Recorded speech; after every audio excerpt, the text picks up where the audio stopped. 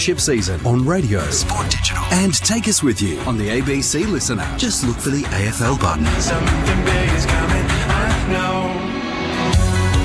This is an enormous match for both Fremantle and Melbourne. If the Dockers are going to be a serious side this season, they have to beat the Demons. Win, and today they'll move into the top four. And they smashed Melbourne in Alice Springs earlier this season. And today's Dockers team is better on paper than that one. And the Demons are worse. They're still without one of the best rucks we've seen in recent years. Max Gawn misses again. But for the Demons, if they're to have any real hope this season, they have to come west and get a result at a venue that they still hold warmly in their hearts.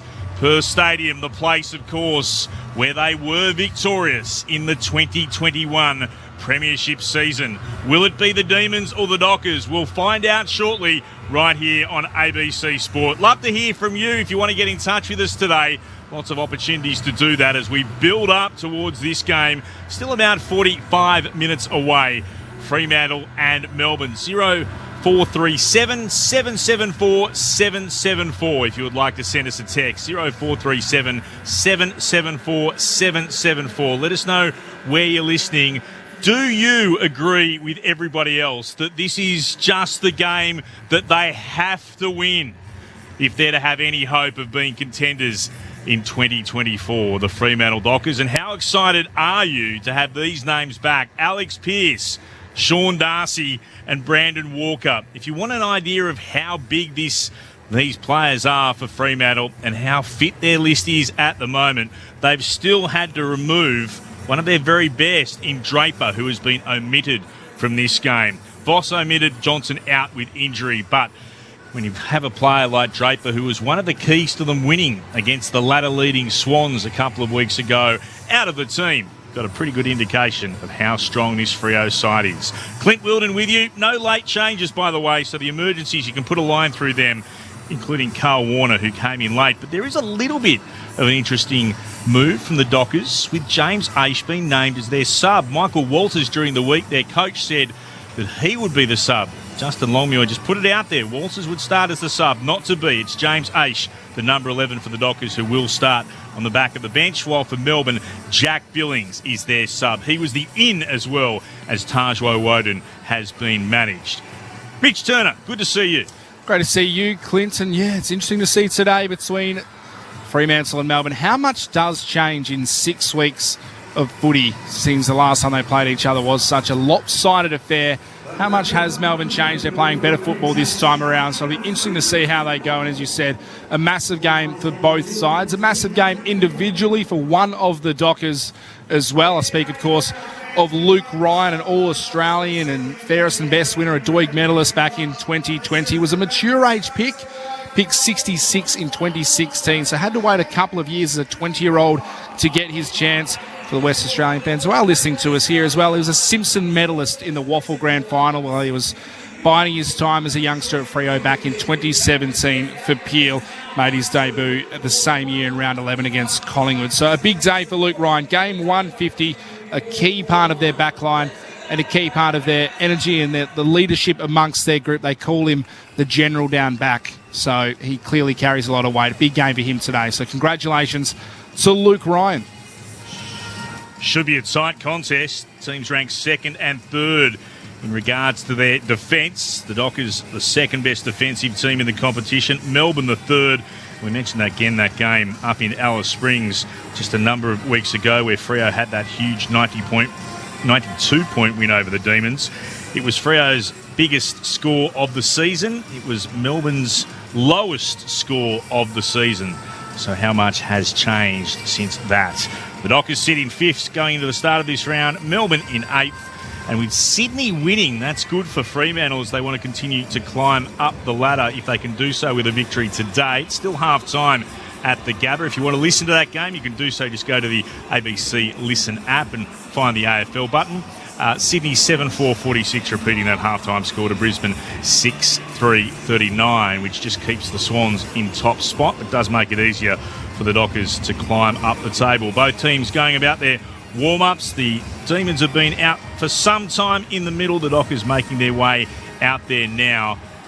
overcast conditions. It was raining a little bit earlier when we got to the ground about, well, let's say 50 minutes ago, but that's eased off, and just the odd little patch of sunshine just brightening up the Perth Stadium surface. 19.2 degrees as we speak, but we are expecting another shower or two throughout the afternoon. Sharad Willingham joins us here in the ABC Sport Box. G'day to you, Shaz. Good afternoon, Clint. How are you today? I'm very well, and I'm really looking forward to this. I'm not beating it up. This is an enormous contest. So too Brisbane versus Sydney, but this is huge, 5th versus 8th. For one side, it won't do or die for Melbourne's finals hopes, but if they want to actually put themselves and to be seen as a team who, without Petrarca, and they will get Gawn back, but right now without Petrarca and Gawn, a team that can do something around the finals, they have to win today. And the Dockers, if they want to be any more than just a side who can accept that making finals is a box ticked for this year, which I would agree at the start of the year was where we thought Freo could be, but they've shown enough at times that they could be more. Were disappointing in that final term last week, and I thought they should have taken more of their opportunities in front of goal in the third term against the Hawks. But I think we all need to accept now that losing to Hawthorn is no shame, and losing to Hawthorn in Launceston is something a lot of very good clubs go and do. There's a chance to right that wrong as such if you're the Fremantle Dockers. And Sean Darcy coming back in alongside Luke Jackson, and no Gawn, and they've decided not to have Fullerton, Melbourne, to give themselves a little bit of extra backup in the ruck. I think it's an intriguing decision from the Demons, and I reckon that could be could be one of the areas where Fremantle really can get on top of the Demons today. It is a potential tipping point in the season, I think, for Melbourne, and it's going to be a really big ask, but they'd have a lot of confidence coming over to WA. They're stacked with WA players. They've had success over here. They like it. They spent a huge chunk of a huge period of time through the COVID isolation period, I think it was, wasn't it, where they kind of all came over, and 3 months or so they spent here. So they're going to be comfortable, but it is a big tipping point for them because 6 games to go. It does get so hard because of how tightly packed that kind of 12, 13, all the way up to 3. So if they get on a run and can, tick off the next 6 games and get away with wins, then it's all hunky-dory. But if they drop a couple along the way, they'll really rue those opportunities. In terms of the one ruckman up against the power combo of Darcy and Jackson, I'm not sure on it. I'm really interested to see. Last week they structured up in a way that really had to change Essendon, what they were doing, because of how well Melbourne structured up around the stoppage. And obviously conditions last week, there was a lot of rain last week, so it was a bit of a haphazard. Your clearances and stuff aren't going to be as clean, are they, when it's absolutely bucketing down like it was for periods last week? But they structured up in a really impressive way, and so you never know. Maybe they've got a lot of confidence in the way that they can position players in and around those stoppages to not be too worried about who gets first hands to it, and then have confidence in the way they're going to transition the ball. So yeah, it is a question mark. I would have, as a player, I'd love to have a lot of confidence in the ruckman you've got in the side. But when you're like, oh wow, we're going up against Darcy and Jackson, 2 absolute beasts in their own right, and 2 really different ruckmen. So I think that's what's really great about Darcy and Jackson this year, is that they have been able to play to their strengths. You got the big bullocking, you got to get him out of the way in Darcy. The behemoth. He's a big man. And then you've got Jackson, who's just another midfielder who's able to jump and run the way he does. So they really complement each other beautifully. And so, yeah, it's a question mark as to why they didn't bring some. But they must have a lot of confidence in the way they're going to be able to structure up, which is good. The question is going 2 ruckmen against the 2 ruckman combo of Darcy and Jackson. But for Melbourne, they've gone with no ruckman really, because Harrison Petty isn't a ruck. Yeah. Harrison Petty is a key position player, either defensively or in the forward half of the field. So the fact that they haven't gone with any recognised ruckman when Fremantle have got 2 is the really puzzling thing about it, because it's Van Rooyen and Petty, who neither are rucks, are going against. But that's what I mean. I think they're thinking we're going to be able to get them around the ground more so. So why bring in somebody who we know is not going to win that position? Yeah. Because they're going to get dominated by a dominant ruckman. Why don't we just bring somebody else in who can be around the ground? It puts a lot on your midfield, though.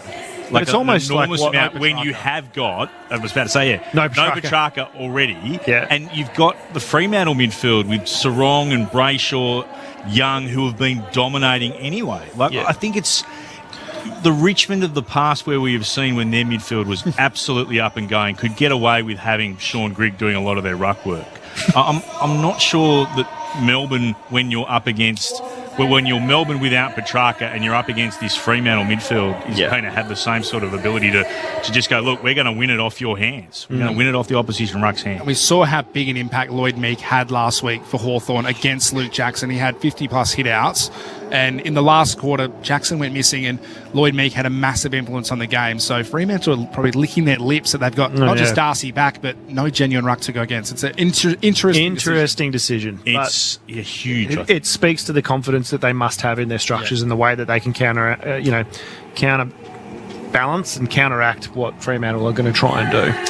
Early stages of the third quarter up at the Gabba. The Swans lead by 10 points there, 7-7-49 to Brisbane's 6-3-39. It's a big game as well. First up against what at the moment Brisbane have dropped down to sixth on the live ladder. So Sydney looking to stretch their lead at the top of the ladder. Brisbane, they can climb a long way up. They can leap up to be in second spot if they win today. So it's a better result for Fremantle if Sydney win today. And they've just kicked another one, 8-7-55. Corey Warner kicking that for the Swans, 6-3-39 Brisbane. That's still early stages of the third. Let's head downstairs and go into the Fremantle group. And warming up, one of their assistant coaches is downstairs and he's with Akash Fodder. Thanks, Clint. I've got Fremantle assistant coach, midfield coach Joel Corey with me here downstairs. Joel, first things first, I guess, how do you look to bounce back from last week's disappointment against the Hawks? Yeah, we played some good football against Hawthorn. We probably let ourselves down in the last quarter, so we just reviewed it like normal, picked up on some areas that we can improve on, and we'll look to go out and then do that today. And a few big ins this week. You get the skipper back, Alex Pearce, Brandon Walker and Sean Darcy as well. How big a boost is that to have those three back in the side? Yeah, it's good. It's great to have your leader back. He hasn't played with Coxie for a while, and Luke Ryan's 150th. So, and then through the midfield, Sean's a dominant guy, so that we can get that partnership going with Luke again, which would be great.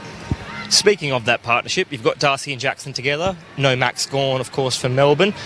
How much do you look at that clearance battle and the stoppages as an area to capitalise?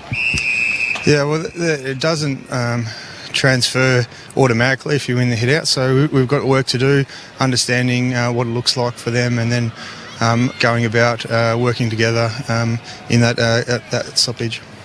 And is that something you talk to the midfield group about? Is it's not just going to happen because we have the two rucks and they don't have their number one ruck, and making sure you're guarding against any sort of complacency in the middle of the ground? Well, Van Ruin competed really well last week, and they did a really good job around the football against Essendon. So, yeah, you're right. Things don't just happen in this game. You got to have a clear plan, and you got to work to that plan to try to get it on, go on your way. Cool. I'll send it upstairs to the team for some questions. Joel, Sherrod Bellingham here. Good luck for today's game, mate. What have you kind of identified through Melbourne's midfield that you need to take away from them, especially around their structures? I think last week against Essendon, their structures is what kept them in the game. Well, Melbourne's been number one contested ball team over the last sort of 4 to 6 weeks. So first things first, we've got to match them in the contest and get that a part of the game on our terms. And the other part that they do really well with Lever back in the side is they intercept mark. So not just giving an opportunities to sit back there and take a mark and then obviously go their way. So there's a couple of things. I know Alex Pearce comes back in the side and Akash touched on it. What's his training been like? I know that it was like mainly just the wound that was being kind of looked after. He's been able to get plenty of Ks in the legs and be ready to go, I'd imagine. Well, he's been able to use his legs. So he's been jogging since early on, and you're right, the wound, you got to worry about sweating and stuff. So he was pretty close to playing last week, so he did a fair bit of training, and then he's done the full amount this week. Joel, Mitch Turner here. Great to have you on. Speaking of that ruck battle, were you surprised when the teams came out not to see Tom Fullerton's name in the starting lineup? Oh, not really. I wasn't quite sure, to be honest. I just did the homework on him, and we've had a look at him, so in case something happens. So they make their decisions, they go about their way. But like I mentioned before, we've got to take care of what we do to try get the battle going our way. Given you played them about 6 weeks ago in Alice Springs, how much can change in such a short amount of time between the two sides? Are you expecting a lot of different things from Melbourne today? I think they're playing a little bit differently than back then. So it looks like they're taking the contest a little bit more, and they've got really dangerous high forwards, which then speed up off that contest. So they tried to use the football a little bit more at Alice Springs. So we're expecting maybe a little bit straighter. Luke Ryan, game 150 today. Joel, been such a great contributor for the club. Tell us a little bit about him, how important he is to the side, not just as a player on field, but what he brings to the group with his energy and his leadership as well. Obviously a very good player, and he takes a lot of marks. Obviously he can intercept and use the football really well. But one of the things I think about when people mention Luke's name is they always smile, which is like teammates, even staff members. So it says a lot about a person when your first instinct is to smile. Is that because of the way he likes to get involved in everything on the ground at any opportunity, Joel? Oh, I think that's part of it. Yes, He won't leave a teammate by himself. That's for sure. I love the way that he gets involved with the game, and I don't mind the odd ridiculous haircut as well. It's good to see. I'm curious to know, Cozzy Pickett, how much of a danger do you think he can be? Because he is one of those players who does seem, when he springs into action, can take a game away from opposition teams. How dangerous is he today? No, he's got speed and he's physical, and he can go into centre bounce, and then he can come up to the stoppage and then get back towards his goal. So he's a very dangerous player. We've got to make sure that we don't let him in behind us, and because you know what kind of skill that he's got. The bigger picture one throughout the week has been the discussion about the tackling. Has it been brought up at all in the group this week? No, it hasn't been brought up. I guess it's been a big topic. We're sort of backing in what we do, and I think the guys or the players have been really good at adjusting to what the AFL's put out. Do the players kind of talk about it with you as coaches? Do we need to change any technique? Do we need to adjust the intensity that we go in with the tackle? Because I've been saying all week, players shouldn't be asked to not tackle at 100%. And surely as coaches, you're not saying, hey, take it easy to tackle. No, of course not. No, we're just trying to do the best job in terms of coaching them, to give them some guidance to actually help them in that situation. And we talk about with our tackling not losing our legs, so that's probably one thing that can help them in that situation. Yeah. This is an outsider looking in, Joel, but looks like from where we sit, this is an enormous game for Fremantle, a chance to put yourself back into the top four, really start to set your season up for a red-hot crack at the finals. Do you feel that yourself? No, well, the way that I look at it, that we've done prep this week. We're looking forward to the first centre bounce, and we'll go from there. Take one disposal at a time. Joel Corey, good to have a chat with you. Thanks, mate. Thanks, guys. Joel Corey downstairs with a cash photo today. You're with ABC Sport. This is Sunday Footy. There's a bit of rain about. I did say it had stayed away. We were able to get in after it was bucketing down as we arrived at the stadium, but the umbrellas for the television broadcast has been brought back out. So there's a bit of rain. It's got a little bit darker with the clouds hanging above us here in the west. Love to hear from you if you'd like to get in touch. 0437 774 774. Again, you're made of the whole tackling debacle in recent times. Have the AFL got it right? The AFL kidding themselves? Love to get your thoughts on that as we build up towards this contest between the Dockers and the Demons. 0437 774 774. Another update for you up at the Gabba.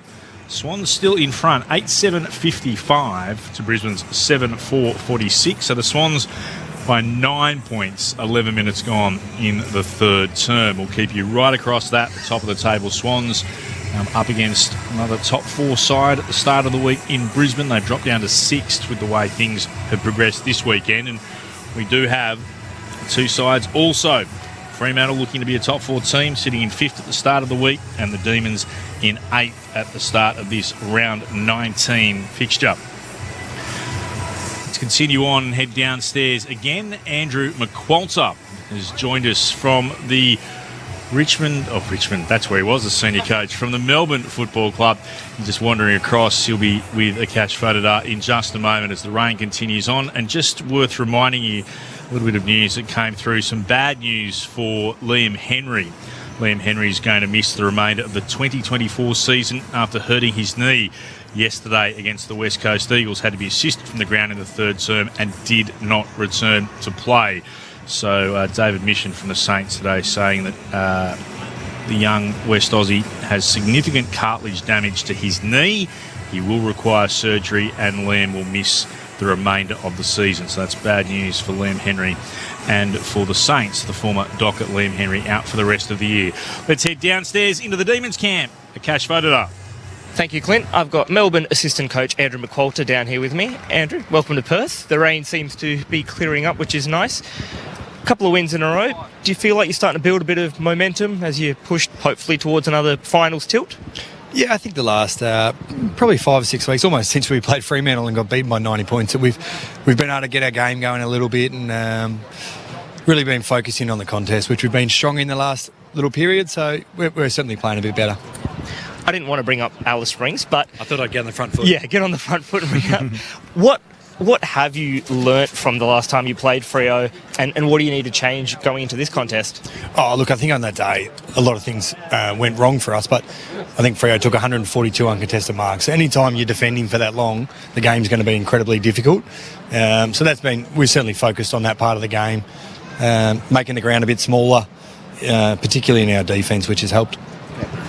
Now, they've got Sean Darcy back in to partner with Luke Jackson. You're still without Max Gawn. How do you look to combat the fact that they've got two quite dominant rucks and you're missing arguably the best ruck of the 21st century? He's just standing there, so we should be nice to him and say that, shouldn't we?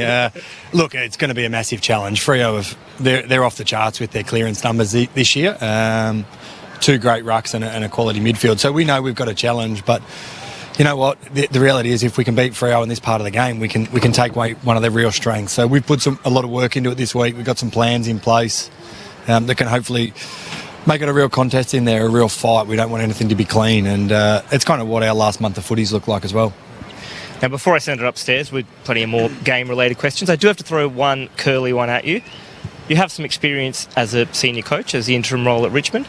Any interest in the West Coast job that's come up? Look, I respect West Coast as a footy club. They're a great footy club. For me right now, I'm just started my job at the Melbourne Footy Club. I'm loving this. I'm certainly open in the future to a senior coaching job, but certainly nothing on the radar right now. Great. I'll send it upstairs for a few more questions. Andy, Sherrod Wellingham here. Good luck for today's game. Thanks, Sherrod. Freo's backline's probably one of its strengths. Got the captain coming back in. What have you kind of got in plan to make sure that they aren't able to quell your forward 50 entries today? Yeah, it is a real strength for them, Sherrod. Their ability to mark the ball behind is one of their greatest strengths. They've got Luke Ryan, Cox, Pearce, a lot of big guys back there that mark the footy. So one of our big focuses will be winning or halving that aerial game, which is a big battle. But something our guys have been doing quite well. We've got 4 or 5 guys that are great in the air in our forward half as well. So looking forward to that battle. And through the midfield, which is obviously where you look after, they're stacked there. You've got that young talent, and you said you've really focused on contested footy, but I really liked what you guys did in terms of your structure last week. Do you think you can structure up in a way that will take away their ruck strength? Yeah, look, the reality is that they've got two premier ruckmen. So the actual hand on the ball, we'll have some challenges in that space, no doubt, but there's a lot of stuff that we can do at ground level that will give us a chance still to be able to compete in that space. As I said, Freo's numbers have been off the charts this year in terms of their ability to win clearance, but there is a lot more that goes into the game and how effective that clearance can be. So that's where our focus will be. And a bit of bigger picture stuff, like with how tight the ladder is, are you guys every week, is it we have to win this week, or is it still a big picture, we're just taking it week by week, or has it really got to that point where you're like, nah, every week matters? It's unreal this year, isn't it? Look, I think at this point we're not there yet where we need to win every week, but you can't drop too many in saying that either. It's incredibly tight. I think we can jump anywhere from about 6 or 8 ladder positions today. So, you haven't seen a year like this before, but still 6 games to go, I think. So there's still a bit of footy left to be played out, and and it'll be important whoever gets their timing right for a push later in the year. Andrew Mitch Turner here. Thanks for your time. Talk to us about Trent Rivers and the move of him into the midfield. He's a West Aussie. We love him over here, but he seems to have really relished that role since going in there. Hey, don't you try and get your hands on him. Look, Riv's been awesome. It's funny, he's probably been ready for a midfield move for maybe even a couple of years, but just the opportunity hasn't been there with the depth of Melbourne's midfield that they've had. And, Track getting injured, a spot came up and the opportunity came up for Riv, and he's grabbed it with both hands. I think he was ready for it. He gives something different. The dynamic power that he plays with is something that's been really good for us. And another one I want to ask about, and maybe this is us being West Australian. They're stacked with WA. You are stacked with West Aussies, and you've always had a great history of West Aussies. But what has Colton Tolstrup brought to the side as well with his kind of youth and energy? Yeah. Oh, look, I think I'm a big believer in no matter where your team's at, you need youth coming through, and you need at least a couple of young new players to be playing every year because they provide a different type of energy and spark, and Colton probably does that in tenfold as well, just with his personality traits. But he's a fierce competitor. He's tough. He works really hard, and he's in a role at the moment that really suits our team. He's probably come in a bit through opportunity with Track as well. And he's playing some great footy along with Caleb and a few other young guys. Is he still rocking those horrific sunglasses that he used to wear when he was at Subiaco? Yeah, he wore them through summer. It's extraordinary. He wears them in winter. I'm not even sure that they're sunnies. They're just a fashion statement.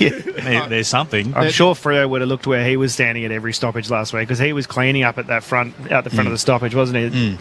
Yeah, he does. And we've set him up for a different role. Like, we know Freo often play high with their backs in that scenario, so it might look different this week, but we've got a few plans in place for that. Clayton Oliver's form has been up and down all year, and we know he had an interrupted kind of intro to the season. How's Clayton going, and how far away do you think he is from finding his best footy? Can he find it again in 2024? Yeah, for sure. I think last week was a step in the right direction. He's, I think any time you don't have a full pre-season, it's a challenging year. And on top of that, he broke his hand in round 4, and he's been playing with a plate in his hand for the majority of the year. So there's no doubt Clayton's had some challenges, but I don't think anyone would have expected him to have played every game and still at the level he has to this point and been a great teammate, which has been his main focus. So, we still love what Clayton does for us, and he'll play a big role in today's game. Melbourne became a lot of West Australians' second team a number of years ago when you were over here for 2021, and there's still a huge chunk of players, Andrew, that were there on that magnificent night for your football club. Is that something that group speak about at all, coming back over here and remembering the experience of the 2021 Premiership? Yeah, for sure they do. I think any time you win away, and particularly the way Melbourne did in 2021, they have great memories of this place. They spent 3 months here. And a couple of great nights after that granny, I think. So they probably speak about that more than anything. But no, they love coming back here and playing their footy here. Oh, we love watching them play here, and we love watching all the West Australians involved. Good luck today. Thanks for chatting. No worries. Thanks, guys. Andrew McQualter downstairs from the Melbourne Football Club. He spent some time as the senior interim coach at Richmond and then headed across to the Demons, but will be someone that no doubt will come up in conversations about a potential senior coaching role again in the not-too-distant future. Updating that game up at the Gabba, Brisbane versus Sydney. The Swans kicked 8 of the past 10 goals to find themselves 9-8-62 to Brisbane 7-6-48. That's 22 minutes gone in the third term. So Sydney leading by 14 points up at the Gabba late in the third. We'll stay right across that, whether the Swans can continue to build on their lead, rest of the competition at the top of the table, or whether Brisbane can get a win that will thrust them back into the top 4. That's all to come a little bit later this afternoon, as is our game. Fremantle versus Melbourne, 5th versus 8th at the start of the year. Fremantle to be taken seriously as a top 4 side. They've certainly done a few things to tick off that box, one of them beating Sydney in Sydney a couple of weeks ago. If they can roll the Demons, you'll start to take them as a serious threat in 2024. Clint Wilden with you alongside Mitch Turner, Sharad Wellingham, about to be joined by Cara Antonio for the broadcast, the full match broadcast here on ABC Sport. Rain has stopped again for the moment. Both teams setting up to make their way out onto the ground as Quokka the Docker has just lost one of his feet. down below us doing a bit of a tumble turn, which is always weird to see one of those big mascots lose one of their feet. So well done to the gentleman who came across and helped him out of that awkward spot. Clock of the Docker, not the most famous of the mascots, alongside Johnny Docker here in the West. Let's pause wherever you're listening. This is Sunday Footy on ABC Sport. Time to steady and pull the trigger. Have you heard the latest AFL podcast from the ABC? Join myself, Catherine Murphy, and AFL legend Paul Roos as we discuss all the big storylines. Feed your footy obsession or just learn more about the game as we bring you all the latest news and analysis. Find the ABC AFL Daily Podcast on the ABC Listen app. This is ABC Sports coverage of the 2024 AFL Premiership season. AFL. On your radio. On digital. And take us with you on the ABC Listen app. Look for the AFL button. Fremantle versus Melbourne coming up here on ABC Sport. It's a big game for both clubs with what it means for the latter, but it's also a huge game for the Fremantle Dockers for a very good cause. And the Dockers do a number of tremendous theme rounds throughout the course of the year, and this is one of them, Mitch Turner. They raise a lot of money for a very good cause. What are all the details? Tell us all about it. The 22nd annual Starlight Purple Haze game. Clint, of course, been doing it since 2003. The Fremantle Dockers raising money for the Starlight Children's Foundation. They've raised over $2.5 million in that time, supporting seriously ill children and their families. So looking to get some more donations, of course. If you are on the ground, you'll be able to go around and find plenty of people out there who are taking those donations and QR codes around as well. But a really good initiative by the club, started over 20 years ago and continuing today. Alex Pearce, we noticed in the warm-up, Clint, had a Starlight Foundation guard on his arm. He's got a purple and yellow arm guard on that broken arm that he's wearing to support the charity, which I will say looks very, very good. Just raise the banner, the Dockers. It's Purple Haze. Let's all unite for Starlight kids who shine so bright. Luke Ryan, 150 games. They've got the special top as well. The Fremantle Dockers today. They do every year for the Starlight Purple Haze game, but I really like the little rocket ship shooting across the front of the jumper today for the Dockers. Starlight kids, Imi, 7 years of age, was part of Purple Haze last year, will get to play a bigger part this year. She'll be out tossing the coin and will be running out with the team. That's Imi, for 7 years of age. If you're at the ground and you're wondering who the young lady is, that's who will be involved with tossing the coin and running out with the team. Names Michael Walters as her favourite player, which is always good to know. And Michael Walters, we thought would start as the sub, but if you've just joined us, James Aish has been named as a sub, despite what the coach said during the week. Jack Billings, the sub for the Melbourne Football Club. There's no other late changes. Cara Antonio in the box as successful coach of Cedar, who were involved in a little contest before today's proceedings. The curtain raiser. What were you involved with, Cara? Hey, Clint, Mitch, thank you for having me. We were in the Dockers Cup school sport AFLW Grand Final. And you were coach of Cedar? I was. So it's the fourth time that we've been in the Grand Final and the fourth win. So the girls were pretty happy with themselves out there running around. 100% record for you, though. It is. It was great. It was great to be out there. The rain came trickling down the first 5 and we played Comet Bay. They got the quick first goal, and I thought, oh, here we go. And we kicked 4 after that to win the game. So it was good. Very proud of the girls. They played very well. I'll throw this up because it was in today's paper, and we're going from a successful coach to another now successful coach. Paul Hazelby has raised the question in today's paper, why aren't the Dockers just going to re-sign Justin Longmuir? Just put pen to paper and get him done. Do they wait? Because they've already got him under lock and key for another year, which they signed at the start of this year, as we heard from their chair. As Fremantle make their way out onto the ground, I mentioned, led by the 7-year-old Imi, there's side fives from the supporters who are just standing alongside the banner that's been raised. Luke Ryan, 150 games. Huge game for Fremantle. Would you put pen to paper if you were the Dockers, or would you just wait and see what happens from now? And also, I guess for Justin Longmuir, it's an opportunity to perhaps frank your way into a better contract depending on what happens for the rest of this season. Yeah, I don't think there's any rush if he's signed for next year. Dockers are in a really good position at the moment, towards the back end of the season. So it's a catch-22, really, and JL, no doubt, will be playing the straight back whenever he's asked about it, that he wants to just, take one game at a time and get to that final day in September, hopefully. But I don't think there's any need to rush. I don't think he's going to go anywhere, but, he probably wants to put together, another 6 or 7 games, lead into finals, and then maybe talk post-season.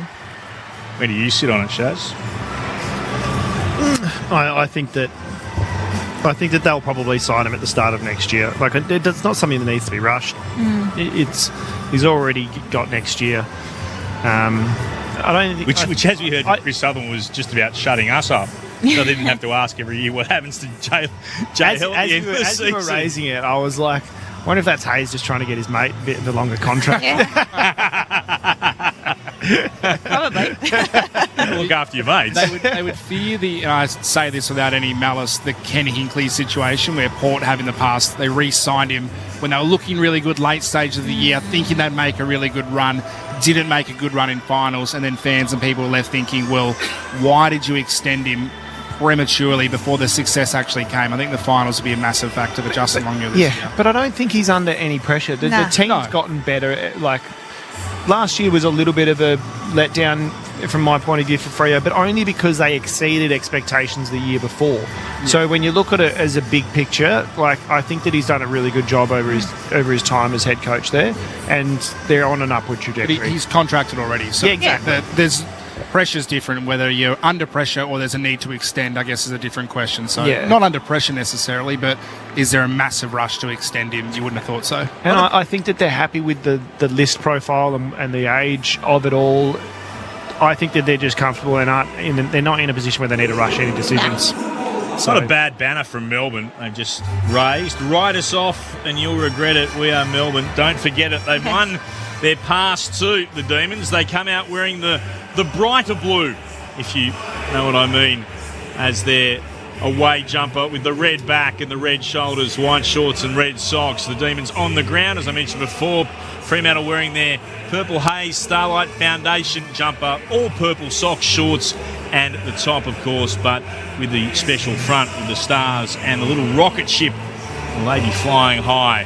We'll find out a little bit later. Normally a phrase you connect with our other club here in the West, but the Dockers hoping to do so and climbing into the top 4 with a victory today. Another quick update for the game up at the Gabba for you before we get both Cara and Sharad to preview this one ahead of us. 3-quarter time, the Swans 9-10-64 to Brisbane 7-7-49. So Sydney in control, but it's not out of the reach of the lines yet up at the Gabba. Both teams warming up on the ground. Overcast conditions. It's a cool day in the West. What do we expect as they go head-to-head? Fremantle looking to bounce back from losing to Hawthorn last week in Launceston, but their form before that had been pretty solid, winning 3 in a row. The Demons come into this game having beaten the Eagles at the MCG and the Bombers at the G as well. Who prevails? Fremantle or Melbourne? Sharad Willingham and Cara Antonio, our experts on ABC Sport this afternoon. Yeah, it's going to be an interesting game, I think, because you just mentioned then, Clint, obviously disappointing loss, Fremantle last weekend against the Hawks. Melbourne are finding a little bit of form late. They were really good last weekend. I thought their pressure was outstanding, especially forward half of the ground, and they've got their big 2 in May and Lever firing at the moment from their back. They set them up so well behind the ball. But then on the flip side, it's, Fremantle, if they want to be serious in September, they probably need to win games like this. And they do need to win games like this, especially at home, and they need to stamp their mark on the competition for the back end of the season. Having Max Gawn out, Darcy comes back in for Fremantle. You'd expect that they're, in the top 3 for clearances in the comp. Fremantle, they need to get to work inside. But on the flip side, we know Melbourne are able to still get their hands on the footy with the Vineys. Oliver's inside. Neil Bullen, does he go to someone today? So it's going to be a really interesting contest for mine. There was a number of missed opportunities, Fremantle, last week when ball went inside forward 50, so they need to start strong. They need to hit the scoreboard and they need to start strong if there are any chance to kind of run this game out. So that's probably my area of concern. You raised the key backs for Melbourne. I think that they're going to have a really big influence. Fremantle, I think, are going to win the midfield battle, and like you said, top 3 in clearances. They're averaging nearly 40 clearances a game, but the inside 50s, they're not converting it to inside 50s, and when they do go inside 50, it's not super efficient. So, you know, I think that they're sitting 13th in terms of efficiency when going inside forward 50, and fueling that rebound football that Melbourne can provide. That's my only area of concern, is the fact that they're not going to be damaging enough. I 100% agree. Fremantle will get on top in the midfield battle, but they're not going to get the reward for it. So you're exactly right. If they get their reward for it today and are able to put some forward pressure, even if they don't win the big contested marks, just providing a huge contest up in the forward line from the big key forwards is going to be key to them going well inside forward 50. Tracy's, I think he's taken even more steps forward. Like, I've been really impressed with his development, and they're going to be really reliant on him being that aggressive key forward today. And I'd like to see him probably play a little bit closer to home. We know how good he's been up at presenting and hitting the wings and being that kind of link player. But either he or Amos have really got to make May and Lever accountable, as they're just going to lap up everything that goes in there, and then it's just going to come straight back out. So that's my number one concern. Melbourne structured up really well around the stoppages last week, and were able to kind of nullify Draper's dominance, and they had to change what they did, Essendon, which is a good sign when a team can be coached or structured up in a way that makes the opposition have to change what they want to do. So that's what we don't want to see happen for Freo, because they do really have to stamp their authority today. Home game, like we've said throughout the pre-game already, Melbourne are pretty comfortable over here. They're familiar. They spent plenty of time over here. They got lots of local players, so it's not foreign to them, and they come over here pretty confident, I think, with the team and the way that they can structure and counteract what Fremantle's strengths are. Well, it's right. It's the connection in that forward 50 method for Freo, isn't it? They can't just bomb and hope and go to the top of the goal square, because we know that plays into those 2 key Melbourne backs. They've got to be able to be a little bit more patient, wait for the player to come to the foot, and hopefully hit up a few. Or just those, I want to say pitch, where you just kind of drop it inside and the forward can come at it. Yeah. Instead of, like you said, instead of lobbing it up and putting it up as a big contest, come forward, create a contest, and then let the small forwards really get to work at the front and centre or around the contest, however they're going to read it. But maybe that's the reason they've changed up the structure and bringing Walters on to start as the not as a sub, as they made the call during the week, just so he can really add some forward 50 pressure and make the ball not come out. Yep. It's got to not come out of their forward 50 when it goes in. Yep. I'm a bit thrown. Is it just me? Have we seen the Demons wear this Guernsey before with the red on the back? It is. They have the lighter blue, as you said, Clint, with the clash in the Freo, obviously in the purple, but the back of the Guernsey is red, which I don't think we've ever seen before. I think, obviously, to counteract a potential clash with the purple Guernsey of the Dockers, but that's a new Guernsey. I just got thrown for a second thinking, am I just wrong? But no. So what is it normally blue? It's blue all the way around. All the way around. And the shoulders are usually to the red. Are the red at the top, but the back of the Guernsey is completely red with white numbers, which I'm happy with because it makes our job a lot easier. But it looks good. A different looking clash Guernsey, which I'll credit Melbourne for, because they've actually noticed they've got a Guernsey which is not quite different enough, and they changed it, which clubs do not do. Unlike Collingwood would have done that. What's that?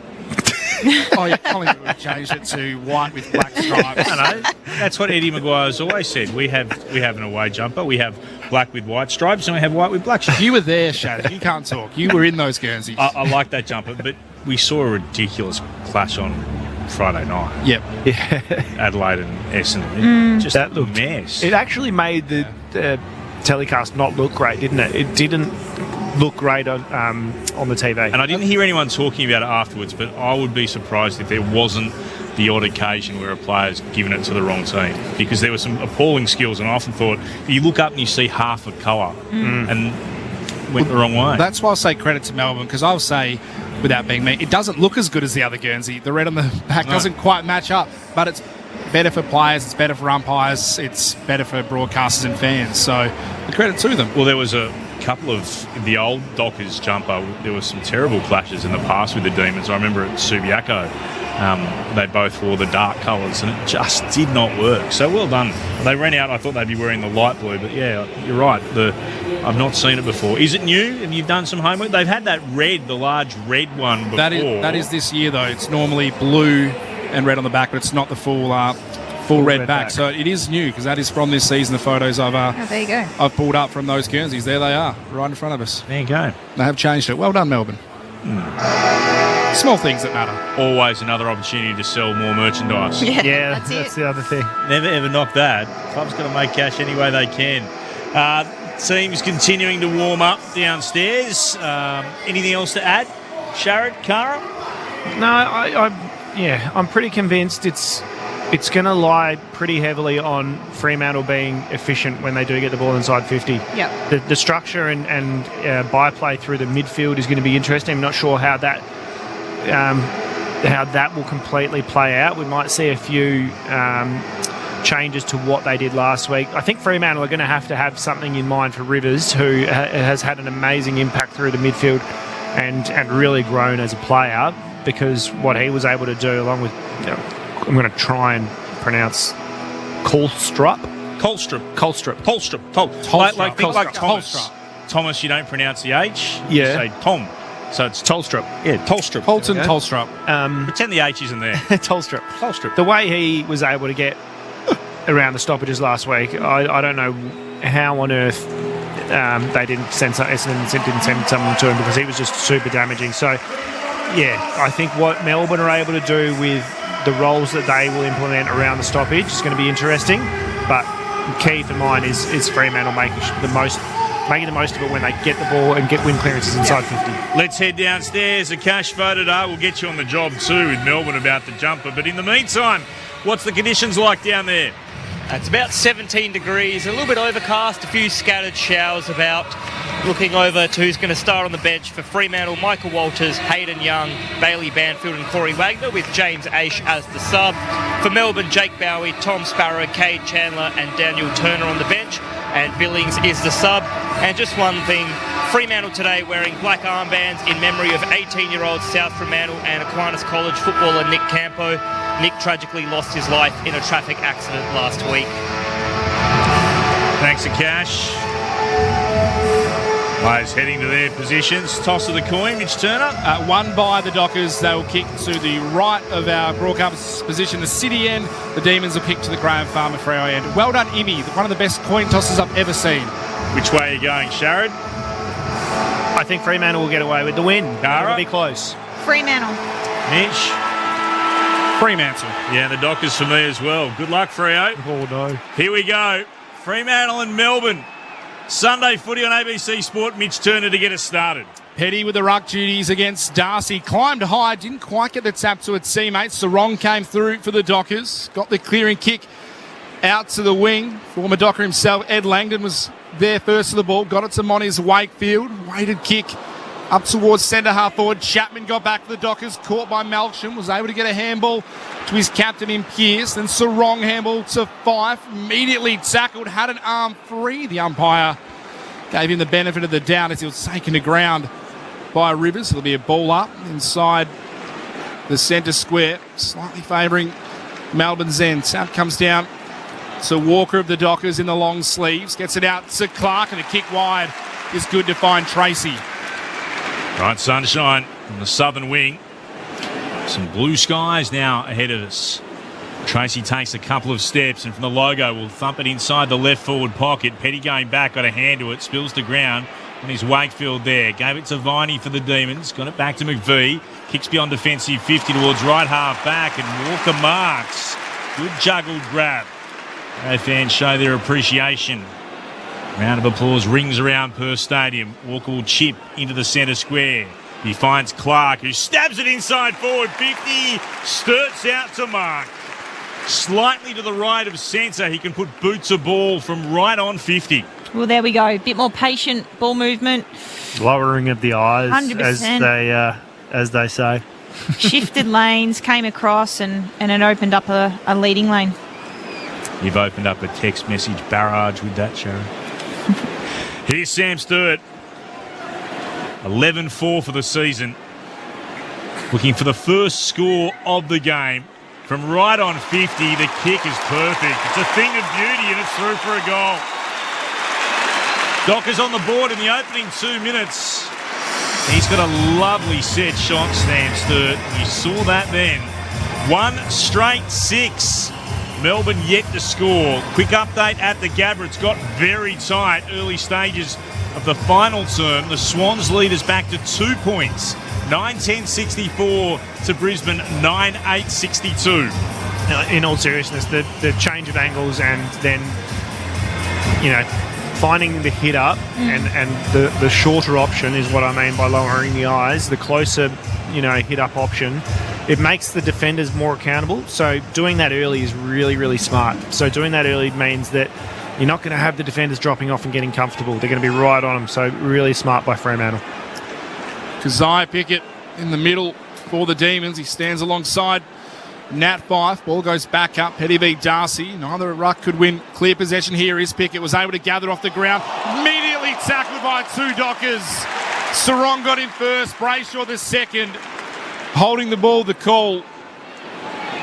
Brayshaw has the free kick in the middle of the ground. Decides to go wide. A loopy kick out looking for Sharp. Langdon got there to knock the ball away. Cox gathers and is worked over the line by his former teammate in Langdon for a boundary throw-in. Far side of the ground. Slightly attacking side of the wing for the Demons.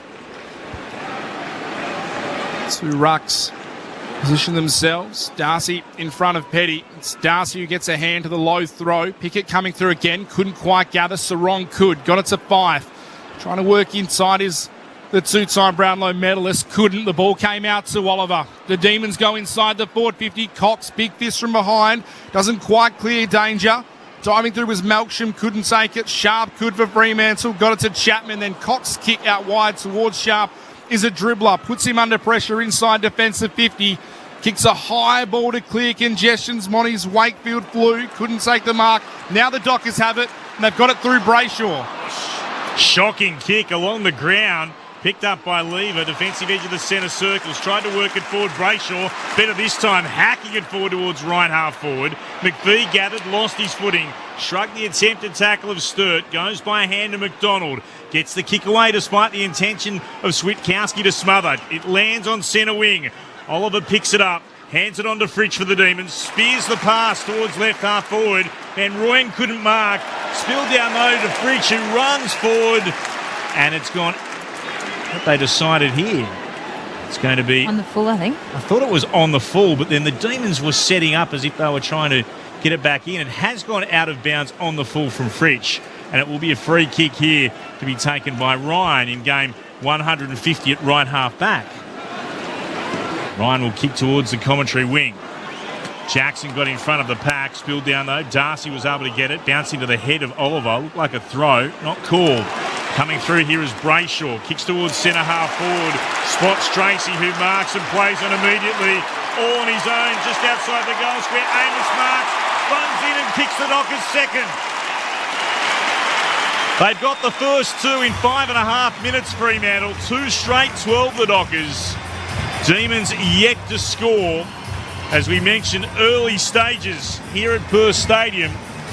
5.5 gone in the first. Swans still lead by 2. 11.5 gone in the last over the lines at the Gabba. If you'd like to get in touch with us, you can. 0437 774 774, the number to text in. Big shout out to Talon, driving back up from Bunbury, enjoying the coverage. Our experts, Cara Antonio and Sharad Wellingham. Well, the two big men there, Darcy and Jackson, both down the line, created a contest, and it was, as you mentioned, Shaz, the Smalls in Brayshaw drove his legs out of the contest, and they were able to get one out the back, which is really smart ball movement from the Dockers. And their intensity and tackling looks to be on as well, and they're rewarding it. Van Rooyen into the ruck for the first time for the Demons. Couldn't do much. Darcy slapped it to a teammate. Fife emerged with it. Got it to O'Meara. Spearing kick inside the forward 50. Diving low was Jackson. Couldn't take the mark. May on hands and knees just paddles it out towards a teammate in Rivers, who was taken high by a couple of Dockers. Sam Sturt, the main culprit, a little overzealous with the forward pressure. So Rivers takes the free kick. Back in the defensive 50, kicks out to the wing. Pearce got in front of Petty, couldn't take the mark. Young's over the top of the ball. Wagner too. Wagner eventually emerged with it, got it to Young. On his right boot, kick inside the forward 50 was a dribbler. May was out to meet it for the Demons. His kick was a shocker as well. Went straight to Fife, switches it inside the centre square to Clark, who just for a moment holds up, waiting for an option. All players flooding inside. The Dockers attacking 50. The option he chose wasn't the best. Put Sharp under pressure from Langdon.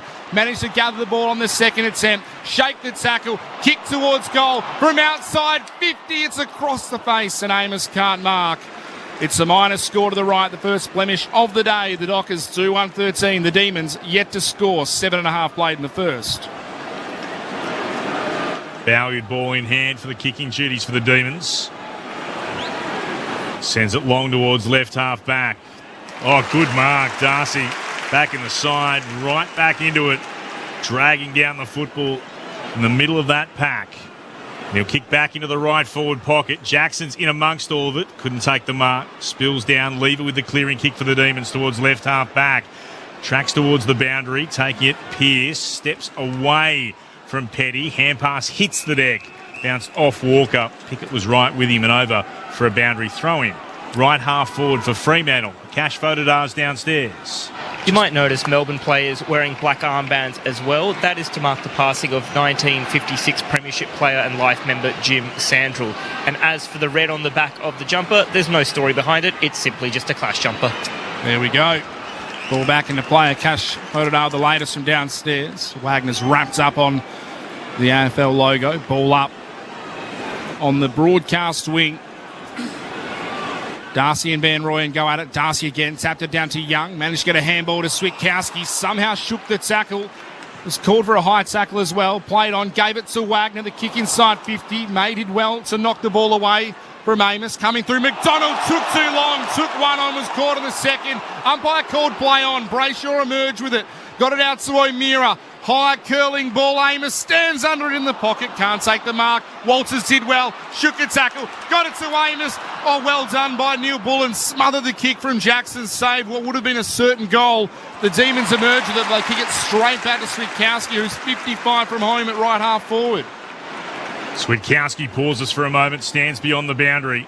Congested forward 50 for Fremantle. They're attacking the city end of Perth Stadium. He puts it up towards right forward pocket and up to mark is Rivers. A bad effort considering Darcy was in that pack. Rivers, pink boots on, kicks beyond defensive 50 towards left half back. Petty up against Pearce, and Pearce stronger. Took the mark, lost his balance, was able to hold onto the football as he went to ground. The captain back in the team this week after the fractured arm. He's got the arm guard on, purple in colour it is too. He hands it off to Wagner, kicks back inside forward 50. Darcy stayed down as Jackson went up, and it's Darcy who marks the football. Freo absolutely dominating the opening 10 minutes here. They're 2-1-13. The Demons yet to score, and Sean Darcy has a shot at goal, tighter than a 45-degree angle to the right. He'll put boot to ball from 40 out. Melbourne are going to rue not bringing in some height into this side. You can already tell they don't have any way of exiting their defensive 50 at the moment. Looking for a third unanswered goal to start the game for the Dockers. Darcy's kick is offline. It's going to be out of bounds on the full. That's a poor finish from the big fella. He's missed the lot. Free kick to the Demons at right full back. 2-1-13. Freo, Melbourne yet to score. The Swans lead by 4 points, 17 gone in the last term against the Lions. May sent the short kick in long outside defensive 50. Clark was there for the Dockers to punch it out of bounds. We'll have a ball in.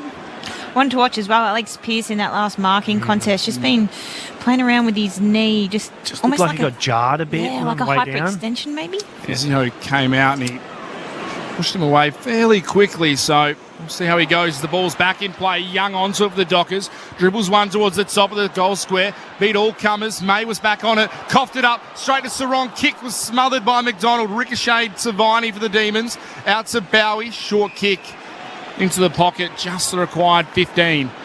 Onto the chest. The rising star chance. Caleb Windsor. Switches back across the face of goal to the run of Lever. Goes for a bit of a trot, kicks it out to McVie. Had to be brave, took the mark, able to turn quickly. Kicks it out into the path of Langdon. Taps it past Chapman. Brilliant work from the former Docker. Now goes inside the forward 50. Couldn't quite get it to Petty. Was able to gather though. Off to Chandler. Kick on goal. Hits the post. The Demons not quite going end to end. A minus score for them. Their first score of the day though. One straight behind. They trail the Dockers 2-1-13. We've played 12 minutes in this first term at Perth Stadium. Just their second inside 50 to Freo's 11 as Ryan goes up the corridor. Salem's able to spoil against Young. Spills inside Melbourne's forward 50. Picked up though by Sharp. He's tackled by Sparrow and Petty and taken to ground. Ball up, left back pocket for the Dockers. Still bright sunshine, southern part of the ground as Jackson wins it down and Wagner finds space and gets free and delivers to Tracy. Oh, almost a terrific mark. He was diving full stretch, horizontally trying to gather it in. It ricocheted away off his chest and over the boundary line for a throw-in. Ross Tracy, red hot form this season, has kicked a goal in every game. Hands on the ball, put back into play. Jackson does the ruck work, won it down to 5. Hand pass forward, found Walters, goes back by hand to Sharp. He's got options on short. He decides instead to send it long down the line towards left half forward. Tracy worked May out from under the football, went to ground himself. Young tapped it on, worked it to Walters, goes inside forward 50, Sturts up. Spoil came from Lever. Demons through McVie at the back, goes short into the right back pocket to Langdon, who marks. Still the Dockers by 12 points, 13 gone in the first. This is Sunday footy on ABC Sport. The Demons now trying to run it out of defence through McVie. Kick out to the broadcast wing. Windsor running back. Clever little tap on to Fritsch. Now the kick towards half forward. Van Rooyen over the top of Pearce takes the mark. You can hear a small number of Demons fans behind the goals at the Graham Farmer Freeway end with the Roo chant. He'll go back. Set shot will kick from just outside 50, slightly worse than a 45-degree angle to the left. Better build up there from the Ds. A couple of Dockers down behind play as well. I think Josh Tracy maybe winded and Jai Amos rolled ankle, but they need to hit the scoreboard here, the Ds. Playing that role in the ruck. The West Australian from Claremont. Back in front of his home state. The kick on goal is away to the left. Another minus score for the Demons. 2 straight behinds. They trail the Dockers 2-1-13. 14 minutes played. Cash photo downstairs. Yeah, Kara's right. Jai Amos still very proppy and limping around there for Fremantle. The doctor was out talking to him for quite some time, but he's managed to wave him off and trying to run off whatever that injury might be. Ball's on the commentary wing and the Dockers have it. They emerge with it. Nicely done through Tracy onto Young, who takes a bounce and then a second. It all opens up for him at centre half forward. He'll kick to Sturt at full forward. Spoil came from the opposite, number 1 in May.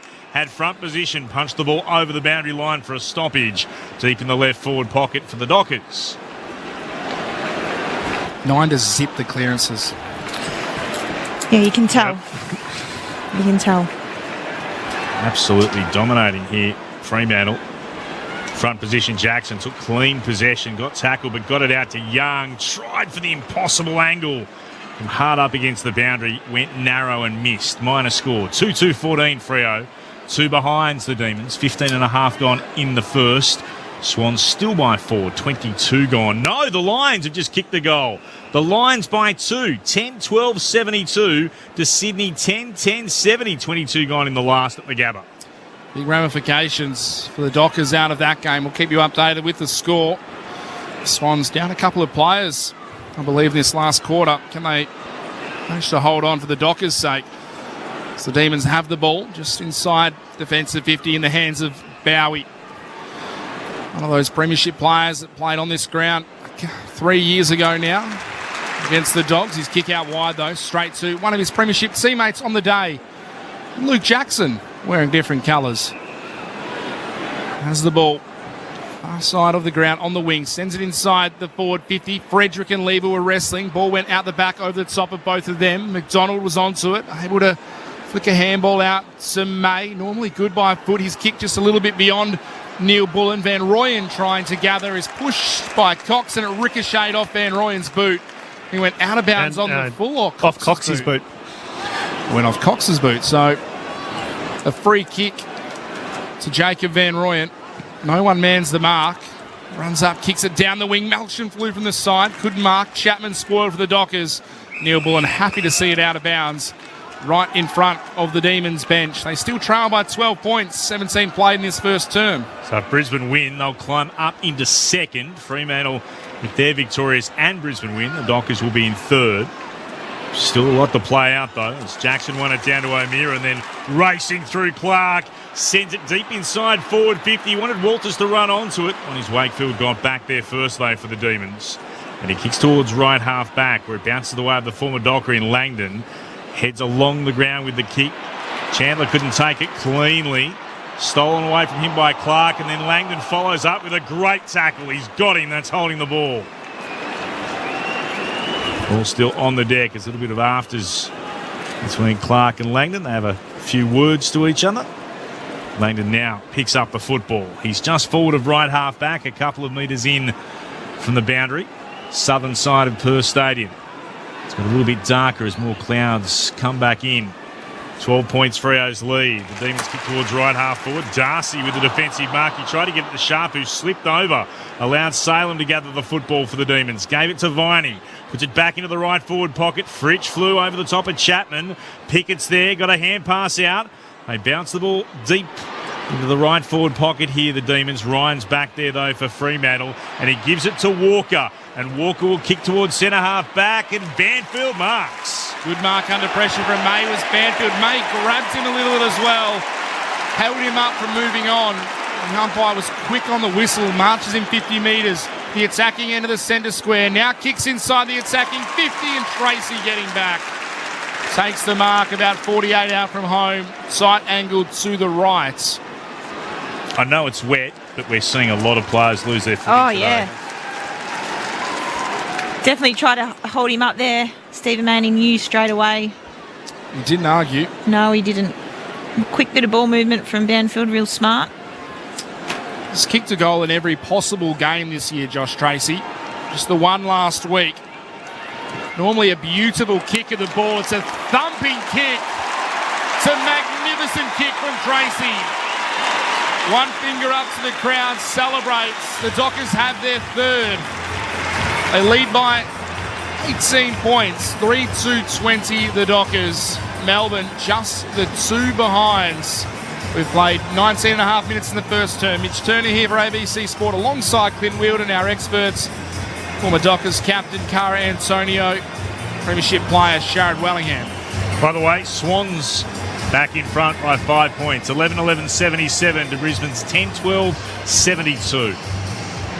Yeah, I'm still just so concerned the lack of height and representation that Melbourne are having across the ground. It's just fueling Fremantle, isn't it? It is. You looked at the kick from Langdon, I think it was, and you had Pearce and Darcy just stood there and marked it with ease as he rips it out of the ruck and clears it to Sarong. They take it away. Sarong gets a hand pass on in turn towards Brayshaw to Switkowski, and leading up to take the mark, Frederick. 45-degree angle to the right. He'll go back and have a shot at goal from about 45 out. I didn't know play had started because she was still talking. We were both writing in our books. Writing down. Sharon's beautifully done, Sharon. Yeah, I thought it was good. There's a future. Another great centre clearance, as you called it, Shaz, but so many opportunities to hit up the lead, and this one was Frederick.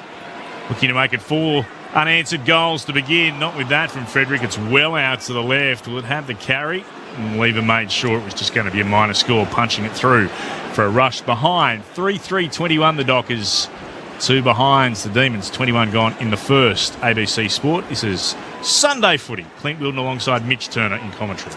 Short kick into the pocket to Rivers. Rivers still inside defensive 50, goes to Bowie. I'll bail you out. I think the music was still going, which has happened before to us here at Perth Stadium. It stops well ahead of the centre bounce normally. As at every other venue. The Demons go up the middle. McDonald had it, thought about giving it to Mones Wakefield, instead held on to it, chose a better option further afield in Pickett. Has it between wing and half forward, outer side of the ground. Now goes inside the forward 50. Turner couldn't mark, was knocked away from him. Chapman had a fumble. Oliver onto it for the Demons outside their forward 50 arc. His high kick, Langdon sat under it. Sharp knocks it away. Swikowski coming through. Was caught high by Oliver. So the Dockers again get out of trouble. Swikowski has the ball. Defensive side of the centre square. Switches to the broadcast side to Ryan in game 150. His kick up the wings, a spearing ball to Frederick in the bright white boots. No long sleeves on today. Does like to put them on occasionally. Goes short, Frederick to Sarong. Immediately plays on. Kicks it on a platter to the lead of Amos. Turned, went, expected the lead, and it was there. And Amos will go back, kick from just inside the attacking 50. 45-degree angle to the right, looking for goal number 2. That was a beautiful inside kick from Sarong, wasn't it? Just weighted it perfectly and almost lured Amos into the position where he wanted him to lead to. He was pretty happy with it too. He looked around wanting a bit of a high five from He deserved Frederick and just making his way back to position, gave him nothing. Got snubbed.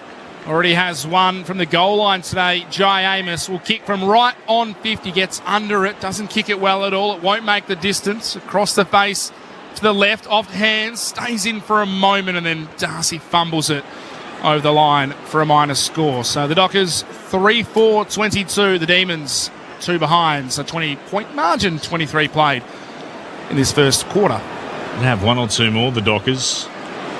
Bowie goes to his Wakefield in the right back pocket on a bit of a run. He'll kick beyond defensive 50.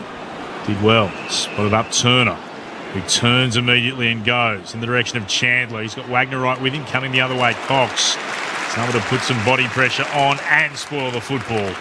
Punching it over the boundary line for a throw-in. Right half forward for the Demons. Marks inside forward 50, 6-1 in favour of Fremantle at the moment. The inside 50's 18-6. It's at right half forward for Melbourne. And the throw-in, it comes out towards Wagner. Got it to Brayshaw. Then on in turn to Sharp. Now it's with Fife. Hand passes forward. Picked up by Sarong. Sweeps the hand pass, allowing Brayshaw to run onto it on centre wing. Short hand pass inboard to Swikowski. Swept it again forward to left half forward to Walters. Kicks inside forward 50. Tracy marks. Gee, that was well played. Just Fremantle running riot down the southern wing, and another opportunity for a shot on goal. And Tracy with ball in hand. It's tight, but he'll put it boot to ball from about 45 out. That was Sarong's handball for me, outside. That forward handball, wasn't it? Yeah, inside to outside the contest, and then just released Andy Brayshaw. Fantastic. Already got one today, Tracy. This kick is narrow. He's missed the left-hand side. 3-5-23. Melbourne are 2 behind. Dockers lead by 21. 25 gone in the first. Lions back in front up at the Gabba. What a thriller that is. 11-13-79 to 11-11-77. Callum Archie putting the Lions back in front at the 31-minute mark of the last. As the Demons bring it out to Tolstrup, he just missed the potential sealer to Archie after a big mistake from the Swans. Tolstrup has it here for the Demons against the Dockers. Kicks it up the wing. Chapman spilt the mark for Fremantle. It came down to Petty. Got the handball to the run of Viney. Feeds it back now to Neil Bullen. Centering, kicks a dangerous one towards Rivers. It was picked off by Fife. His kick to Jackson. Can't mark. The Dockers are at ground level. Brayshaw roved it. Gave it back to Jackson. Little sidestep around Bowie. The kick to Banfield. Can't mark. Jackson almost got it back. Would have been an incredible effort for a third time. He couldn't. The Demons clear. Tolstrup out towards Van Rooyen. Has to wait. Sit. Gathered off the ground. He's under pressure from Chapman. Retreats by hand to Neil Bullen. Now to Moniz Wakefield. Takes a couple of steps. Kicks it up looking for a big target. Big pack flew. It came off the fist of Darcy. Went backwards. Sarong was the first to gather just beyond defensive 50 for Fremantle. His kick up the wing to Chapman though. It was 1v4 against the Demons. Chapman somehow managed to halve the contest. Eventually Melbourne do come away with it. Rivers dribbles the ball through the middle of the ground. Langdon gathered. Tried to give it back to his teammate, and Rivers instead gave it straight to Chapman, who looked like he tried to break the tackle. He didn't. Was taken to ground by Trent Rivers. It'll be a ball up just inside the centre square attacking side for the Demons. Dockers still lead by 21. Another ruck was able to get it away. Spilled out to Clark.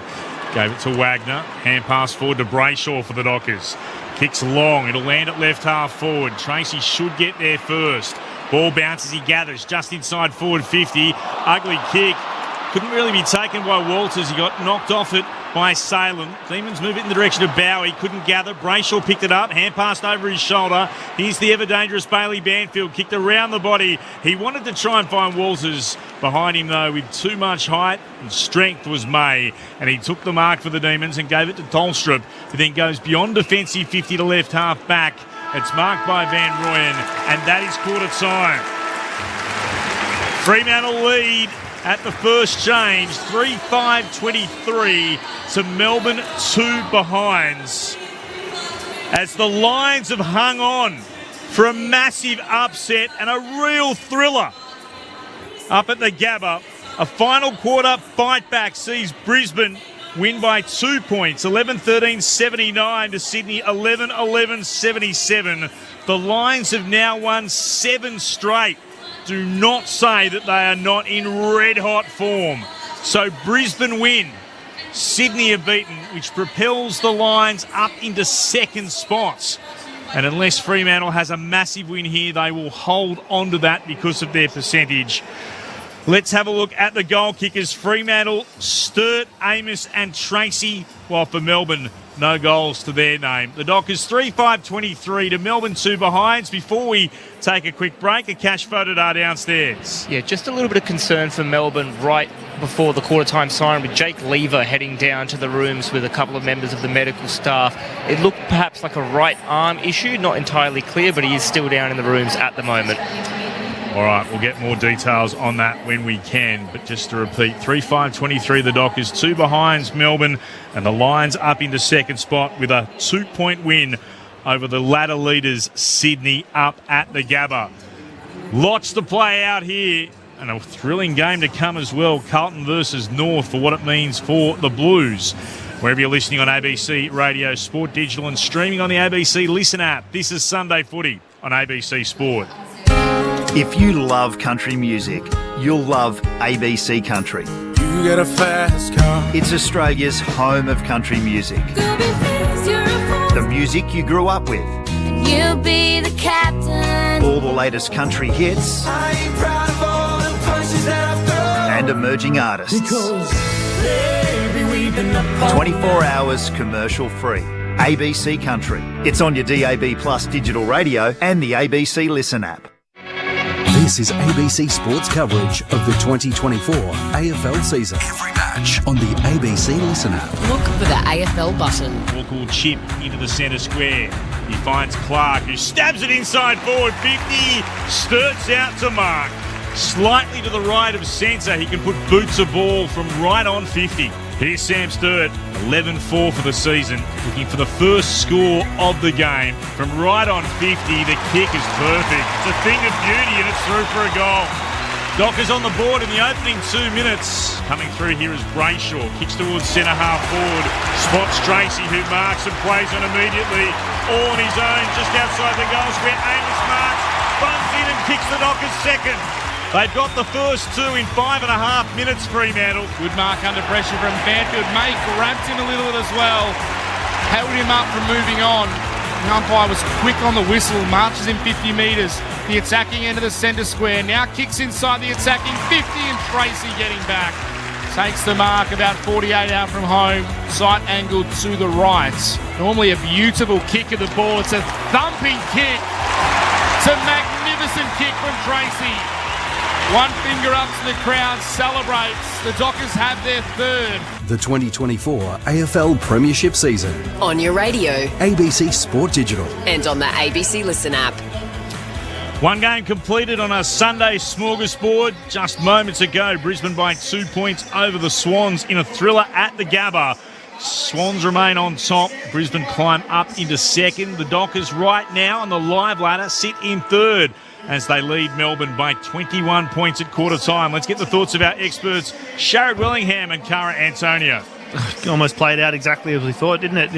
The lack of representation from Talls in the Demons camp is really, really standing out, isn't it? I think probably a bad call not to bring in a ruckman, because Darcy's just planting himself up the line and turning over everything, and it's fueling turnover football. Fremantle going back inside forward 50, and like we said, looking for that shorter option. I didn't say lowering the eyes, you notice, Clint, but looking for that shorter option and not just bombing it inside their 50. And they're also linking up really well. You made that call about their forward handball from Sarong.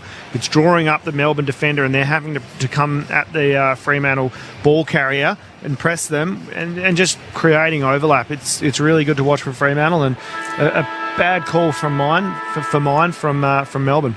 Yeah, absolutely dominating clearance, 14-0, plus 11 in contested possessions, the Dockers' way. Sarong and Brayshaw, 22 disposals between them already. They're clearly dominating inside, and it's obviously helping with big Sean Darcy. I mean, Stephen May's had the 8 disposals. 4 of those intercept possessions, a couple of those high balls into forward 50 to the Dockers that he was able to read. But a lot of the time you can tell it's very conscious. They're trying to hit up those leads. Be a bit patient. Absolutely, and it's working for him. So 21 inside 50s to 6. Just didn't get past the centre, did it? Fremantle did a great job of just locking it in, and when they didn't capitalise on the inside 50 and it came back out, they turned it straight back over. So they'll be really happy with the way they've set up behind the ball and the team that they prepared for.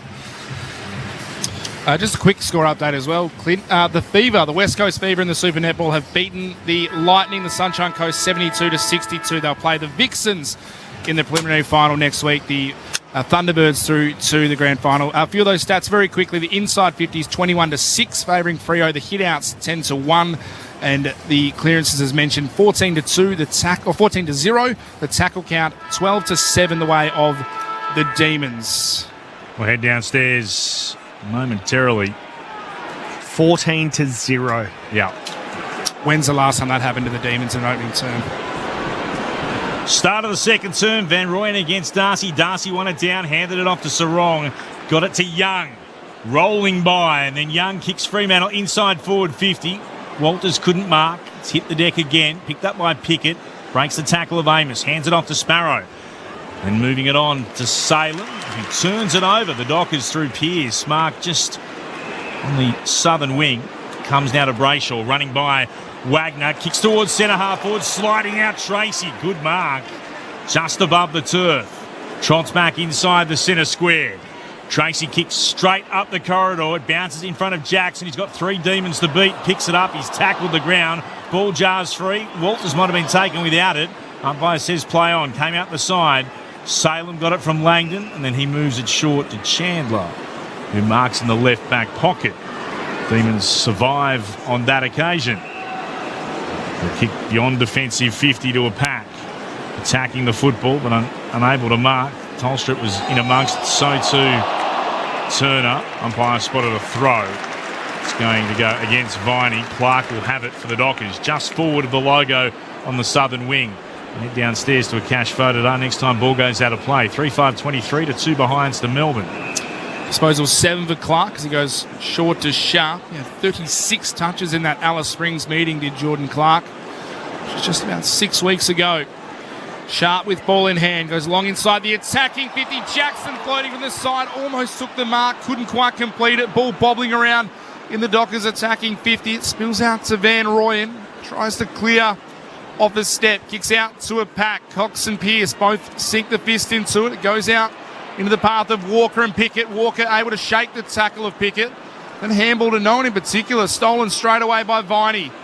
Gave it to Tolstrup. Now to Chandler. His kick up the wing over the head of Melksham and Ryan, who Both trip over each other and go to ground. Cash Bodadar downstairs. Jake Lever has emerged from the rooms. He's got his right shoulder strapped up, but looks like he'll be fine to come back onto the field. Still 21 points, the Dockers lead by. Still dark clouds hang above Perth Stadium. No more rain at the moment, though. It's thrown back in. Darcy's too strong. Won it down, but it came to Viney for the Demons. To Salem. Kicks inside forward 50. Turner was out to try to mark. Couldn't. Hacked off the ground. That's a remarkable goal. Goodness me. Caleb Windsor. I mean, watching the Euros, he just sat for him as he raced towards the top of the goal square, and he decided, I'm picking this up. I'm just going to swing the right boot at it, and it flew through for a goal. What a great finish. That is bang on. That is Euro soccer from outside the box, wasn't it? It was a flush Cristiano Ronaldo style. Beautiful finish. He was running too fast and would have been under pressure, so it was a really good decision. Yeah. Often those ones can come off sideways, but he's flushed it perfectly. Yeah, it could have gone 5 rows back, came off the side of the boot, but that's a great finish. 1-2-8 the Demons, 3-5-23 the Dockers, 3 gone in the second. He did. He hit a very flush. And that's 30 out. Kept it low. Always makes it tough for the keeper under those circumstances. Very good finish by Caleb Windsor. The star he's going to be is back in the middle. The Dockers looking to win the clearance again. Young got it to Sarong. Now out to Banfield, looking for the lead of Tracy. Mark strongly opposed to McDonald. Immediately turns the kick, though, over the top of Amos and into the hands of Bowie. The Dockers looking to turn quickly and get that ball inside the 50. Bowie, normally a good kick, kicked it out towards Chandler, who dived into Wagner, hurt him as well. Got the knee up into the Dockers defender. Ball went over the top of both of them. Caleb Sarong is pleading with the umpire, saying, how is that not a free kick? No. If we see the replay, No, Chandler... That's knee to the chest. He jumped into Wagner with the knee, didn't touch the ball, which has trickled out of bounds. Caleb Sarong walked straight up to umpire Simon Meredith and was pleading the case as we now pause play. And that would have hurt a lot, but it's not a free kick. It's not a free kick. He actually turned into the ball. But he didn't touch the ball. So it wasn't an unrealistic attempt. I'm with Sharad. I reckon that was a realistic attempt. No doubt it would have hurt. One of those great... He's only had eyes for the football too. 100%. Yeah. You can't think that Chandler's done anything other than try to go up and try and mark that, or at least contest that football. It's open to interpretation. The ball's back into play. Sarong from the contest. Got it to Frederick. Throws it on the left boot. Deep inside attacking 50. It's marked by Bowie on the last line of defence. Probably get 3 weeks these days. This is Bowie. Thought about going left, then thought right, then thought, no, I'll go out to the left, and then can't find his teammate. McVie with no chance. It's gone across the boundary line for a throw-in. I can see what you're saying. It's one of those great rules in our game, which is open to interpretation. Yeah. It's not black and white at all. Yeah, look, I understand front-on contact why you would suggest, and if you're Caleb Strong, you would as well for your teammate, but I don't think there was much done wrong there. Thrown back in again, Darcy kicks up into the air, and Tracy flies! Leading out to mark. Took the grab in line with the left-hand goalpost. He'll go back and have a shot from about 40 out. Absolute flower bag. It went very, very high. So they're always hard ones to mark. But again, Tracy... just confident launching the ball, isn't he? He's having such a great season. Great set of hands. And the penetration he will put through the ball here. So here goes Tracy. Right behind the kick. It's starting out to the right and it finishes that way. That's not what he would have been hoping for. The Dockers missing a couple of opportunities as they did against Hawthorn. 3-6-24. Melbourne 1-2-8. 6.5 gone in the second. Salem with the ball at left half back for the Demons. Goes short. Just inside to May. Slow ball movement here from the Demons. Now Oliver presents a short lead. Has the ball just beyond left half back. Essentially plays on, rolls onto that right boot, kicks long down the wing. Darcy had front position, had players draped all over him, and he'll win the free kick. I know we talked about they wanted to run the Dockers rucks around, but this is Darcy's 7th disposal. Harrison Petty's had 2. So beating them around the ground, not exactly happening for the Demons. There's a good kick from Darcy. Got it to 5. Handball off to Young. Over the back, into the goal square for Tracy. Marks, plays on, goals. Tracy's got 2. The Dockers have 4. And in the end, that was easy from the Dockers, from the wing to the full forward line. They've got 4-6-30 on the board. The Demons 1-2-8. It's a 22-point margin. They answer straight back. 7.5 gone in the second term. Cara Antonio, Sharad Wellingham. Well, if you try and work him over, you got to actually work, and Petty is not working at all.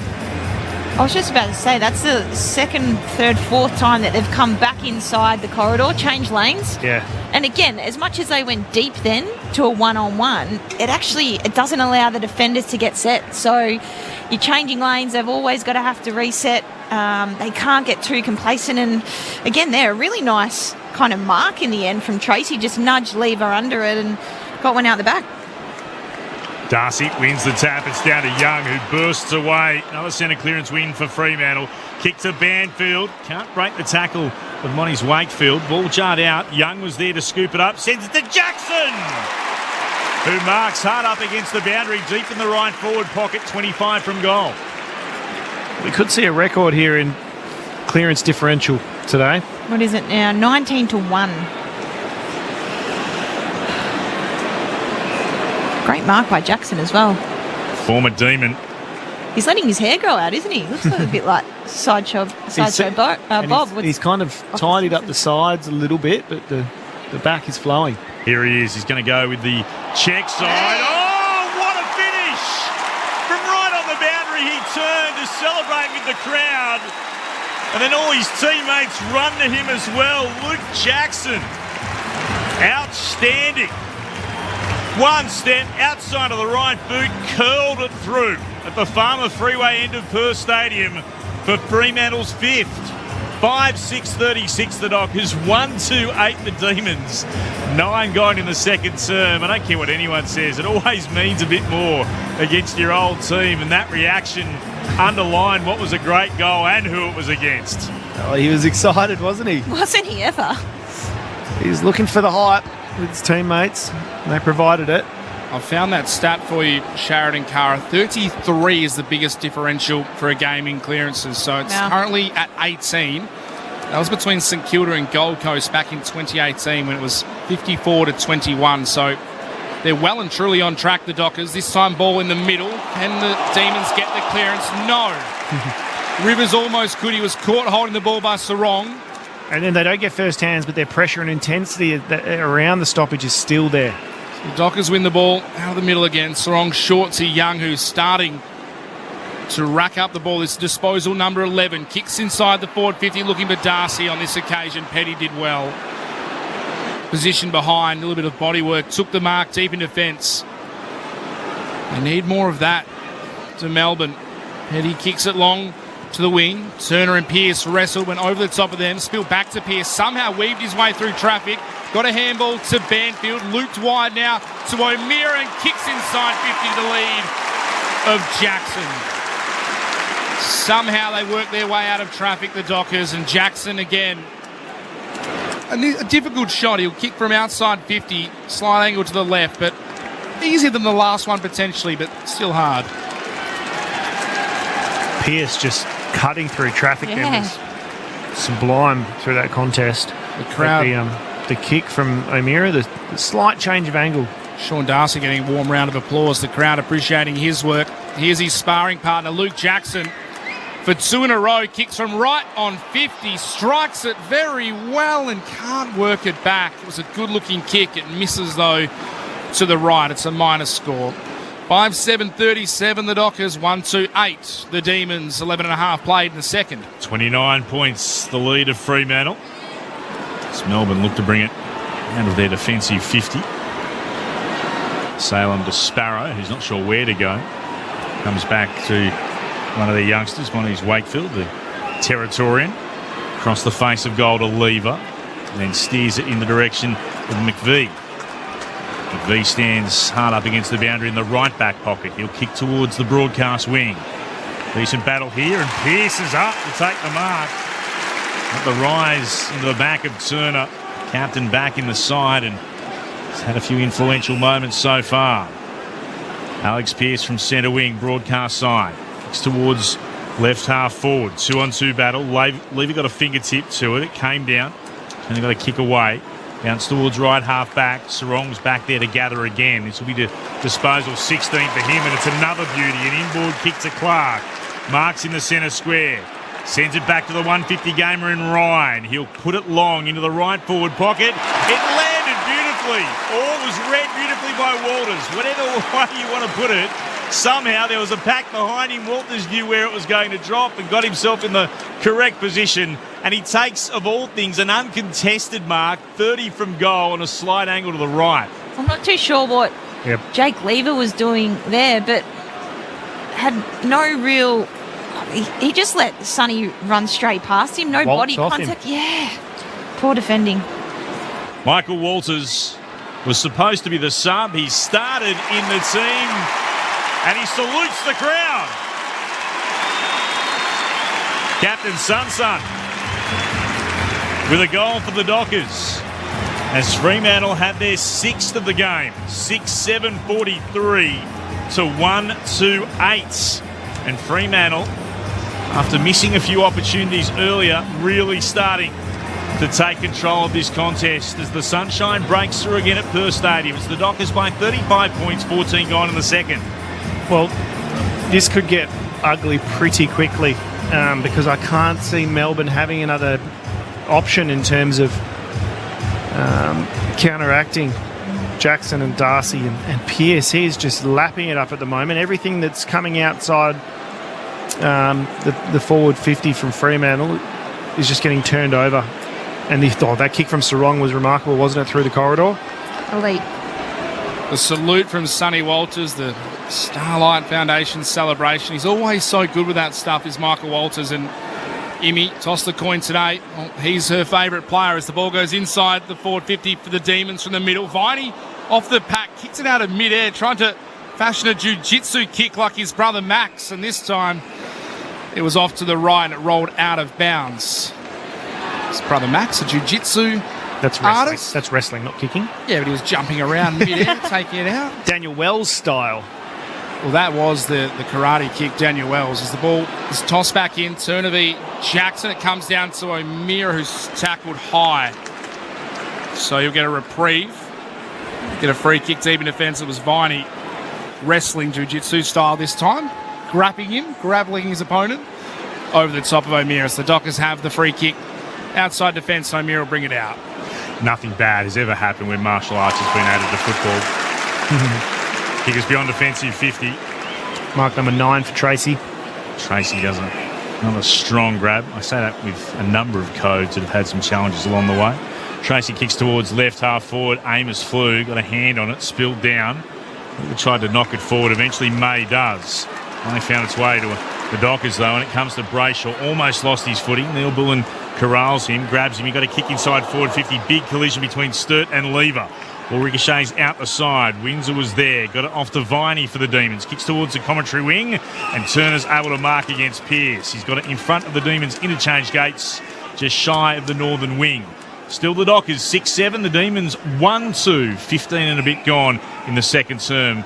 This is Sunday Footy on ABC Sport. Solid mark by Turner. Kicks up the wing. It's just all Dockers. Ryan was able to shield Melksham away. Jackson in the end took an uncontested mark. Plays on quickly to his teammate, the milestone man in Ryan, who off a step kicks a high ball out to the wing over the head of Banfield. Neil Bullen getting back, takes the mark. Just in front of the interchange gates. Retreats back to Stephen May. Short back to Neil Bullen. On the wing position below our commentary box. Short kick up the line to Salem. Just can't really get anything going. Just look at Fremantle. They're set up so well behind the ball. Just ready to pounce on the kick coming long. There are free numbers everywhere for the Dockers. Now the kick goes in that direction. Punching from behind was Turner. Melksham did well. Roved it. Broke the tackle. Handball in front of Chandler was too hot. Couldn't gather Wagner.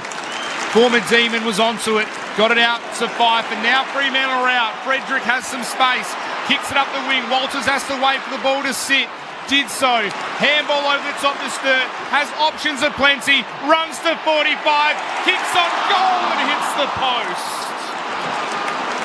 It was coast to coast, end to end for the Dockers. Sturt couldn't finish it off. It's a minus score. 6-8-44 Fremantle. 1-2-8 the Demons. They bring the ball out to the wing. Everything but the goal for the Dockers as Windsor takes a bounce and then a second. Continuing down the wing. Hand pass to Tolstrup. He's tackled by Pearce. They'll be holding the ball. And Tolstrup drags him to ground, and that should be 50. And is. Young West Aussie giving away the free kick and then giving away the 50. Copped one for his troubles as well with a bit of afters. Pearce has been moved forward of the logo on the northern wing. Oliver will stand the mark and Pearce will move it short to Young, who's at left half forward. And 80 from goal. Looks for an option. Nothing immediately presents itself, so he will send it towards the hot spot. Amos flies, got a fingertip on it, down to McVie. Sold some candy against Sturt. His kick intercepted, knocked down by Banfield. Couldn't gather though. Windsor picked it up for the Demons and gave it to Tolstrup. He'll kick towards the commentary wing. Pearce is there and tapped it away from Turner to set out for a boundary throw-in right beneath our broadcast position on the northern wing. 6-8-44 the Dockers, 1-2-8 the Demons. 8.5 gone in the second term. Repeating earlier today, Brisbane by 2 against the Swans up at the Gabba. Ball spun back into play. Van Rooyen was able to get in front of Darcy this time, trying to tap it towards her teammates. Sliding it over the top was Oliver. Banfield holds it to him. Will restart again. Ball just in front of the two benches on the wing position. Here on the broadcast side, Darcy tapped it down. Chapman tried to work through traffic on his knees, and the umpire's quick to blow the whistle, but then paid a high tackle after the initial conduct. The initial tackle on Chapman was fine, but then Viney's caught Brayshaw high. And the Dockers, out of all of that, win the free kick. Brayshaw short to Wagner. His kick was a shocker. Straight to Windsor. Great follow-up by Brayshaw. Put a smother on the kick, and the Dockers turn it over on the wing. Switkowski gives it to 5. Runs towards the 50. Kick too wide of Amos. Has to try and gather on the bounce. Can't. The Demons in there with numbers. Langdon eventually wins out. Gets it out to Melksham, but the ball will come back. Free kick. A free kick going the way of Michael Walters. Lever shaking his head. It was a high tackle anyway. So Walters came in on Lever, tackled him high, but I'm confused. Lever threw the ball just before the high contact, so it was who moved first in a way. The result is a Michael Walters free kick from 45 metres, slight angle to the right, sinks the slipper into the Sharon and misses. So it probably works out for the best in the end that there was a minus score. 6-9-45 Fremantle, 1-2-8 Melbourne. It's a 37-point margin. 21 played in the second. Kick us towards the commentary wing, and that's a good attack on the football. Turner. That's what we need to see from Melbourne, coming at the footy instead of getting in wrestles with the Fremantle defenders. Takes the mark and then kicks towards right half forward, and Petty is up. Good mark. Strolling by Oliver, gathers, kicks into the right forward pocket. Much better from the Demons. Fritsch's marks. That's what you've wanted to see from Melbourne throughout the rest of the game. Well, it's taken two pretty individual pieces of brilliant football, which, you know, as a coach, you can't rely on that. But you can rely on effort, and you can rely on some change of structure. And so I think that the way they are approaching contests has to change. They have to come at it. Fritsch will be kicking from 30 out. Tight in the right forward pocket. He's on the approach, drops it on the left, puts it across the face. Third behind for the Demons, 1-3-9 to the Dockers, 6-9-45. 21.5 gone in the second term. Frau by 36, inside 50s, 35-10 in favour of the Dockers, and Mark's inside 50, still 12-2 even after that. Ryan brings it out to his great mate in Cox, who took a good mark in front of Fritsch. The clearance count still 22-2. Hit out 17-3 as mentioned, and The Dockers on top in all areas of the game as Cox goes up the wing. Amos got in front, took the mark. Handball to Brayshaw, a little chip over the top to Sturt. Thought about handballing it forward to Switkowski, instead waited as numbers flood back. It's a shocker of a kick as he tried to swing it out wide to Sharp, went straight to Petty. The Demons now have the ball in possession. Sparrow kicks it up towards half forward. Cox got across to support Clark. The Dockers win it back. Chapman looping handball out to Ryan. Cox is in a bit of trouble behind play as the Dockers bring it out wide just past right half back to Sharp. Plays on, kicks it up the wing, short, and Sarong has the ball now. Sarong, this one disposal, 18 for him. Kicks into the middle of the ground. Dangerous one, 5 couldn't mark. Spill down for the Demons, and they move it immediately inside forward 50. It comes to Van Rooyen. Chance for him to go back and have a shot from 50 out.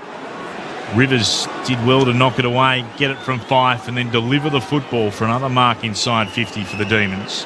Always a risky kick, isn't it, when it's a 1v2, 1v3. Demons players did really well there, and then Cox was obviously on his hands and knees and got out the back. 23 goals, 11 for the season for Van Rooyen. Boots cross the 50, kicks on its way. The Demons desperately need a result, and they've got one. Their second goal of the afternoon comes at the 23-minute mark of the second term. 2-3-15 Melbourne. The Dockers 6-9-45. Freo's lead cut to 30 points. Goodness me.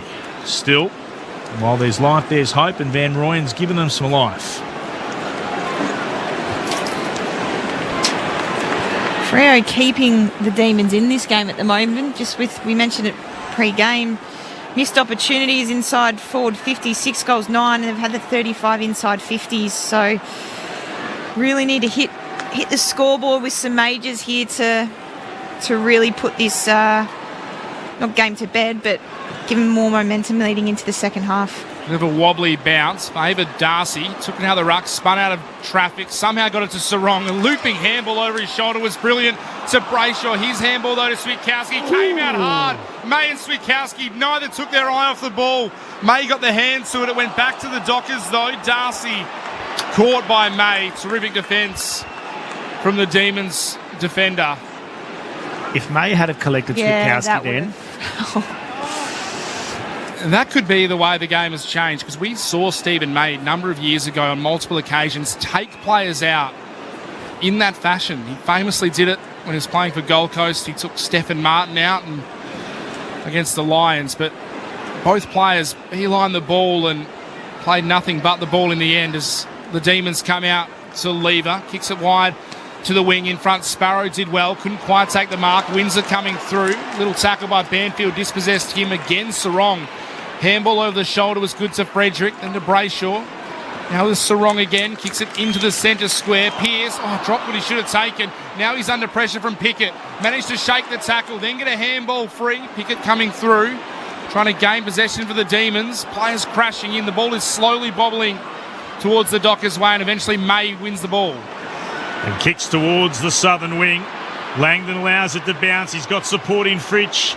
Uses him with a hand pass, Fritsch, and then kicks towards full forward. Van Rooyen waits and marks. Deep at right full forward. It's going to be a tight angle for him, but he'll put boot to ball from 20 metres out. He's looking to make it back-to-back goals for the Demons and for himself. Well, nice turnover football then from Melbourne. Van Rooyen decides to go off the outside of the boot, and he just sneaks it through for a goal. Back-to-back goals for Melbourne. They move to be 3-3-21. The Dockers 6-9-45. Van Rooyen with a second. The Dockers lead cut to 24 points at the 27-minute mark of the second term. Sunday footy on ABC Sport. Our experts, Sharad Wellingham and Cara Antonio. That's what I was going to raise the fact that they've had complete dominance of this game up until the last 5 minutes, Fremantle, and at the moment are only up by 24 points. Look at the crash test dummies next door, just taking the Michael out of us because we let each others know how many goals they've scored. Just have a look at them there.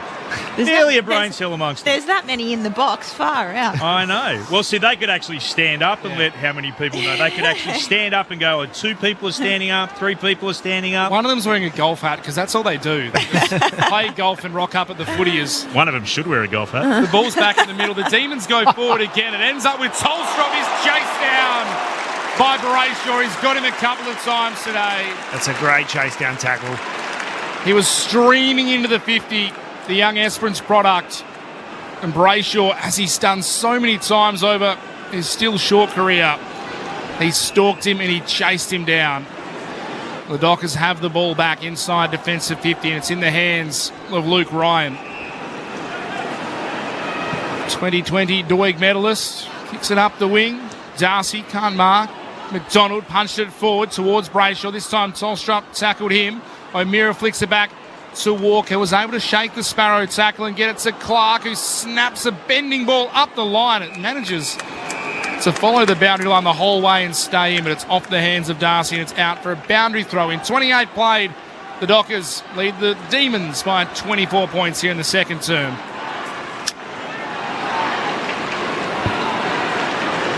Can Melbourne continue to fight their way back into this contest? Petty against Darcy. Darcy won it down. Ball pinballs around. Wagner should get to it first. Salem into him from the side. Got a hand pass 2 off the deck, Salem, but straight to Clark. Goes back by hand to Young and then to Brayshaw. Almost lost his footing. Tackled by Neil Bullen.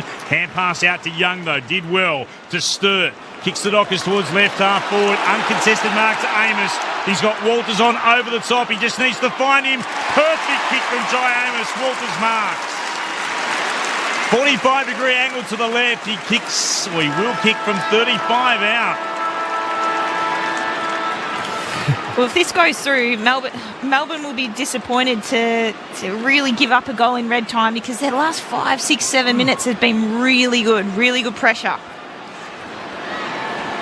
Here he goes. Michael Walters looking for his second. Celebrates with the crowd. It was the captain's starlight. Captain salute for the first. This time just raises the hands to celebrate with those in purple in front of him.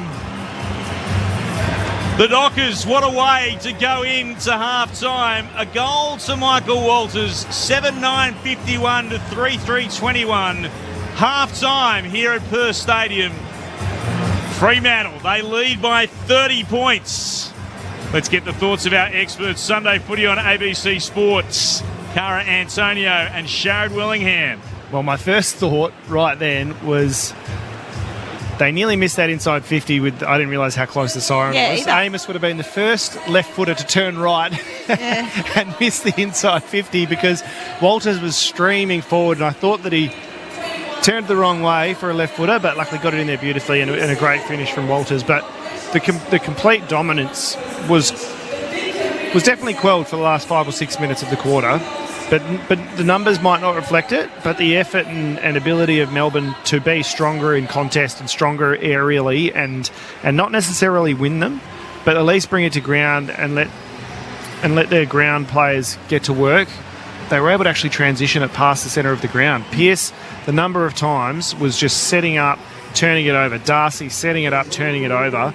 And it almost felt like Melbourne were banging their head against the wall at one stage there. So I was really worried that it was just going to be an avalanche the whole game. But credit to them, they kept fighting. But we saw some individual pieces of brilliant play that resulted in goals instead of changing up too much what they are doing. So I'm still concerned because, clearance is 24-3. You're not going to get your hands on the ball. You're not going to get any territory on the ground when you're getting absolutely belted like that. Marks inside 50, 13-4. Not able to get any hands on it when they do go inside 50 unless it's an out-the-back play pretty much. And I don't know if, you can expect to get a win relying on such a small style of play that's going to result in success.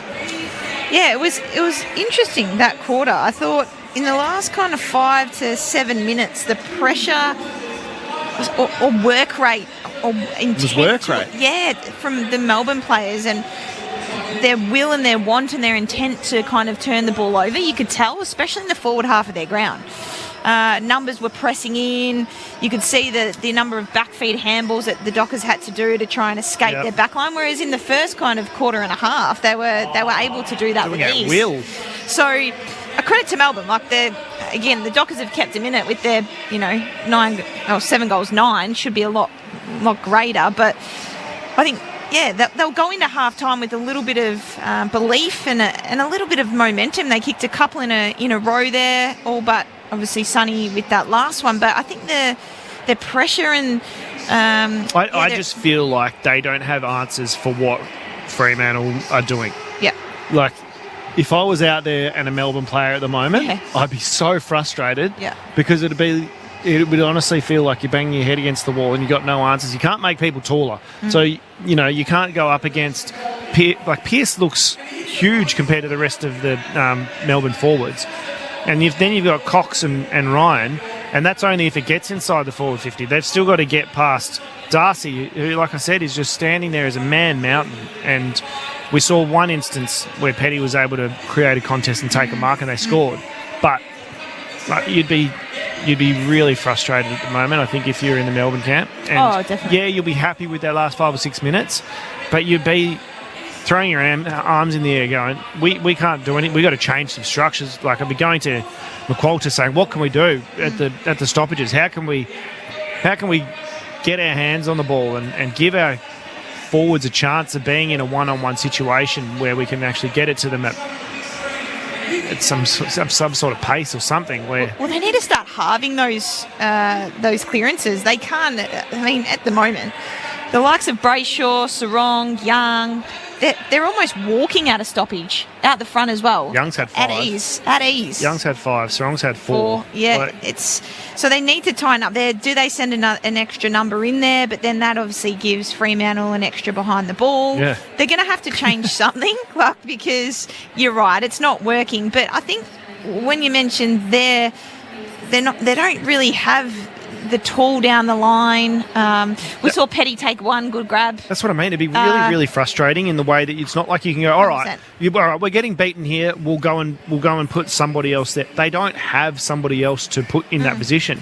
So it really just highlights the importance of Gawn in this side, and when he's out, they just don't have a replacement. Well, they probably need to go back to, I think, was it last year, the year before, that when they came over here and beat the Dockers, their ability to march the ball up the ground, that kick mark kind of style of play may be the only way. Because at the moment, you're right, they've got nothing down the line. The tools of Fremantle, the smalls of Fremantle are getting to work, and it's a bit of aerial ping pong at the moment. So they're going to have to change their style of play and the way they're moving the ball, because it's not working. But also inside the contest, they're going to have to tighten something up, because otherwise, you're right, this could be a lot worse than it is already. It could be a lot worse. I mean, Stephen May's done an amazing job in the back line. So, really holding the fort along with Lever while he was out there. He obviously spent a bit of time off getting his shoulder looked after, but those guys down there, what's Fremantle's inside 50s? They've had 37 inside 50s. So, you just feel like your back's up against it the whole time. You're doing a great job to rebound some of it, but only, what do we got? 16 scoring shots.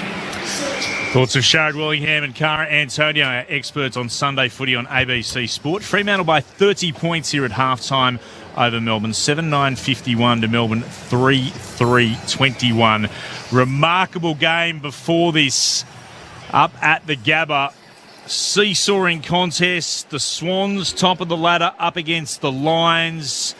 It came down to a clutch couple of moments right at the end of proceedings, and Callum Archie secured what could be a season-defining win, giving Brisbane 7th victory in a row. Let's have a listen to the last few stages of that thrilling game between Brisbane and Sydney. Rayner got involved in the contest. Picked back up by Archie. Archie out of the pack from 40. Bangs it through. Lions hit the front by another point. Sydney with the attacking position. Stoppage 40 out. No clean clearance for the Swans, and the siren will sound, and Brisbane has won. Brisbane has won. by 2 points. 7 in a row for last year's beaten grand finalists. What a test for them. They prevail 11-13 to 11-11.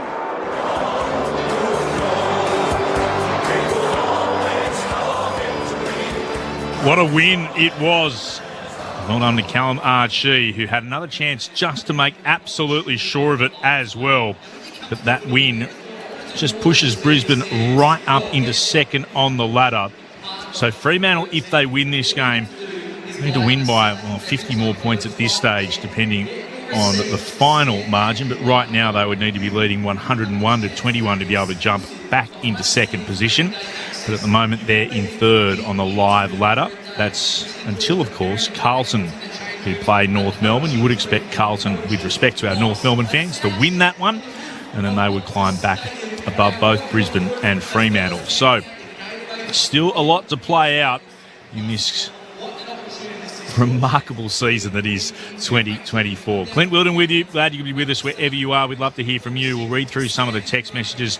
0437 774 774. If you get a chance to send us a text, we'd love to hear from you wherever you happen to be.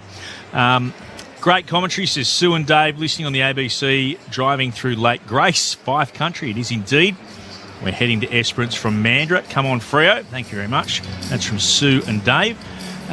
Rob from Newport asked the question, can Essendon make the 8? We've got St Kilda, the Suns, and Freo at Marvel. It's going to be tough. Where the Bombers are at the moment. I wouldn't rule them out, though, because they had such a great run for so many weeks. But you mentioned you've got to go through St Kilda, Fremantle, Gold Coast at the Docklands, Sydney at the Docklands, and then to wrap things up, Brisbane. So you do have the advantage that you've got a month of games where you don't have to leave Melbourne. So that is an advantage for the Bombers. Can't argue with that. And at the moment, you are just clinging on to a spot in the 8. I wouldn't rule you out, but going to have to play a little bit better than we've seen, losing 3 of your past 4 to Adelaide, to Melbourne, to Geelong, and then Collingwood. You would have to fancy your chances against the Saints. Fremantle have been very good away from home this year. Gold Coast are a different proposition when they're in Melbourne. Sydney have been terrific, and Brisbane. So it's a tough run, tough run from the Bombers from here. 0437 774 774, wherever you happen to be. Let's pause right here. Have some highlights for you very shortly, but let's pause here. Sunday footy on ABC Sport. Time for the family road trip. 98. The big prawn. Yes. 99. The big mosquito. It's a real one. And 100. Easy. The big Listen app. Of course. The ABC Listen app has a big array of road trip ready podcasts, radio, audiobooks, music and sport. Something for everyone. I guess it has to be big to fit in all those podcasts. For a big selection of audio entertainment. Really, Dad? Listen big. Download the free ABC Listen app today. This is ABC Sports coverage of the 2024 AFL season. Every match on the ABC Listen app. Look for the AFL button. So it's inside forward 50. Turner was out to try to mark. Couldn't. Hack off the ground. That's a remarkable goal. Goodness me. Caleb Windsor. I've been watching the Euros. He just sat for him as he raced towards the top of the goal square, and he decided, I'm picking this up, I'm just going to swing the right boot at it, and flew through for a goal. Good kick from Darcy, got it to 5, handball off to Young, over the back, into the goal square for Tracy, marks, plays on, goals. Tracy's got 2, the Dockers have 4. Kick to Banfield, can't break the tackle with Monty's Wakefield, ball jarred out, Young was there to scoop it up, sends it to Jackson, who marks hard up against the boundary, deep in the right forward pocket, 25 from goal. Here he is, he's going to go with the check side. Oh, what a finish! From right on the boundary, he turned to celebrate with the crowd, and then all his teammates run to him as well. Luke Jackson, outstanding. Inboard kick to Clark, marks in the centre square, sends it back to the 150 gamer in Ryan. He'll put it long into the right forward pocket. It landed beautifully. All was read beautifully by Walters. Whatever way you want to put it, somehow there was a pack behind him. Walters knew where it was going to drop and got himself in the correct position And he takes, of all things, an uncontested mark, 30 from goal on a slight angle to the right. Michael Walters was supposed to be the sub. He started in the team and he salutes the crowd. Captain Sunsun with a goal for the Dockers. The 2024 AFL Premiership season. On your radio. ABC Sport Digital. And on the ABC Listen app. So one game down, Brisbane weigh 2 points over Sydney, Carlton and North Melbourne. We'll keep you right across that this afternoon before we head there for the closing stages as well. That game at the Docklands. If the Blues win that, they will climb back up into second spot. That game not too far from getting underway. But we're at halftime here at Perth Stadium. Fremantle versus Melbourne. 7-9-51 to the Demons. 3-3-21. It's a 30-point lead to the Dockers. Now it's 6 minutes to go before we get back underway. Mitch Turner's got all the other numbers that matter in front of him. Mitch. We'll run through some of these team numbers because they are quite startling in some areas for the Demons. The disposals, the Dockers lead that count 188 to 154. The marks, 52 to 51 the way of the Demons. The uncontested possessions going the Dockers' way, 117 to 101. The contested possessions, 71 to 53 the way of Fremantle. The tackle count favouring the Demons, 17 to 15. The hit-outs and clearances zone, this is where it gets really tough to view for Melbourne. 18 to 4 is the hit-out count. The 13 of those to Sean Darcy, 5 to Luke Jackson for the Demons. Van Rooyen and Petty between them, 2 each at half-time. The clearance count on the back of that, 23 to 4 the way of the Dockers, a 19 differential. The free kicks are 7 to 3 the way of Fremantle. The inside 50s, 37 to 13 favouring the Dockers, and the marks inside 50 are 13 to 4. The individual stats for the Dockers, Caleb Sarong and Andrew Brayshaw both have 21 disposals to their name at half-time. Hayden Young has 14 to go with his 435 metres gained. Jordan Clark with 11.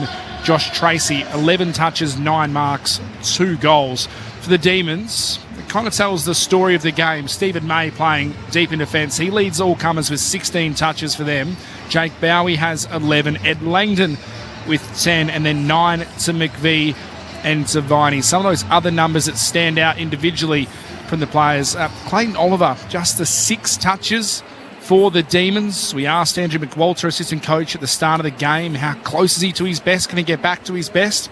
Well, 6 touches, 103 metres gained, and no clearances is not going to do it for the Demons. But those are the numbers. The score is 7-9-51 Fremantle to 3-3-21 the Demons. And I did point out the record differential for clearances is 33 between St Kilda and Gold Coast back in 2018 when the clearance count was 54 to St Kilda, 21 to Gold Coast. So a differential of 33 is the record. It's currently at 19. So it's well over being on track to hitting that mark if the Demons can't turn it around. World record pace, Sharad. Good call early doors. 4 clearances and a half. It's so bad. Where's that blue line Demons at the moment? Yeah. Well ahead of that blue line. Getting ready for your swimming. There's only one going for it at this stage. That's the thing. That's right. You need one swimming backwards and one swimming forward to do it. It's Eric the Eel v. Libby Trickett or something. It is bewildering. Like, I don't understand. It's one thing to have a little bit of faith in your players that you're sending out there, but to put them out there against, as we've said, 2 genuine, probably a ruckman, aren't they? Yeah. And you've gone in with not even 1 ruckman. No late changes, by the way, for Carlton and North Melbourne. David Cunningham, the sub for the Blues, and Liam Shields for North Melbourne. I did just want to bring you up to date. There was this text message, which I knew someone would do. This is good from Rick. I enjoy this. Sharad, you know we Dockers fans don't lower our eyes. We raise them in supplication to the heavens for please an important victory. That's from Rick down at Margaret River. You said lower the eyes last week as well, and I wanted to call you Did up. you? Did I? Yeah, because you cop it on extra time, you two, when you get on there. Everyone says, stop saying lowered the eyes. Yeah, well, I've explained again. No, but that's what it means. Change the angle of the vision. That's right. You're not just looking long. You look further down and lower. you look up. You look lower. Look closer. Yeah. It actually is technically, physically, you are lowering your eyes. Your eyeballs are probably slightly moving down, which technically they are lowering. I guess you should say you are lowering your eyeballs. But you're not taking your eyeballs out. People get it's amazing how pedantic people get about this stuff. They're like, you don't take your eyes out and move them lower down your body. No, we know that.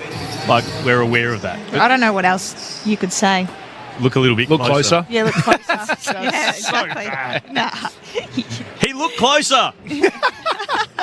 I get it, but people get fired up about the most remarkable things at times. It's just the footy terminology. That's people right. need to move on. No. Imagine saying to your coach, what does lower your eyes mean?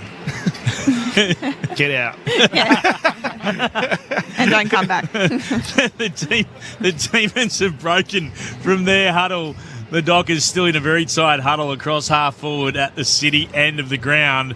I don't mean to overplay this, but Melbourne need to be better. They showed a little bit at times, but they're just getting crushed. They're going to have to deal with the team that they've been able to put out there without the height, but there's still been opportunities for them. And Fremantle would know that they're 7-9, at least 3 of those would be what I would regard as genuine opportunities that they have spurned. But they do lead by 30 points.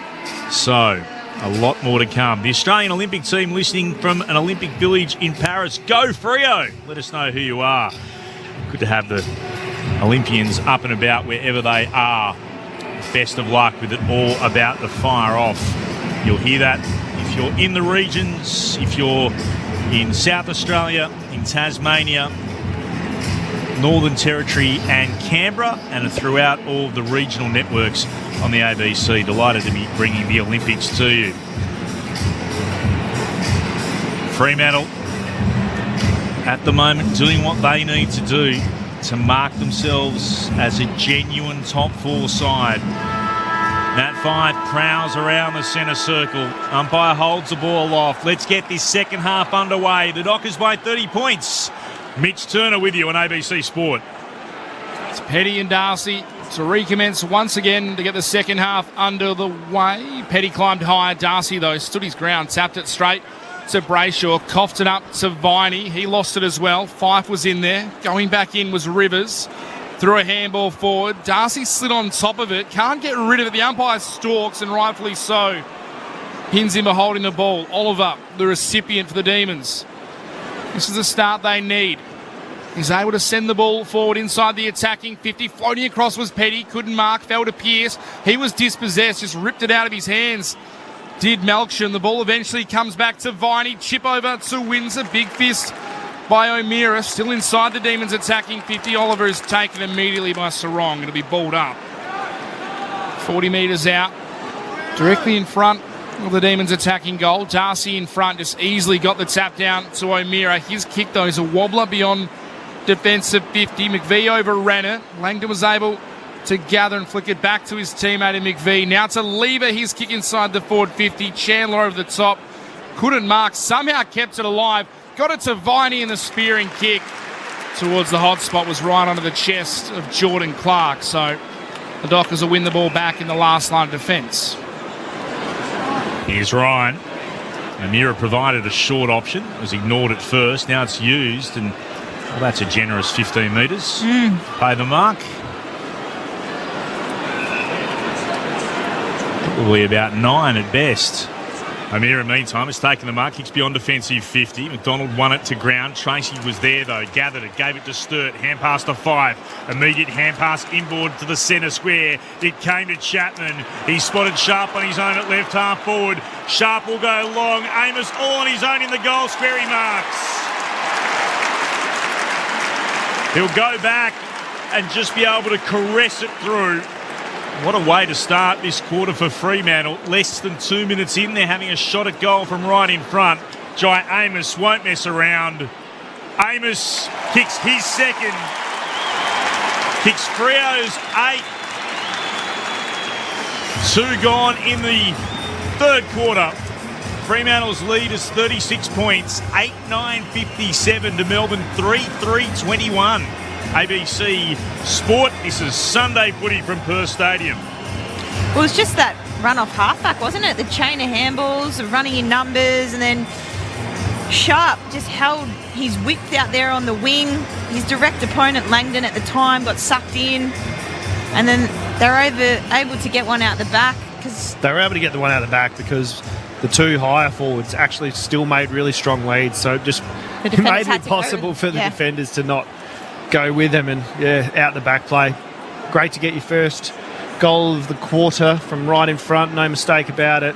Great start. Second time he's been able to take it in the goal square, Jai Amos, and put it through as the ball's back in the middle. Sarong, 360 tackle to ground by Salem, the two number 3s.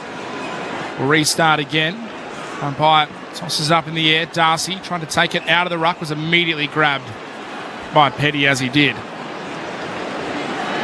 So, ball back up again. Clark stalking off the back of this pack as a loose man. Petty came free from the clearance, got it towards Viney, then to Chandler, now out into the path of Langdon. Clark gets over to put pressure on. Langdon did well, tapped it to himself, then got it to Viney, cuts inboards, shakes a tackle, smothered by Brayshaw on the kick. Chapman spun through traffic, gets it to Fife, now releases the handball over the top to Frederick. Under pressure, uses a bit of his pace. Amos is out the back again, he's waiting, he's marking. May was running back, trying to effect the spoil. Amos had to wait. But once again, he's found himself out the back on the quick turnover and transition. He'll kick from 35 out directly in front. They play quite assertive, don't they, the Melbourne defenders? He just read that really well and ticked back towards goal at the right time. Really nice mark, especially with the defender coming for you. Straight on. For two in a row and for his third, Jai Amos, deliberate approach, deliberate kick, an excellent finish. Amos has got 3. The Dockers have got 2 to start the third term. And they pull the margin out to 42 points, just like that. 9-9-63 the Dockers, 3-3-21 the Demons. 42-point margin. We've played just 5 minutes in the third term. Mitch Turner alongside Clint Wheeldon for ABC Sport. Our experts, Cara Antonio and Sharad Wellingham. They're going to be raffling off for who gets to be the deepest forward, I think. Fremantle. Dangerous, rewarding spot to be in at the moment. But yeah, you're right. The Melbourne defenders really do like to play high and aggressive. And when a team runs at you and links up, it was the Fife handball through the middle to Frederick, which just meant open it up. Everybody has to come forward to defend really hard. Good bounce on the footy. Run down by Petty this time. Sliding out Switkowski, tackled by Salem. Ball's going to be locked in. Switkowski had 3 to beat. He dragged it back in. He did too. Free kick going the way of the Demons. Salem takes it quickly. Puts it inside forward 50. No mark taken. Turner was up, got hands to it. Couldn't complete the mark. At the back, Ryan for the Dockers. Kicks beyond defensive, 50 to right half back. Tracy won it to ground. Tried to shovel it forward. Only found Salem. Handed off to Monty's Wakefield. Then to Viney. Back again towards Petty, who finds McDonald. Lovely foot pass towards left half forward. McDonald sees a very congested forward 50 and get told to move it on. Trots inboard and then kicks inside forward 50. Coming up from the side, well read Cox. Got his hands to it, takes the defensive mark for the Dockers, who lead remains 42 points, 6.5 gone in this third term. Cox again just chips it back to Luke Ryan. Disposal number 12 coming up for the 150 gamer. Kicks it out to the wing. The Dockers outnumbered here. Jackson got a hand to it and he was held by Lever. The Demons had the extra numbers of the contest, but Lever just grabbed Jackson in a moment of panic. And he wins the free kick. Former rising star at the Demons. Kicks it up the wing, looking for Amos. Couldn't mark in front. Opposed to him was Petty. Took a great grab in the end. So the Demons able to win it back. Far side of the ground on the wing. Petty now looking for a target. Has a lead presenting from Melksham just beyond half forward. Takes the mark. Turns quickly. Looking for Turner in the pocket. Pearce got back. Affected the spoil. Cox is under pressure. Has to gather. Uses Walker. A little slow. Pushed off the ball by Pickett. Now the Dockers are under pressure on the last line of defence and they concede. But it clips the post as it goes through. So It's a throw in, but they were very lucky it wasn't a deliberate insufficient intent in the end, because they hit the post rather than going through for a rush behind. Will be spun back in, really shallow. Neither rucks get to it. Jackson has to take it on the bounce. Gives it to Young, who flicks it back to Jackson. Now to Fife. Handball inside to Switkowski. Back to Fife. The Dockers run the ball outside.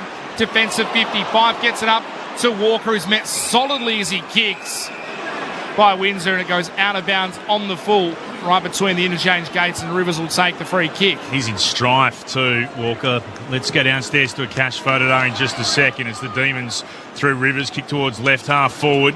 No mark taken. Spilled out the back. Ryan got it. Hand passed up into the air, which is a good line. We've had a text about that. I'll read out at 3/4 time. And over the boundary line for a throw-in. A cash voted up. Yeah, Brandon Walker back on his feet now. He just landed very hard on the AstroTurf, which is past the boundary line. Thrown back in. Ruck's more interested in each other than the footy. Leaping up. Neil Bullen had it wrenched from his grasp. Goodness me. Darcy said, I'll have that. Kicked into the middle of the ground. It wasn't great. He was there for the Demons. Simple mark for him. Uncontested. Went back to May. Spears the pass forward, waiting for a Sparrow. Clark knocked it down. It spilled out to Walters. Dockers win it. It comes to Switkowski. Kicks into the left forward pocket on the run. Brayshaw marks. Plays on by hand. Gives it to Clark. Runs towards goal. Smashed it through. Jordan Clark. Second goal of the season for him. The Dockers are out to a 48-point game-high lead. They've got 10 majors on the board. 10-9-69 to Melbourne, 3-3-21. 10 minutes gone in the third. Sunday footy on ABC Sport. Our experts, Cara Antonio and Sharad Willingham. His last goal against the Demons. Now let's there you go. Well, that started with Sean Darcy at that stoppage. Wrenched it. Didn't he ever? Just wanted it. Didn't he ever? And again, the dominance is clearly showing already in this game. The ability to win clearance and then penetrate the ball forward. But just, again, smart ball movement, controlled, and then out the back again. Cheeky. I thought it was going to be Amos because he was stretching hard to the goal square once again. As Shaz said, Amos was over the top. Clark in the end made the right decision, went himself. Ball back in the middle. Young tackled without it. Umpire said play on. It comes to Windsor. He just coughs it up straight away to Fife. Handball forward to Sarong. Now to Hayden Young. Steps around Langdon. Pushed as he kicks. He's dragged down. Well done by Neil Bullen. He affected the turnover as Young had his sights set on goal. The Demons trying to work it out of defence. The kick comes out to Sparrow and knocks it into of Jordan Clark there, just as he's running towards the boundary. Yeah. So ricocheted off the boot of Clark, went out of bounds on the full. Oliver takes the free kick, kicks it up to a big pack on the wing. Walker ran over the top of it, then slipped as he went back to get it. Trying to soccer it forward was Viney. The umpire's blown a whistle. He'll get a free kick for holding apparently, as he tried to come through the pack. So Viney has the ball, attacking side of the wing, kicks it now inside the forward 50, looking for Melksham. Ryan's there to punch the ball away. Came through sharp, is taken to ground solidly in a tackle. There'll be a ball up inside the attacking 50 for the Demons. They trail the Dockers by 48 points, 11 gone in the third. All thrown up. One down by Darcy. And straight to O'Meara, tackled by Chandler. No chance of that coming out. They'll ball it up again. Thrown up into the air. Darcy won it once more, but straight into traffic. Sarong with another kick, but only as far as Rivers, who marks for Melbourne at right half forward. He could go short to Bowie across half forward if he wants.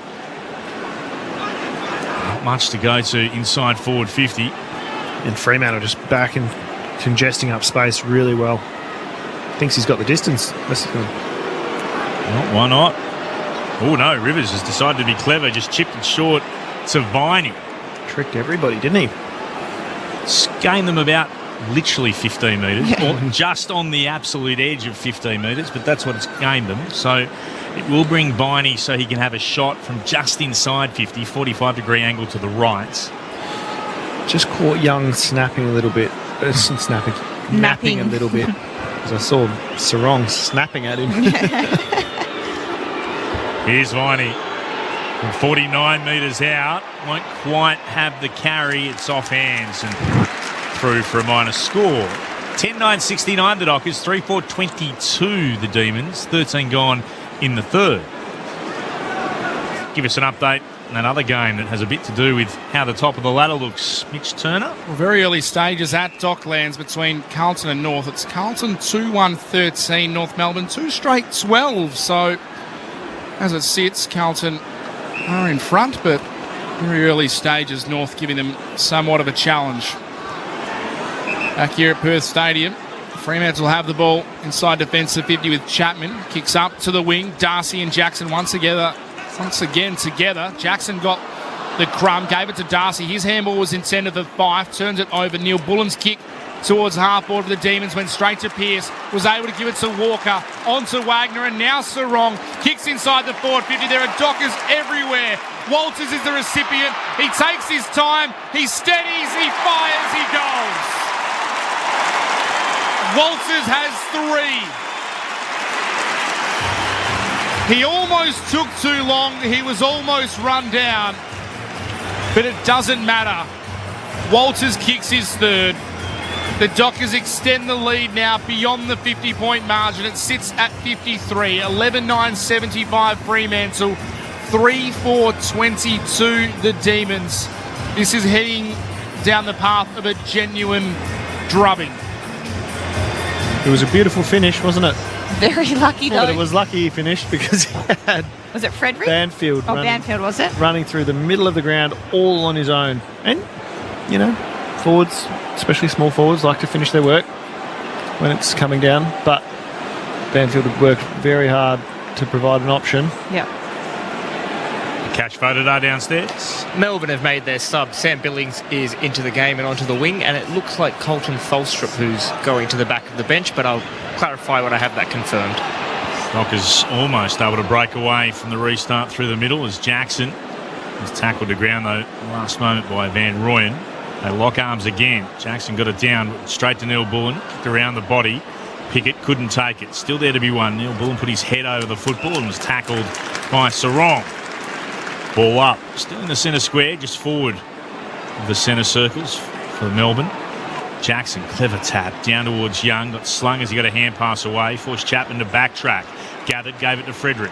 Frederick just shy of the logos on the outer edge of the centre square, in the direction of Young. Punched forward towards centre half forward. Lever came the other way and picked it up. Worked it out towards Petty, who marks on the logo southern wing. A bit of sunshine breaks through again. There is actually some blue sky above us once more here at Perth Stadium. Petty goes on a run. Great smother coming across Frederick. Just as Petty was about to get the kick away. Trying to mop up Langdon for the Demons. Back to McVie and then goes back again to Van Rooyen. He's at right half back for Melbourne. Forced to retreat all the way to May inside the Demons' defensive 50. Swings it wide to McDonald. Takes the mark between wing and half back on the broadcast side. In front of a lot of the Dockers VIP fans who are enjoying themselves today. Back to May goes McDonald. We'll get down to a cash photo again very shortly. May decides to play on in the end. Takes a run up the wing. Kicks it.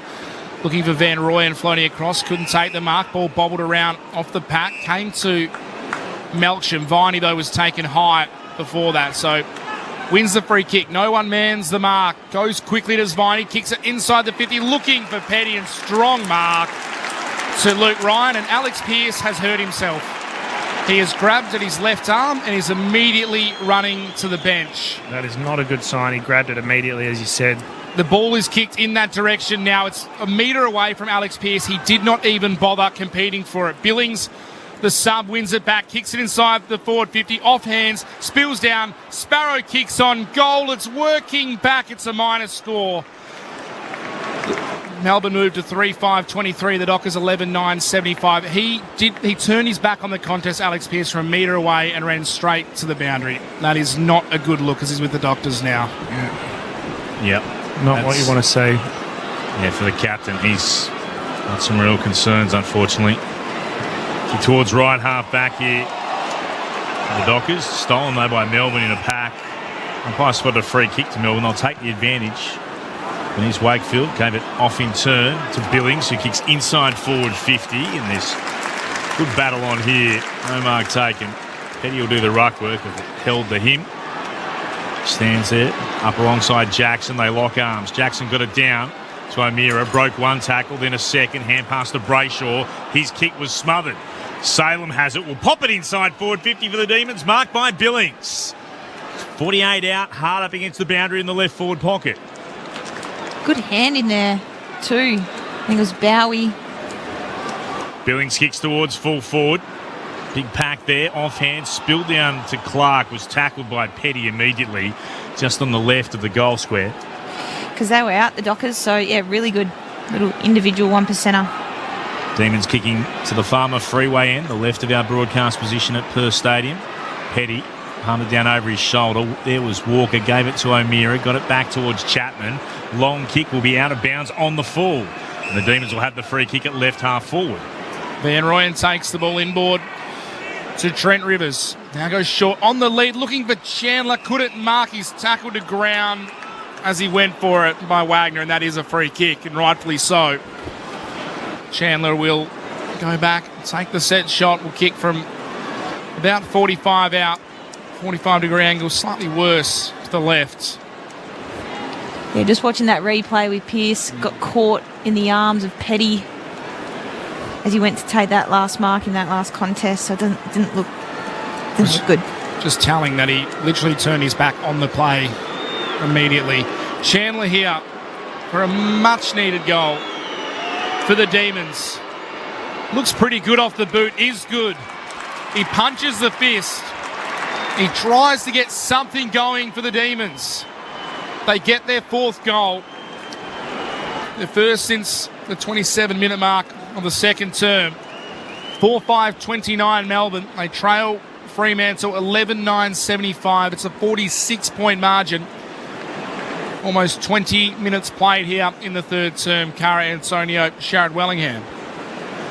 Nice lowering of the eyes. I think it was by Rivers. Going inside forward 50. Yeah, real patient, because the Dockers had numbers back as well. So real smart. They're going to have to readjust now with the captain off, Alex Pearce. Looks like Bailey Banfield has been sent back. There's a potential for this to really change. I didn't even notice I said it. That's why I looked Harley said, Clint, shouldn't the terminology be lowering the vision as opposed to lowering the eyes? Doesn't even know he does it. I just looked at him and he said, what? You just said lower the eyes. Lower of the vision. Doesn't roll off the tongue. The kick's out of the middle, inside 450 for the Demons. Sorry, everyone. Back to the serious stuff. Walker to Wagner for the Dockers, who clean up defensively to Ryan. And then taking a bounce, here comes Clark from right half back. Kicks towards right half forward. Lever brought it to ground, but it's sat beautifully for Brayshaw. Stabs the pass to Tracy. 51 out from goal. He'll look for an option. Stabs it into the right forward pocket. Frederick couldn't quite mark. He dropped it. Picked up by Walters. Tackled immediately to ground by two Demons. Ball up in the right forward pocket. Lowering the vision. Don't mind that from Harley. Throwing up again.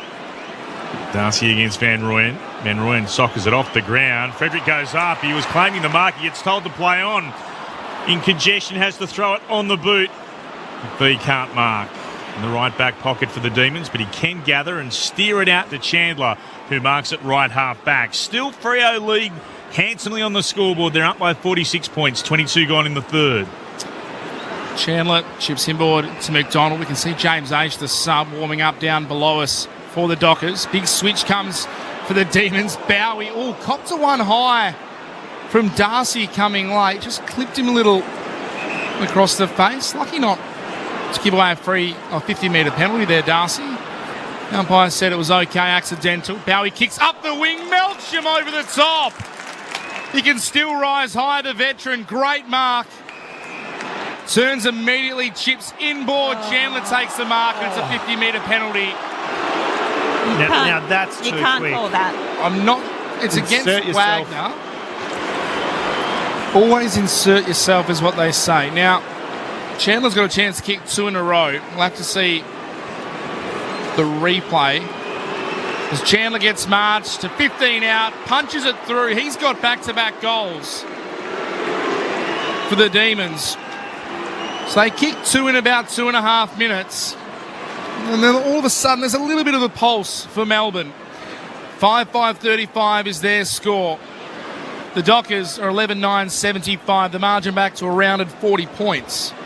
I think we're all in agreement here that wasn't too late as part of the play, and it wasn't intentionally trying to slow him up. Show my ignorance. What was it for? I honestly I thought think maybe it was like he encroached the mark, or it was 2 on the mark. Here we go, replay. So Wagner was technically in the marking contest. Cox comes up, so Wagner should be on the mark. That is a horrendous 50 minutes. And that's ridiculous. That's not a great piece of umpiring. Yeah, that's a bad decision. The restart, the umpire has gone to ground. And he's sore too. He's copped one from... He wanted to continue to play on. In the meantime, it's broken out. Darcy knocked it away. Thought they were going to have to stop this for a moment. The umpire was absolutely crunched. Both teams wanted to move it forward and just evolved into a bit of a wrestle. Out of all this, they've spotted, is it a free kick?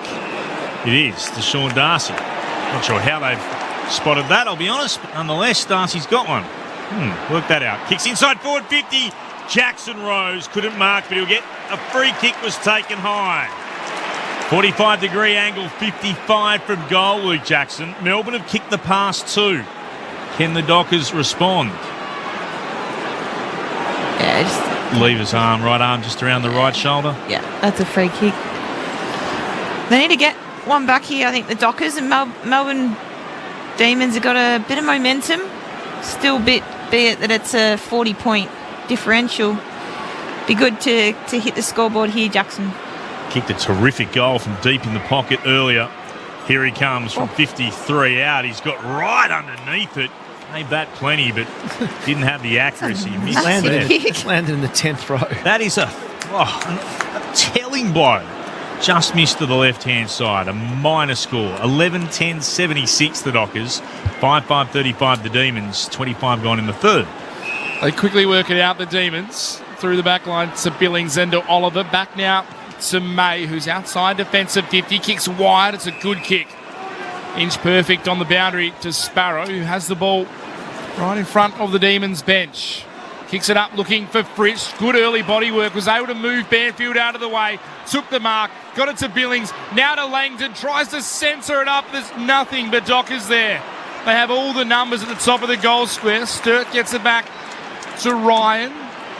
Back to Clark. Now back to Sturt. Tries to shake a tackle. Stood up in it. Coughed the ball up though. Coming through for the Demons was Sparrow. Handballs back to Neil Bullen. Arches his back. Runs away from Fife and sprays it into the behind post, out of bounds on the full.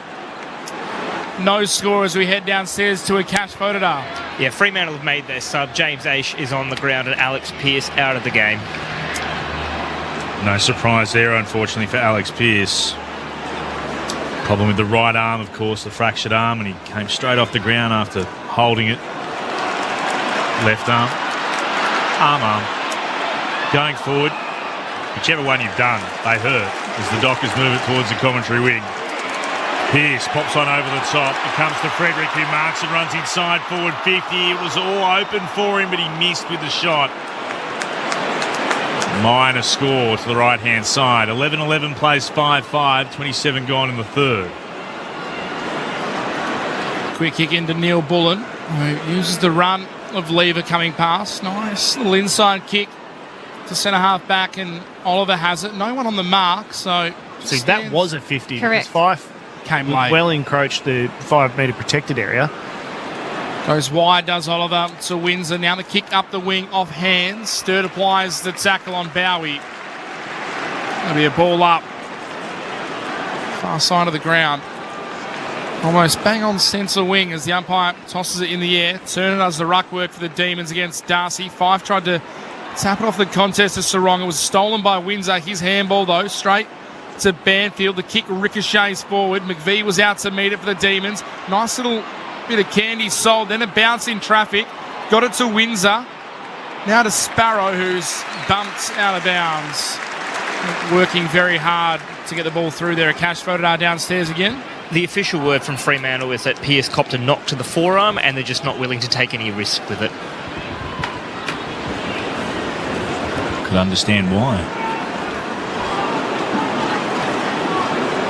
Spun back into play. Darcy won it down, but Melbourne will emerge with it. Comes to Neil Bullen. Kicks inside forward 50. Cox with the defensive mark. Left back pocket for the Dockers. Just assesses what's in front of him.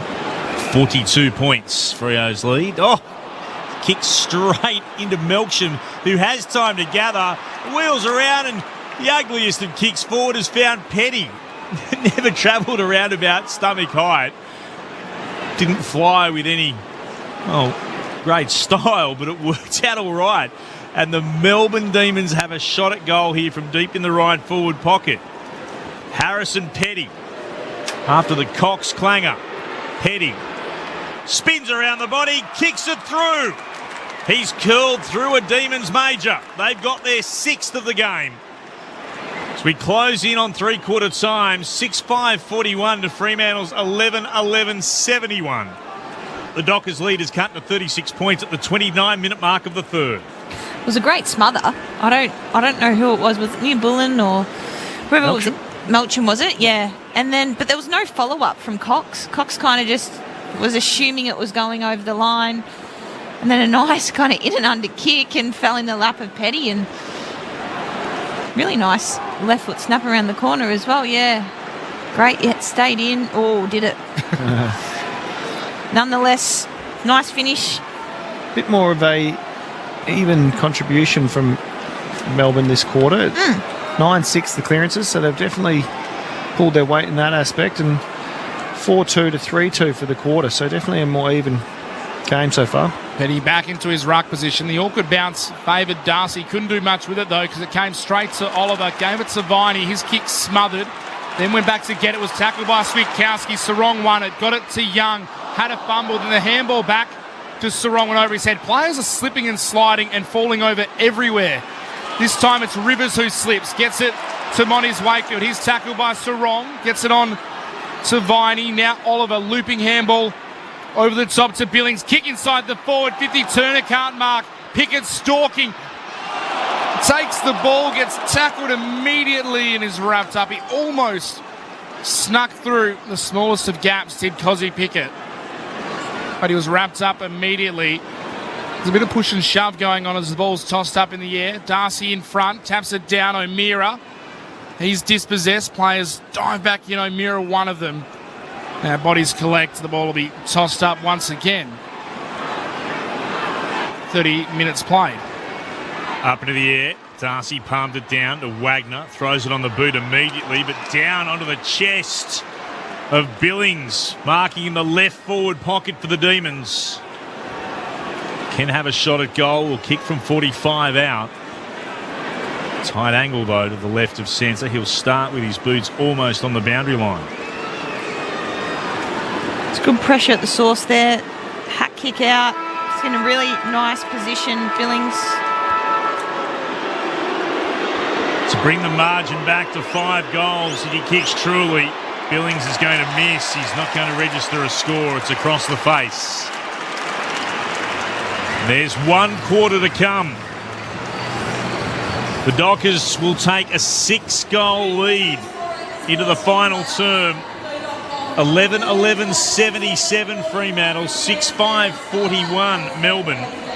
The goal kickers for the Dockers, Michael Walters has got 3, Jai Amos with 3, 2 to Tracy, singles to Jackson, Clark and Sturt. While for Melbourne, 2 to Chandler, 2 to Van Rooyen, singles to Petty and to Windsor. The other games, Brisbane and Sydney completed up at the Gabba. The Lions winning a thriller by 2 points. Well, in the game that is underway, and we'll take you to it, the conclusion of our broadcast here at Perth Stadium. It's quarter time. Carlton lead 4-1-25 to North's 3-1-19. The Blues by a goal at that game at the Docklands. Repeating 3-quarter time here at Perth Stadium. Fremantle have the advantage. 11-11-77 to Melbourne, 6-5-41. The Dockers up by 36. Wherever you're listening on 720 ABC Perth, ABC WA, on ABC Sport Digital and streaming on the ABC Listen app. Send us a text 0437 774 774. This is Sunday Footy on ABC Sports. This month, find a brand new collection of audiobooks on the ABC Listen app, including international bestseller The Book Thief by Marcus Zuzak. I do, however, try to enjoy every colour I see. 1 billion or so flavours. And the book that inspired the movie and TV series Ladies in Black. The night of the black night dress and Frank's disappearance might in fact be connected. Find these audiobooks and many more for free on the ABC Listen app. This is ABC Sports coverage of the 2024 AFL season. Every match on the ABC Listen app. Look for the AFL button. Hand pass to 5. Immediate hand pass inboard to the centre square. It came to Chapman. He spotted Sharp on his own at left half forward. Sharp will go long. Amos all on his own in the goal square. He marks. He'll go back and just be able to caress it through. What a way to start this quarter for Fremantle. Less than 2 minutes in, they're having a shot at goal from right in front. Jai Amos won't mess around. Amos kicks his second. Chapman spun through traffic, gets it to 5. Now releases the handball over the top to Frederick. Under pressure, uses a bit of his pace. Amos is out the back again. He's waiting, he's marking. May was running back, trying to effect the spoil. Amos had to wait. He'll kick from 35 out directly in front. For 2 in a row and for his third, Jai Amos. Deliberate approach, deliberate kick, an excellent finish. Clark knocked it down and spilled out to Walters. Dockers win it. It comes to Switkowski. It kicks into the left forward pocket on the run. Brayshaw marks, plays on by hand, gives it to Clark, runs towards goal, smashed it through. Jordan Clark. Second goal of the season for him. Neil Bullen's kick towards half forward for the Demons went straight to Pearce. Was able to give it to Walker, onto Wagner, and now Sarong kicks inside the forward 50. There are Dockers everywhere. Walters is the recipient. He takes his time. He steadies. He fires. He goes. Walters has 3. The 2024 AFL Premiership season. On your radio. ABC Sport Digital. And on the ABC Listen app. The Dockers lead Melbourne by 36 points at three-quarter time. To the serious stuff in just a moment. I don't mind this from Brad, though. 0437 774 774. While we're all having a bit of a laugh with commentary, what about up in the air? I don't think it can be down in the air. Maybe it could just be into the air. You can have it through the air, though, when you stab it. Up in the air, at least, if we say that, means you know that the ball has gone in an upwards arc as opposed to stabbing it. Yeah. So if we go, it's gone up into the air. And remember, it's gone higher than normal. Where it was. That's right. They've gone high rather than just through. And remember the famous, what's that song? Up into the air I fly. Zoom, zoom, a zoomy, zoom, zoom. The cash voted are downstairs. Yeah, just back on the serious matters. Another concern for Melbourne. Christian Salem is out for the rest of the day with a leg issue.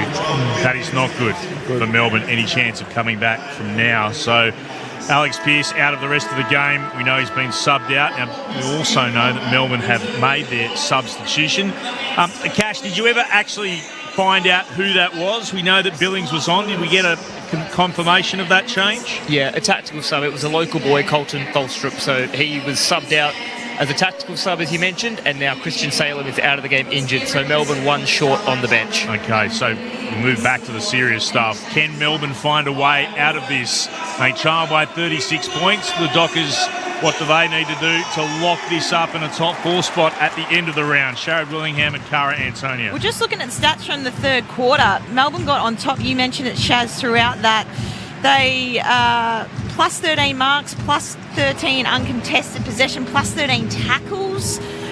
Ground ball gets, they were up. Clearances, they only were down by 3. So they got on top, I thought, in that quarter. Kicked the 3 goals to the 4 goals to Freo. So, and those Freo ones were early on. Correct. So obviously the first one of the quarter inside 2 minutes. I really feel like that was Melbourne's quarter. It was. So they'll go into the last with a bit of confidence and willingness to take the game on. But I think that Fremantle, they'll hold on. but they could have really put Melbourne to the sword today and had, that 10-12 goal victory. But I think we'll probably see a 4 or 5 goal win in the end. Underway. Jackson got the tap down. Young couldn't get a kick out of the middle. Then taken high was Petty. Wrapped up by Sarong.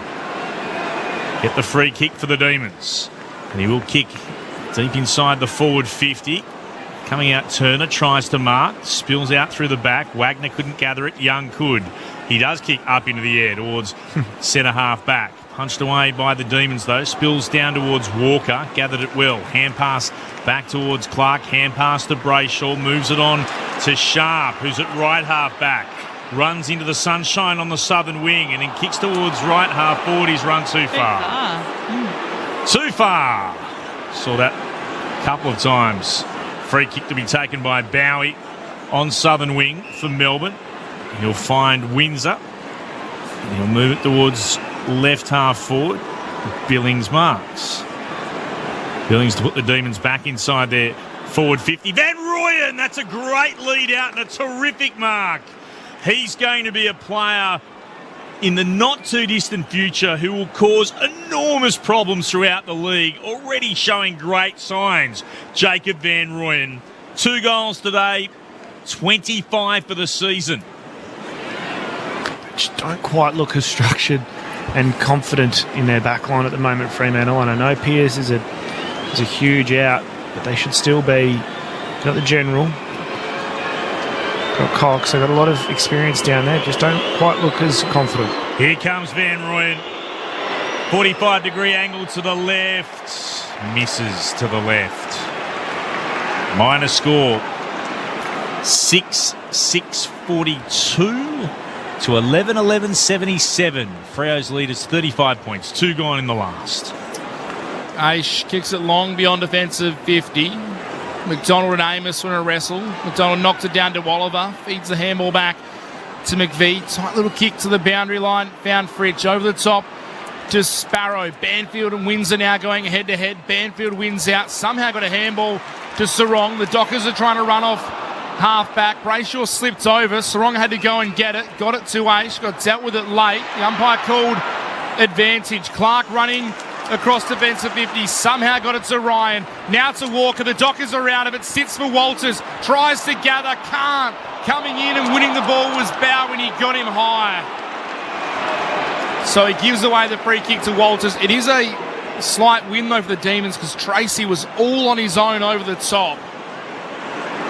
Just clumsy by Bowie coming in to win the ball. I don't know what else he could have done. He almost had his hands on the ball. Yeah. Walters was bent over. Bowie came in, won the ball, but collected him higher. The Dockers now go to half forward. Tracy couldn't take the mark. The Demons operating in tight confines. Rivers coughed it up to Walters. Got the handball back to Sharp. One-on-one wrestle at the top of the square. McDonald v Amos. The veteran wins out. Knocks it to space. Banfield's the first one onto it. Manages to get a little don't argue. Gets some space. Handball over the top to Amos. Couldn't gather. Oliver knocked it away from him, got it to Petty. The Demons go short, very short. 6 metres short. Shortened his vision and found Sparrow. Norm from Cal says, how about shorten your vision or just go short-sighted? Not bad. Windsor away. Oh, flying through. Pickett takes a bounce on the wing. Kicks to a vacant forward 50. Turner's out after it. Up against Ryan. Turner went to ground. Ryan kept his feet. Gathered for the Dockers. Gave it to Sharp. He'll kick towards the southern wing. Tracy against May. Ball hits the deck. Tracy follows up. Tried to shovel a hand pass forward. Going back. Rivers got it. Hand pass over the shoulder. Went straight to Tracy of the Dockers. Then he was tackled. Viney's got him. Takes him to ground. Ball up the call. On the logo, southern wing. It's a great one-on-one contest win to Tracy against May. Very strong. Watching that Bowie Walters again, I'm still not sure how Bowie was able to do any more. Wasn't unsafe. As Young moves it through to Walker to Sarong and back to Walker. Kick missed its target in Switkowski. May picks it up with a hand pass away. Great follow-up from Switkowski. Came to Rivers and then to Lever. Sends it towards left half forward. Pickett taps it in the direction of Billings, hard up against the boundary. Billings got it back to Pickett from left half forward, stabs it inside forward 50. Wagner, great spoil against Turner. Ball comes to Clark. He might have been tackled without it, he was. Fritsch gives away the free kick. Clark will have it for the Dockers in the right back pocket. Fremantle's lead remains 35 points, 5 gone in the last. And looking at that replay, Clint, it's almost like Sonny goes in head first. He probably needed to turn. He does. He needed to turn his body like Bowie to avoid the contact. Kick beyond defensive 50 for the Dockers. Went to the wing. Tracy was impeded. Ball ends up in the hands through advantage. Now with Sharp. Runs to 50 is Switkowski. Kicks it long to Tracy. Over the top. Working hard. Somehow getting past Lever as they both ran back towards goal. He takes the mark. He had to put in the big strides, did Tracy. Took the mark and will go back and have the set shot as we see the score at Docklands, 31 apiece, North Melbourne and Carlton. That's a great run forward from Tracy. He worked really hard from the centre of the ground there to get on the end, but a perfectly weighted kick as well to advantage. There's 2 goals already today. Josh Tracy, we are right behind the kick and it never looked like missing. He's got 3. An important steadier for the Dockers at the start of this 4th term. It takes the margin back out to 41 points, 12-11-83. They lead Melbourne 6-6-42. Tracy joins Walters and Amos with 3 goals. 6.5 played in this final term. Cara Antonio, Sharrod Wellingham. His work rate is growing almost week on week, really, isn't it? I think, a couple of years ago, burst onto the scene, played some really good football, but he's developed his game. Different aspects of it have grown, and I've really noticed his work rate. That's his 5th mark inside 50, 11th mark in total for the game as well. Outstanding. Had a text from Lockie in block 334, loving the young key forwards. Could be a real problem in the future, but great to see Sonny in form as Sarong gets the clearance away inside forward 50 for the Dockers. Melbourne can rebound here. McVee gave it off to McDonald, who'll kick towards the commentary wing. Waiting for it to bounce, gathering it though, Van Rooyen sends it inside forward 50. Spoil came from Chapman over Fritsch. Spilled out to Young, met by 2 Demons. Got a hand pass out though to Chapman. He provides a little shepherd as Wagner receives the hand pass. He'll kick towards the logo. Frederick called for it. 5 stop. Frederick marks. Has it on the logo, northern wing. Pops it towards the centre circles. Sarong again involved. Running by Clark. Receives the hand pass. Kicks to Sharp, who marks it right half forward. Feeds a hand pass on to Banfield. He'll run inside forward 50. Moves it short. Walters, there he is again. Marking in the right forward pocket for Fremantle. Wheels around. He kicks his 4th.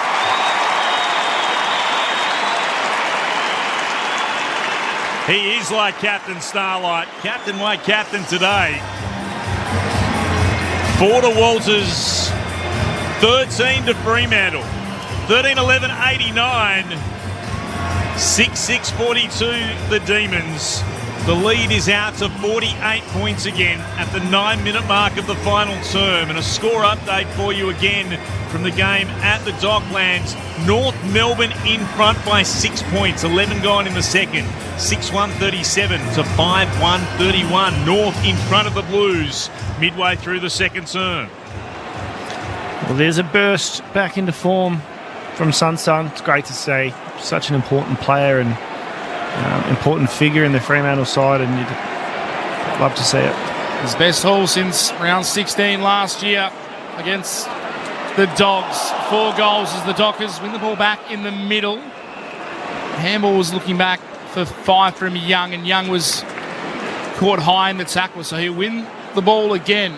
The clearance count 35-12 the way of the Dockers. Young has the ball in the middle of the ground. Kicks it inside the forward 50. Tracy had front position. McDonald worried him out of it. Monty's Wakefield on hands and knees. Tapped it straight into the path of Banfield. Snap over the right shoulders. Marked on the goal line by McVee, who played on and ran into trouble. Had to retreat to Billings. Left foot kick coming out of defence, looking for a target. Oh, Ryan was there, spoiled it away, collected Darcy in the process. Then is tackled and held up. Darcy, for the time being, is down, of course, returning from concussion. There's a bit of a laugh between the players, though. Darcy gets to his feet and will take this ruck contest opposed to Van Rooyen. Neither of them really got a tap. There was a hold there. It was going against Sean Darcy. He held Van Rooyen as he was still gathering himself, and he's given away the free kick at left half back for the Demons.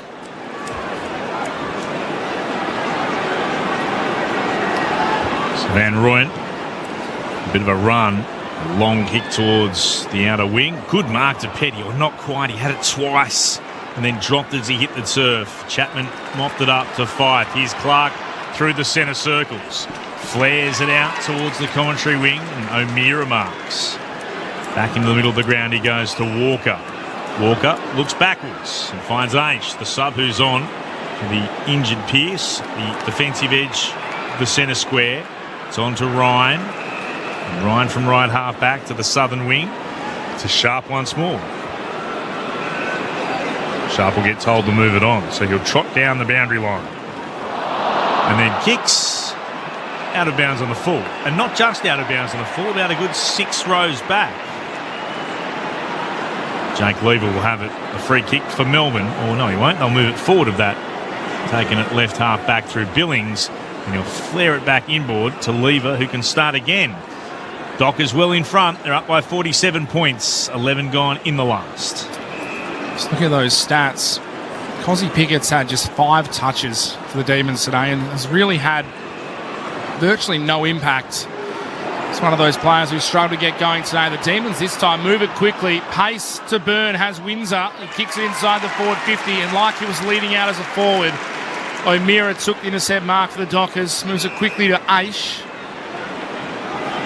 Short back to O'Meara, still inside defensive 50.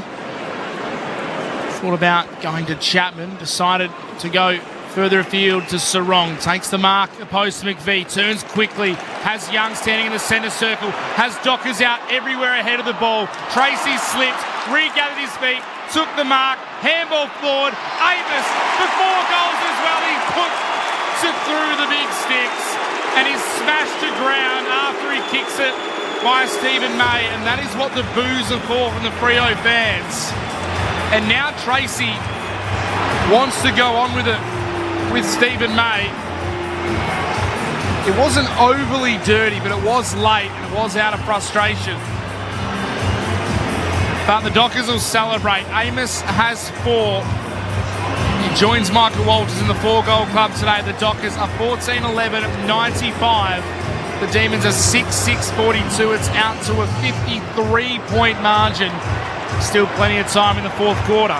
We just see again a number of times the corridor's been open and Fremantle have taken it. Easiest way to goal. You catch the defenders off guard because they play so assertive and they're up high, and another goal out the back. Still a lot going on off the ball between Tracy and May. They are really getting into it. In the middle, Jackson wins it down to O'Meara. Umpire says no, we'll have that one back. May's just ran straight into the back of Tracy. He then shoves him away. That all continues with the ball to be thrown up in the centre circles. Jackson palmed it down. Neil Bullen gathers, taken to ground and then tackled by O'Meara. Ball up the call. It was unnecessary from May on the Amos. It's Jackson palmed it down. Brayshaw couldn't quite pick it up. Clark could to Fife. Now to Wagner from the logo. Dockers fans have found their voice. It's with O'Meara. The inboard foot pass. Still at left half forward. Finds Brayshaw. This is exactly the performance Fremantle wanted today. Brayshaw kicks long towards full forward and May is able to take an uncontested mark. And give some lip to Tracy. Yeah, well. they continue just to trade words. That's not a great kick to Bowie, hence the cheer. Bowie was able to recover well and found Billings in the left back pocket. That score remains 53 points in favour of the Dockers over the Demons. 14.5 gone in the last. Oh, big fly over the top came from Turner. Couldn't take the mark for the Demons. The Dockers win it back. Walker's kick was smothered. Fell to Jackson. Then lost possession. Viney trying to run away from Switkowski. Just threw the ball away. That is not a handball. That was a blatant throw or incorrect disposal. I can't even explain how he handled this till we watched the replay. He threw his hand at it. Oh my gosh. Genuine throw. It was a ball up. Dockers win possession back. Brayshaw feeds it back to Sharp. Now Sarong. Short inside the 50. Going back. Switkowski can't mark. Good pressure from Moniz Wakefield. Knocks the ball out of bounds. This is where, as a forward, you'd really love a nice quick goal, Tracy. They're still going at it and jawing at each other just beyond the top of the goal square. May and Tracy. Ball spun back in. It was a shallow throw. Jackson got there first. Tapped it into the path of Switkowski. Went without it. Moniz Wakefield did well to get it to Lever. Then he coughs it up. Walters to Young. Somehow through traffic. He was legged. He was tackled around the ankle. Umpire called the free kick. Called to the advantage. And Sarong puts it through. They bring up the ton in front of the Freo Frenzy crowd. Sarong gets on the scoreboard. 15-11, 101 the Dockers, 6-6-42 the Demons. The margin is 59 points. And they're letting their footy do the talking at the moment. Well, he's worked hard today, Sarong. He deserves a goal. He's had the 34 touches, 6 clearances, 8 score involvements, 4 inside 50s, and finished really, really nicely there. A definite free kick. I think it was to Hayden Young, got legged. They took the advantage, and that's when you're glad you kick it, because if you miss it, take the advantage, you cop a spray from your teammate. But fantastic finish and a great individual performance today from Sarong. It was Neil Bullen who legged Hayden Young on the way through, and there's been a free kick in the middle to restart. Worth mentioning, Fremantle now 5 times have brought up the 100 points this season. Kick is deep. Tracy against May. Tracy got a hand to it. Spilled down to Billings, though, on the Demons. To McDonald. Hand passes back to Lever. Top of his defensive goal square. His kick smothered by Tracy. Spun away from it after he gathered it. Gave it to Frederick. Frederick misses. From about 35 out. He would have absolutely loved that if that went through from Frederick. Tracy would have been happy to chat to everybody around him in a red and blue jumper. 15-12, 102 to 6-6-42. Dockers lead out to 60 points, 18 gone in the last. Langdon kicks it up the wing, flying from behind. Turner can't mark, knocks away. Fritsch at the fall of the ball, got it to Windsor. His kick up the wing's a good one to Melksham. May wanted to bury Josh Tracy then, and Tracy spun out of it. Knew exactly what was coming. The Demons trying to move the ball forward. Melksham could kick inside to Sparrow. Off to the run of Fritsch, who got bumped as he kicked, and not sure it was the intended target, but it fell perfectly in the end inside 50 to Billings, who has provided something since coming on to the ground as the sub. This will be disposal 15 as he goes back for the set shot. Started back and just read that better, didn't he? Again, Fritsch just kicked it to the spot that he wanted Billings to come to. I'm not sure he was going to. I'm not sure he was going you to don't Billings. reckon? Nah. The accidental target makes sure of this one. Billings puts it through. The Demons get one back. Billings makes the most of the opportunity. It's just his 3rd goal for the season, the former Saint. 15-12, 102 the Dockers. Melbourne now move to 7-6-48. Margin to 54 points. Jack Billings, compared to some of the other Demons today with what he has done with the ball, he's had more possessions than 10 Demons. And he's barely been on the ground. Well, look, whether or not he was going for him, he read it. It was a good kick. He read it better. But yeah, Billings came on in the 3rd quarter, had 7 disposals coming in. I'm not sure what stage he came on, but wasn't the whole quarter. And then in the 4th, as he said, he's already had an impact. He's had the 8 disposals, so great impact. The restart. Jackson was able to get it down to Brayshaw. Hand pass back to Jackson through traffic. Popped the ball up over the top to O'Meara. Immediately tackled. Sparrow got him. No prior. Ball up. Darcy had the first touch. Slapped forward, though, by Petty, but only as far as Aish. Worked it to Banfield on the logo northern wing. Hand passing it forward, O'Meara to Switkowski. Switkowski again onto Banfield. He's about 60 from goal and pops it to Frederick in the left forward pocket. And Tracy says, no, stay there and go back and have a shot. It's a tight angle who put boot to ball from 45 outs. Luke Jackson looks like he's on the bench icing a shin at the moment, left shin, so... Saw him discussing that a little while ago with the medicos. It's just a bruise. Here comes Frederick. Starts out left. It swings even more left. It's only just snuck in for a minor score. Do mean only just. 7-6-48 Melbourne, 15-13, 103 the Dockers, 20 gone in the last. The second ball on the ground. Fan favourite, clearly Stephen May. Kicks it out to the wing. Ryan took a bit of a fly, couldn't take the mark. Did well to regather though. Got the handball to Frederick, who shares it with Brayshaw. Now he kicks inside the forward 50. Going back was May. Bowie came the other way, took the mark, immediately played on. Through hands the Demons, work it out towards Rivers. Kick out to the wing in front of Fritsch.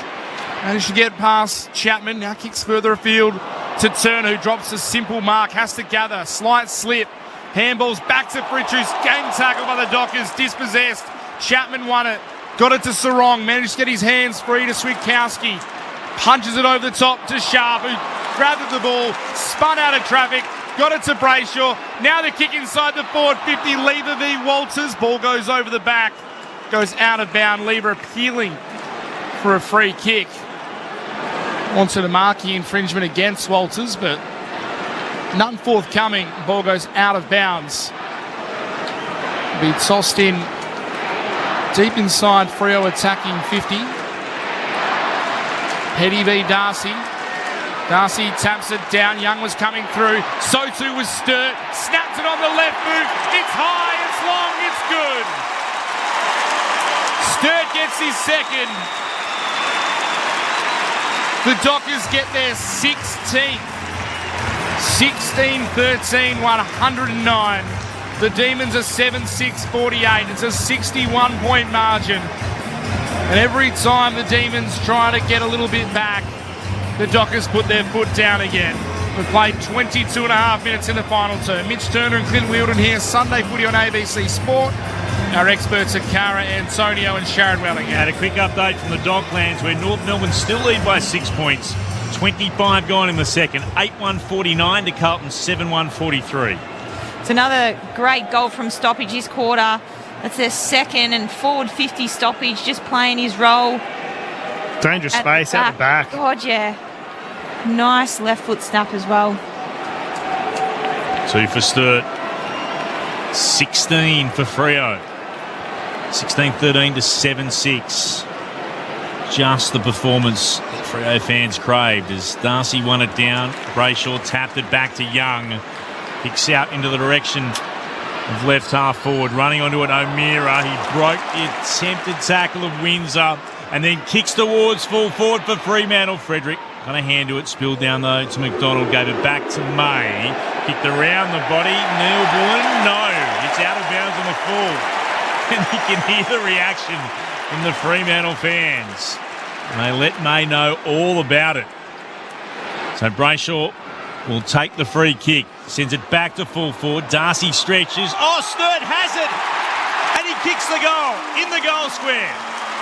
He sort of tried to bring it in and realised as it bobbled away from him he wouldn't be able to, so he swung the boot at it to kick his third. Goodness me. 2 in a matter of seconds for Stam Sturt. The Dockers 17 goals now. 17-13, 115 to Melbourne, 7-6-48, 24 gone in the final term. Tell you what, he's a hard one to read. He doesn't put a fist in the air or anything.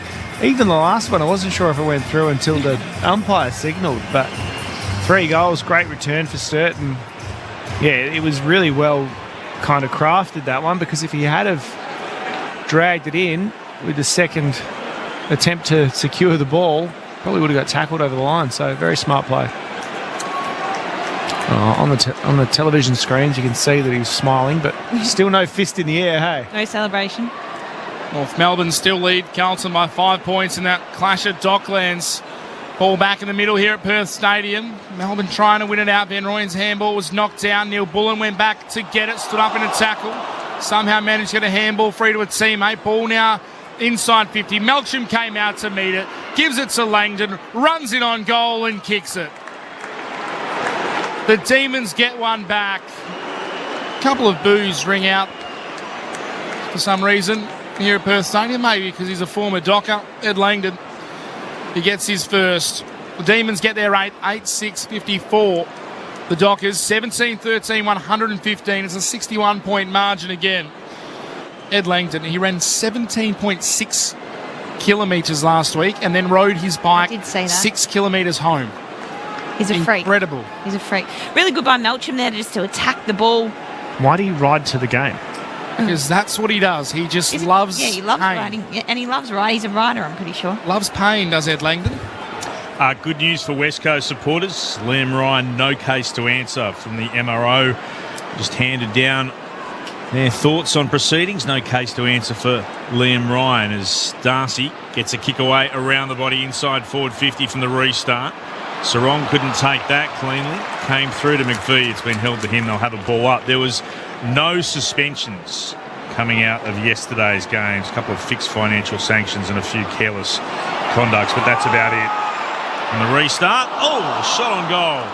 After Darcy got it down, Young had a snap and misses, hitting the post.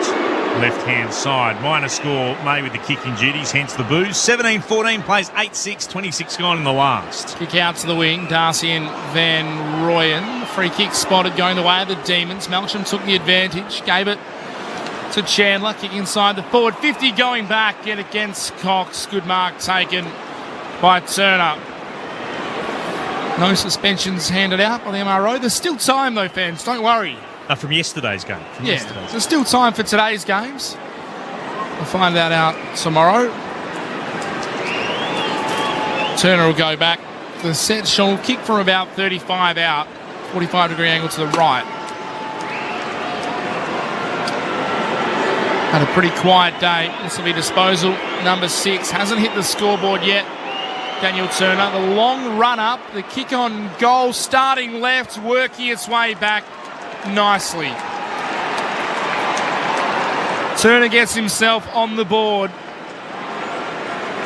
Does little though for the Demons in reality. They move to 9-6-60. The Dockers way out in front. 17-14, 116. The margin's 56 points. We've played almost 28 minutes in the final term. Kicked that flush, didn't he? Really nice kick at goal. Came back at the right nice. time. Bit of left to right. The Tommy Hawkins style swinger. Left post, bring it back. Very nice kick. The Derby. Next stop for the Dockers, Derby 59, where they would feel they owe West Coast something after the Eagles smacked them earlier this season. The restart. Tap down was Darcy to Young to 5. Hand passed over his shoulder and found Aish for the Dockers to Brayshaw. Kicks in the direction of Sturt, who did well to mark. Under a bit of pressure then from Monitz Wakefield. Sturt, not sure what to do, so plays on by hand as Brayshaw runs past and he heads towards centre half board and kicks the full forward and floating up in front. McDonald marks. It's pretty clear blocking Tracy going on there from Lever. But good craft work. If it doesn't get picked out, it's considered good craft. Exactly. Demons towards the left back pocket to McVie and then to Billings, running by Langdon.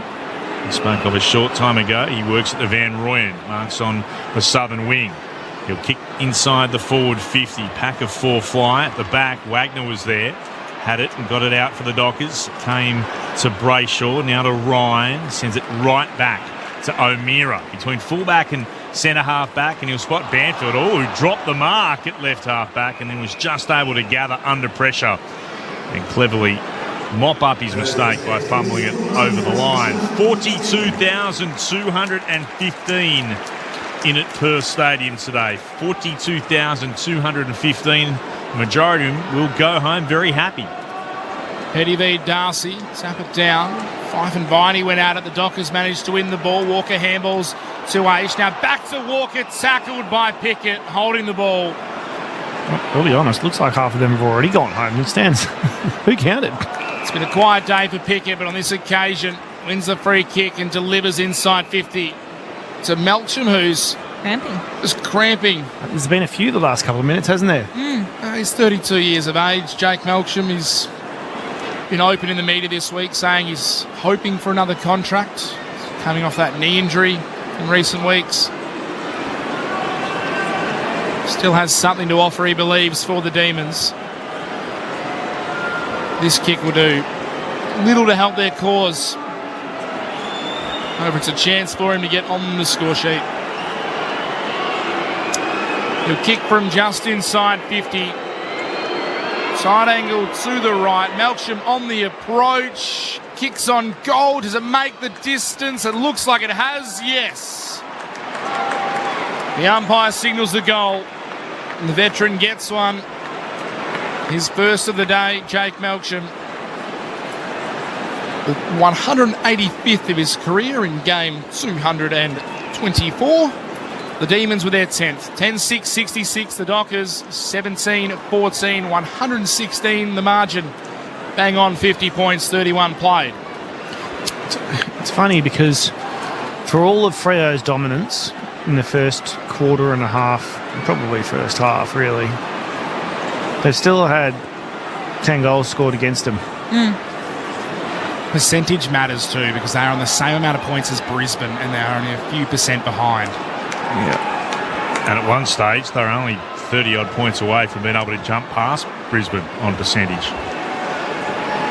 Restart, Melbourne looked to take it away again. Sarong, they got in the way, and Darcy elects to just hack it forward off the ground to Walters at right half forward. His hand pass missed sharp. McVie wanted it more, bursting through to Billings, who has been terrific since coming on as a sub. He gave it to Turner by foot. Turner will kick back into the left forward pocket. Going up, Walker got in front of Van Rooyen, spilled the ball to ground and over the boundary line for a throw-in at left half forward. How's that stoppage differential looking? What was the record? They are right on the edge. What did you say it was? 34, I believe. 34. What is it now? No, it's 33. That's the record, and that's what it is right now. There you go. The restart again. Billings gets the kick away. Turner lurking, trying to gather. It was Van Rooyen. Hand pass back to Neil Bullen. Under pressure. Couldn't get a kick away. Fife dives on the football. It's been held into him. And the Dockers give their top four aspirations a major boost. They are going to be contenders in 2024. Freo over Melbourne by 50 points.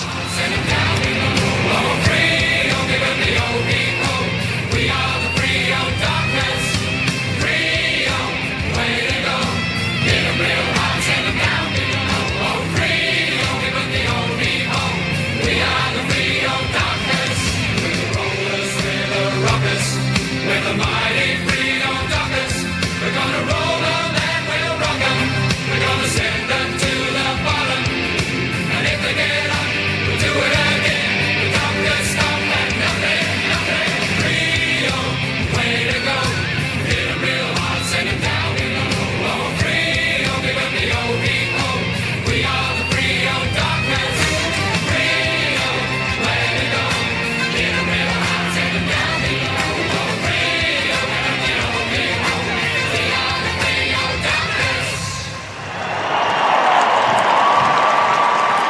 Purple haze smells like victory for Fremantle. Big winners over the Demons. Michael Walters kicked 4, so too did Jai Amos. Josh Tracy kicked 3, so too did Sam Sturt. And singles to Sarong, to Clark and to Jackson. While for the Demons, 2 to Chandler, 2 to Van Rooyen. Singles to Windsor, Billings, Melksham, Petty and Turner. Fremantle by 21 points at quarter time, by 30 at half time, by 36 at three-quarter time. In front of 42,215 fans, they won by 50 points. A nice way to celebrate on a day when they raise funds for the Starlight Foundation. Purple Haze Day, another winner for the Fremantle Dockers. They'll climb up, for the moment, into third spot as they wait to see what happens between Carlton and North Melbourne. At the moment, it's the Kangaroos in front, 9-1-55 to Carlton's 7-2-44. Reminder that a Carlton victory will see them jump into second and push Fremantle down into fourth. That is all ahead of us, though. We will take you to the end of that game after we wrap this one up, the Blues and the Kangaroos. But here in the West, the Dockers by 50 points. Let's get the thoughts of our experts, Sharrod Wellingham and Cara Antonio. Sunday footy on ABC Sport. Well, I thought Melbourne redeemed himself a little bit in that second half. Shaz, Big time. First quarter was, the Dockers kind of kept them in it.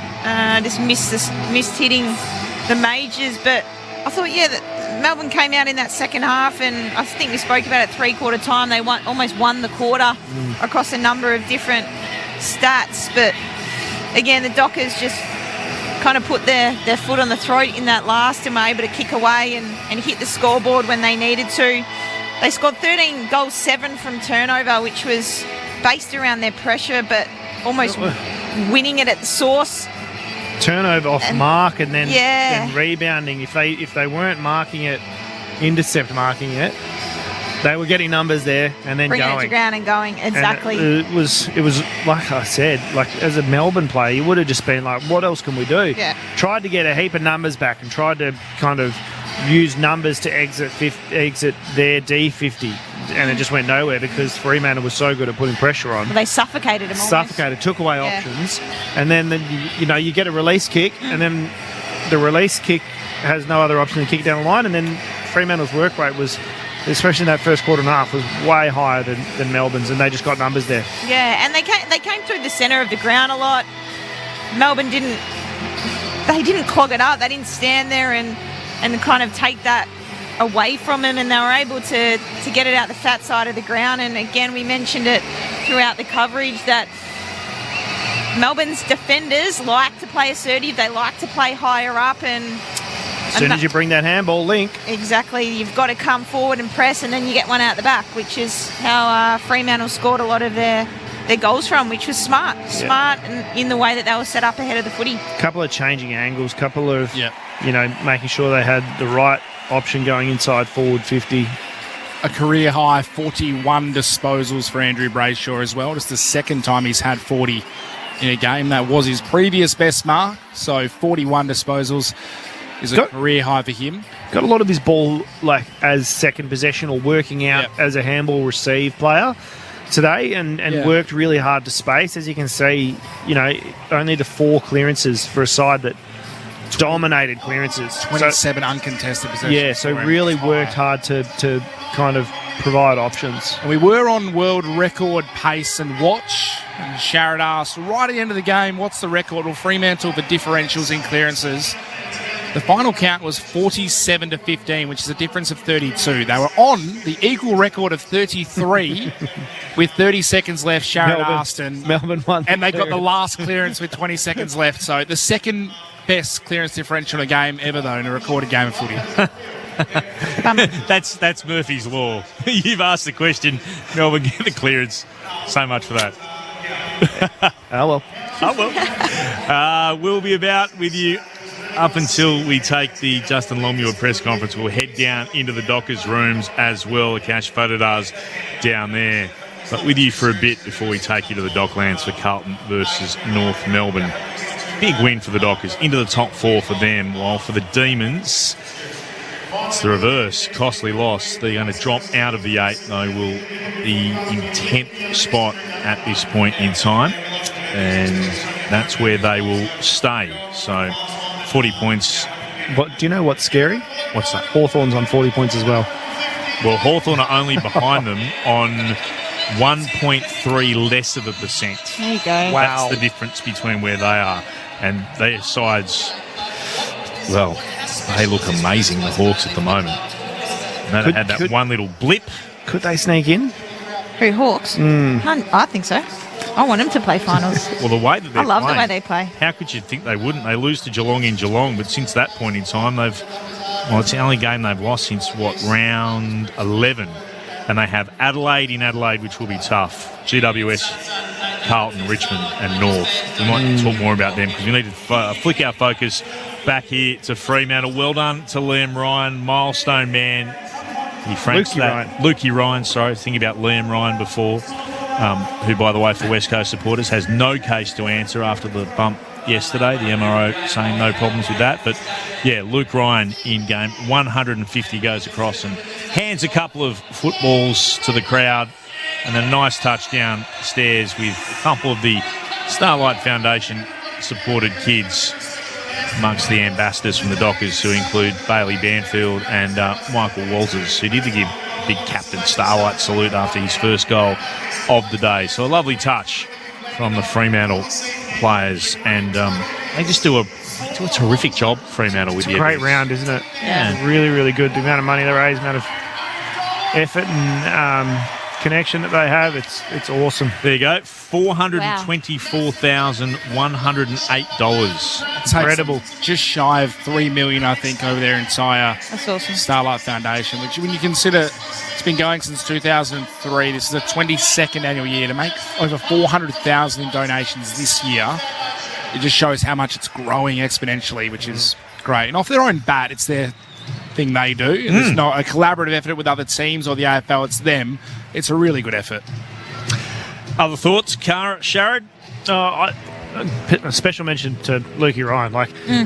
Come in late as a mature age draft day, 150 games, huge effort. But the quality of the game since he came into the AFL has been at a really high level, hasn't it? I think that he can be pretty stoked with his 150 games he's put together. Be very happy with them. All-Australian, fairest and best winner.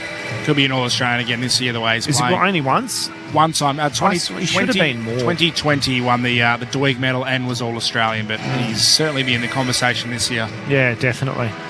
That was kind of what Fremantle needed to do, wasn't it? It was, yeah. I mentioned that they still had 10 goals scored against them. If they had 7 or 8 goals scored against them, it would have been a perfect game. Yeah.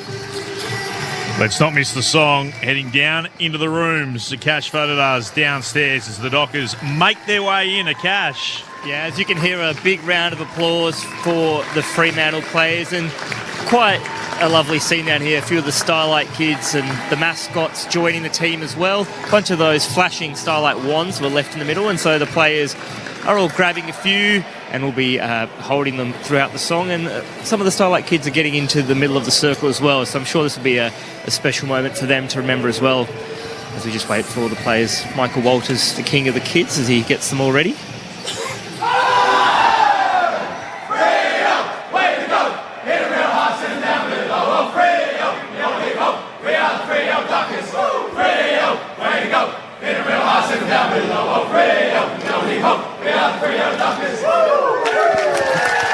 We'll have a Fremantle player join us very shortly down here as well, guys. So I'll be back with you then.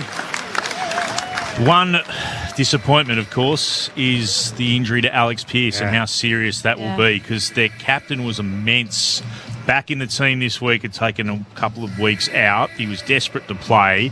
He was immense in defence until that happened. And he didn't look too dejected or, upset, which you hope means that he just felt like it wasn't right. He might have knocked it really hard and was like, we've already won the game pretty much. There's no point in putting myself in a position where I can potentially split the wound or something like that. It's going to be raw. It's going to be painful.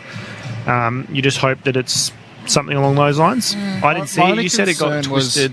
He went into the marking contest, I think, with Petty and maybe Ryan. I think so. So you think it might have been something else? I don't know. I hope not. My only concern, my biggest concern, was he obviously, as I mentioned, he turned his back on the play initially and ran off. But as he ran below our broadcast position here, near to the bench, the ball literally went a metre or two away from him. He turned and looked at his head. He turned his head, saw the ball right there, saw that Melbourne were going to win the ball, and didn't even bother to throw his good arm out or even stand in front. He just looked at it and said, "No, I'm going to continue on," which Alex Pearce doesn't really do. Like, he goes hard at the contest, he puts his body on the line.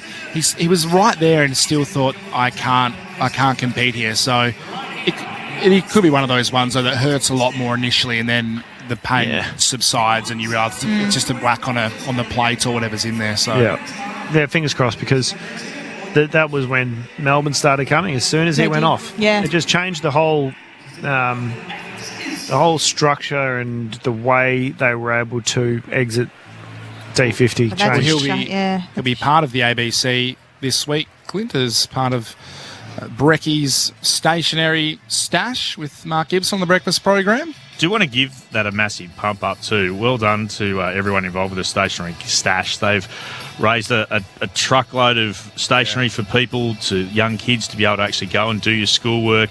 So Freo captain Alex Pearce and the West Coast Ruckman Matt Flynn will be coming into the ABC studios next Friday, or this coming Friday, as part of the ABC Breakfast Show's Stationery Stash Volunteer Sorting Day. There's going to be 100 volunteers sorting through mountains of items, all donated by our listeners here on 720 ABC Perth and ABC WA for WA's school kids.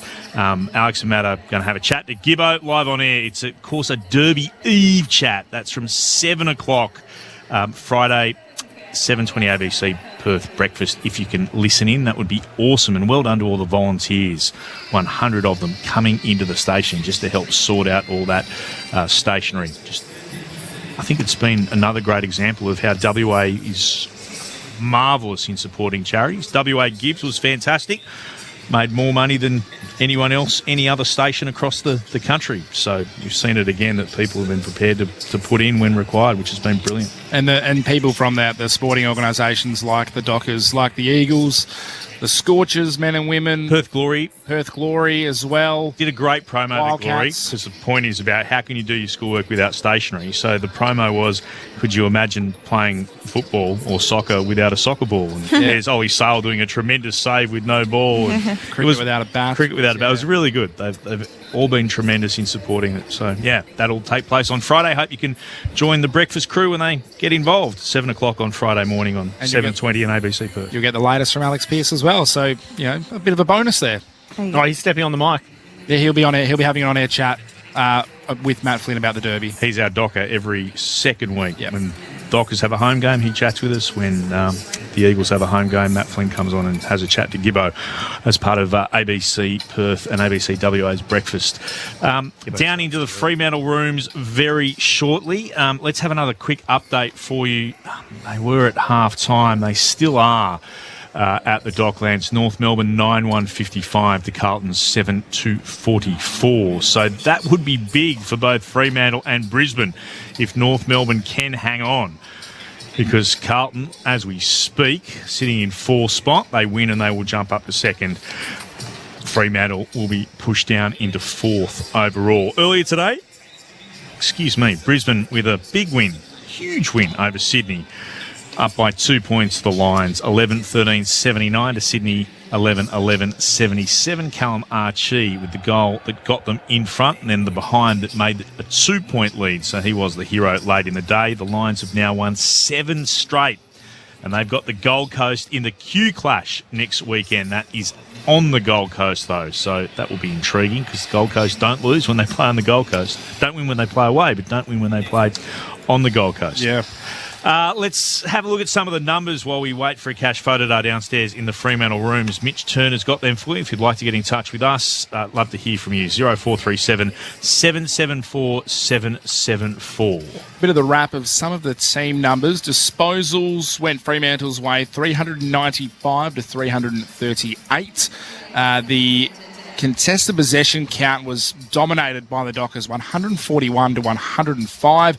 The tackle count went the Demons' way, 50 to 32. The hit-outs, which was one of the hot debates ahead of the game with no Tom Fullett and no Max Gawn for the Demons, 47 to 9 the way of the Dockers. Sean Darcy had 34 of those, Luke Jackson with 13. The hit-outs on the Melbourne side, Harrison Petty had 6. Jacob Van Rooyen had 3. The clearance count was 47 to 16 in the end, so 31 was the differential. The inside 50s was 60-47 the way of the Dockers. The marks inside 50, 21-13. Individually, Andrew Brayshaw, a career-high 41 disposals for him, backed up by Caleb Sarong, who had 36 to go with his goal. Hayden Young had 28 touches. Luke Ryan, game 150 with 24. For the Demons, Stephen May led them. Wasn't very popular with the Fremantle crowd, but he had 26 disposals down back. Jack Viney tried hard all day with 23. Judd McVie with 21. And Trent Rivers with 19, continuing his fairly solid form in the middle of the ground. Worth highlighting, Keziah Pickett, just the 6 touches. A really quiet day for him by his standards, considering he played around the ball a little bit at times as well. So bit of a quiet day for some of the stars for Melbourne. Who was the bloke who said Keziah Pickett can be really dangerous at the start of proceedings? Everyone on the ground. Got that wrong. Got that wrong today. That was good effort from Fremantle to keep him so quiet. Brandon Walker. I'm normally in trouble for telling people who text in that they're wrong. There'll be someone who'll write in a complaint, and that will make me hugely entertained on Monday. Anyway, 0437 774 774. I'm really sorry, Steve P. from Melville, but the text you send in is, if you're talking about being pedantic, commentators need to call the correct goal. The Fremantle goal is the one they're defending, not the one they're attacking. This mistake has been repeated for many decades. Steve, you're wrong. This is the only sport pretty much in the world where you kick towards your goal, you attack your goal. In soccer, you defend your goal. Sorry, association football, the round ball game for people listening in. In rugby league, you defend your try line. In rugby union, you defend your try line. In Australian football, you attack your goal. You do not go the other way. So whoever has told you that over all those years ago is absolutely incorrect. It might be the only sport in the world where that's the case, but you actually attack your goal in football. And we normally say they're attacking goal. Yeah, that's right. We normally clarify for people who may, wondering. But that's the case. Attacking goal, they're attacking. You do not defend your goal. Like Stephen May today. Defend your opposition's goal. That's right. Yeah. Stephen May today is not standing in front of Melbourne's goal. He's standing in front of Fremantle's goal. I know it's the only sport in the world that I can think of where that's the case, because every other invasion sport, you actually defend it. You defend your basket. You defend your basket, though. I think that's how it works. Yeah, you do. You defend your basket. Yeah, look, there might be another one, and I'm open for people to text in and tell us, because I'm not saying I know everything, but I do know this. That's not right. So, Steve, sorry. And if I've upset you by telling someone that they're wrong, feel free to send a complaint in. We'll look into it. I don't know what you're defending, Kabaddi. I'll try and figure that out. Is that the Brazilian throwing game? Yeah, there might be. No. That's that Indian game, mate. It's Commonwealth Games debut in Delhi 2010. Still don't know exactly what was happening. Let's go downstairs into the Dockers' rooms. Cash, make some sense of all of this. G'day. Yeah, I'm going to get us back onto the footy. No idea what you guys are on about. But I've got Jordan Clark here with me, the dashing back for Freo. Jordan, a good win over Melbourne. I think you just come out of the team meeting there. What was JL's message? Yeah, no, JL, overall pretty happy. He said, the first half of that game we were really dominant. And, as dominant as probably a game we'd played all year up until half-time. And then third quarter probably lost our way a little bit with valuing the right things. And, we got what we got for that. And it just goes to show if you're a little bit off in some areas, the margin's so small that teams can make you pay for that. So, going forward, if we want to be the team we want to be, we can't allow for that to happen. We even had it in the last 5 minutes of the fourth quarter as well. And during that third quarter where Melbourne did get it on top a little bit, it seemed to coincide with your skipper, Alex Pearce, going off the ground. Was there a bit of reshuffling you guys had to do in the back six when he had to go off with an injury?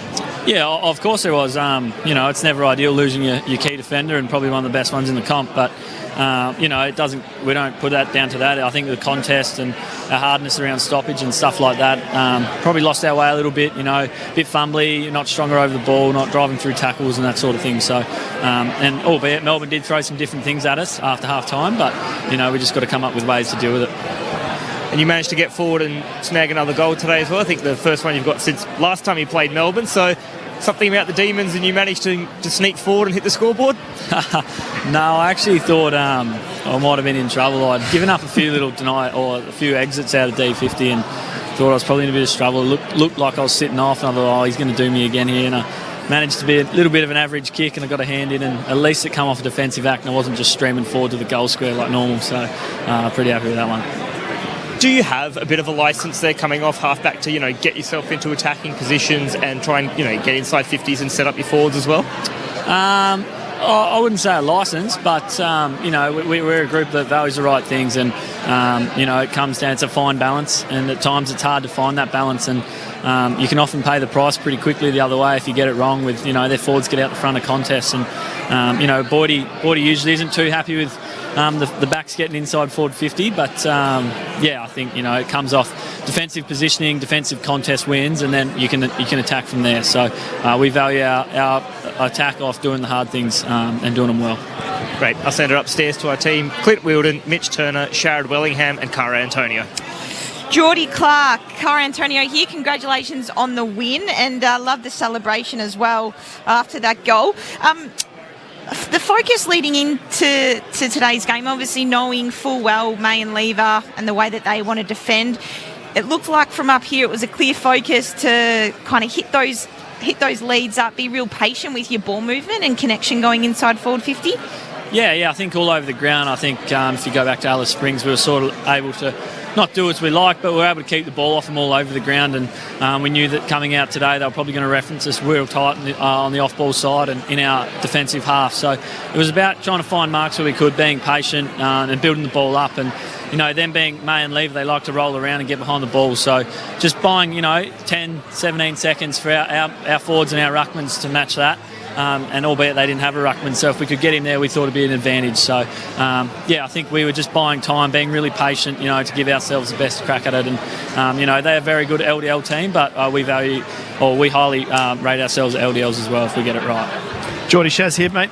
The comment then was like literally you said they don't have a ruckman. Before the game, we were up here going, how are they gonna match you guys in the stoppage? Like, how are they going to stay with you? And you've ended up beating them 47-16. Did it, was it almost as if you just had free reign in stoppage? Well, I think you could look at it, but we've also been caught out by that before. I think last year Carlton didn't play a ruckman against us and absolutely torched us. So, it goes to show that, if your mids value the right things, like I've touched on, I've said a few times, you can make anything happen. So, I think, it's obviously an advantage having a big Sean and Lukey Jackson in the ruck, who are two very, very good ruckmen in their own right. And, I think our midfield's probably one of the better midfields going around. And if they're all on the same page, it's going to be pretty hard to keep the ball off them.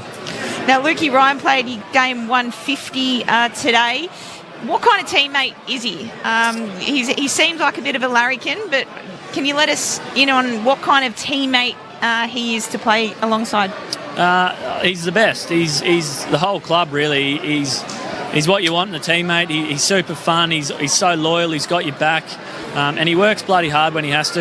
He's got the balance of having fun and working hard, pretty sorted out. So, he'd do anything for anyone whilst having fun at the same time. And he's just the best teammate you could ask for. Now, will he appear this week on your podcast, Better Down Back, with my good mate Emma O'Driscoll? I don't know how the podcast is functioning at the moment with her in there, but is he your guest, or who have you got on the potty this week? Yeah, no, we're still functioning. A few headaches from all the boys coming in, but Em doesn't shut up. But Lukey's told me absolutely not. There's no chance. It's not his go media and that sort of thing, and that's fine. So we'll look to get someone else. We'll take requests, just throw them up. Mate, Walker did an amazing job today on Pickett. We kind of mentioned it pre-game that he can be a real spark. Talk to us about how nice it is playing it with somebody who can do a lockdown role in such a damaging player as Pickett.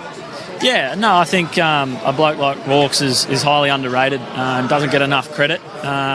He does the best forward role on the best forward role every week, and he rarely gets beaten. And, having a teammate like that in your team is so valuable, because not only does he defend them hard, he makes his own play at the ball too, and he can attack off the back of defending really well. So, he's a very valuable part of our defence, Walks. And tell me, who's run to their phones and checked this Carlton Kangaroos? No one yet, but I got Mick Ryan over here, Lukey's old man. He must have had a few too many beers. He's enjoying himself. Well, big impact on where you guys finish the week. So I'm sure you guys will be checking it out with vested interest. Yeah, Carlton have just gone up by points Geordie. So they lead North by a point in the third quarter, but they're holding their own, North Melbourne, just on the ladder position where you are and everything. I know pre-game everyone plays it down because that's what you do in the footy industry, but now the game is finished, you've got a really comfortable win. How important was that win? Like, was it an 8-point game almost for you as a team? Because I know you shy away from it ahead of the game, but now you can admit it. It was a pretty big game, wasn't it?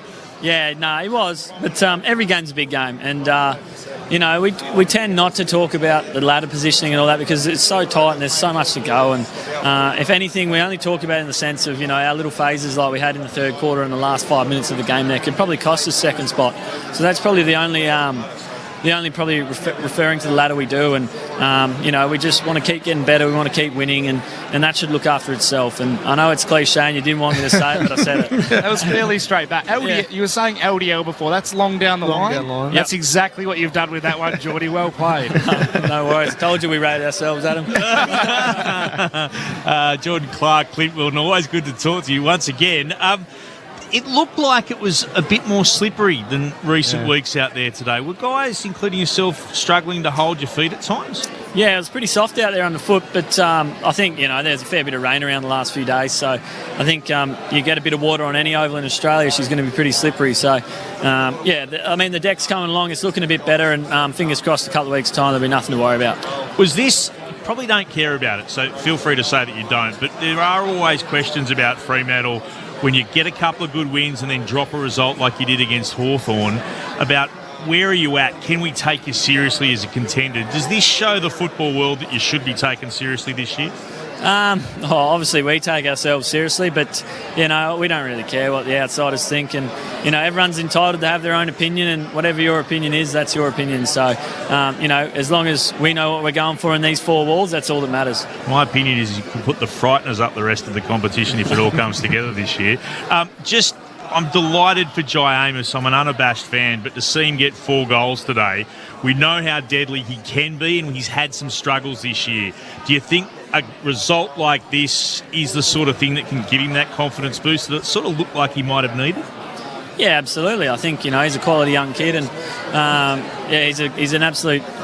he's a star of the comp already, and he's 21 years old. So I think people are pretty quick to get after him when he misses a few set shots on goal. But I think, it's a harder spot on the ground to play, let alone playing it at 20 years old. So, I think at times his critics can be a bit harsh on him, but in the club, he's got our full confidence, and there's still no one I'd rather have kicked for my life than either him or JT.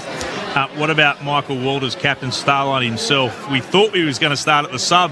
Good decision in the end that he started on the ground. So, yeah, it's good to see Sonny get on the end of a couple and hit the scoreboard. I think, he's been feeling the heat. He's a very proud man, and, he never likes not having the ball in his hands, but sometimes his role doesn't entail for him to get an absolute truckload of it. But, it was good to see him today, get some reward for effort over the last few weeks, and he's still a highly valued part of our team, and we love playing with Sonny. Now, I know we spoke about this on Monday and what it means to the players, but, again, a lovely touch. This is an important game for the football club, not just the football department, but for the football club. You've raised more than $424,000 today for the Starlight Foundation, which I think is fantastic. It's something that Fremantle have shown so much pride in. What does it mean for you as a player, knowing that you can have a role in doing this sort of stuff, this sort of good around the community? Yeah, I feel like obviously it's very we're very privileged to be in this position for a start, and by all means we're not doing an awful lot, and it feels sometimes that we could do a lot more to put smiles on these faces. But I know the takeaway that something so small like this can put a smile on so many children's, families' faces who are going through hardships that we wouldn't even imagine. It's a pretty special thing to be involved in, and I think the club are doing it really well, and I encourage everyone out there to actually get on board and give a little where you can, because the impact that such a small thing can have is amazing. Last one, do you owe West Coast one after the other? Well, the game earlier this year?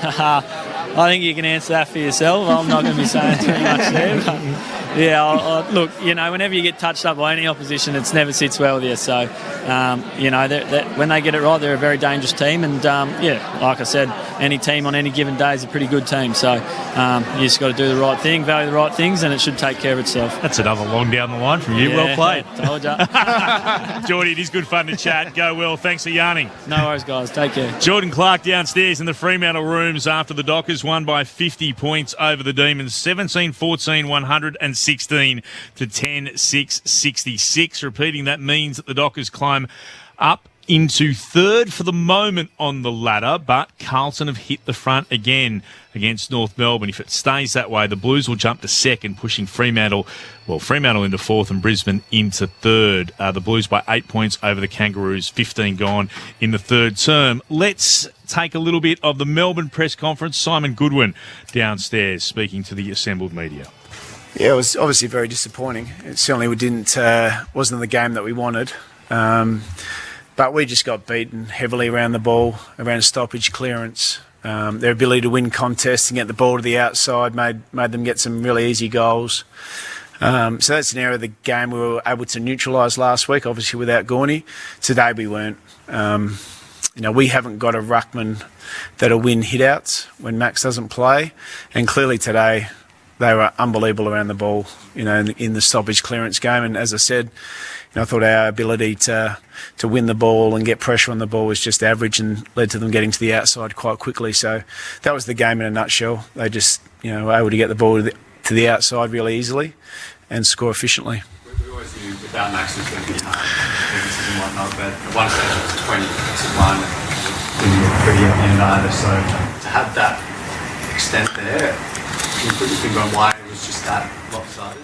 Yeah, look, we weren't able to neutralise the area. We obviously set up around the ball in a way that would give us a chance, but we weren't able to execute what we wanted to. We knew we weren't going to win hit-outs. We haven't got anyone at the club that would win hit-outs against Darcy or Jackson, so we had to set up in a way to try and neutralise that area, and they dominated. They were outstanding in the way they played. As I said, they were able to be really clean and tough and strong in that clearance game and get to the ball to the outside really easily. So, we didn't only just get beaten on the inside, it translated to getting really hammered on the outside. So that was the game in a nutshell.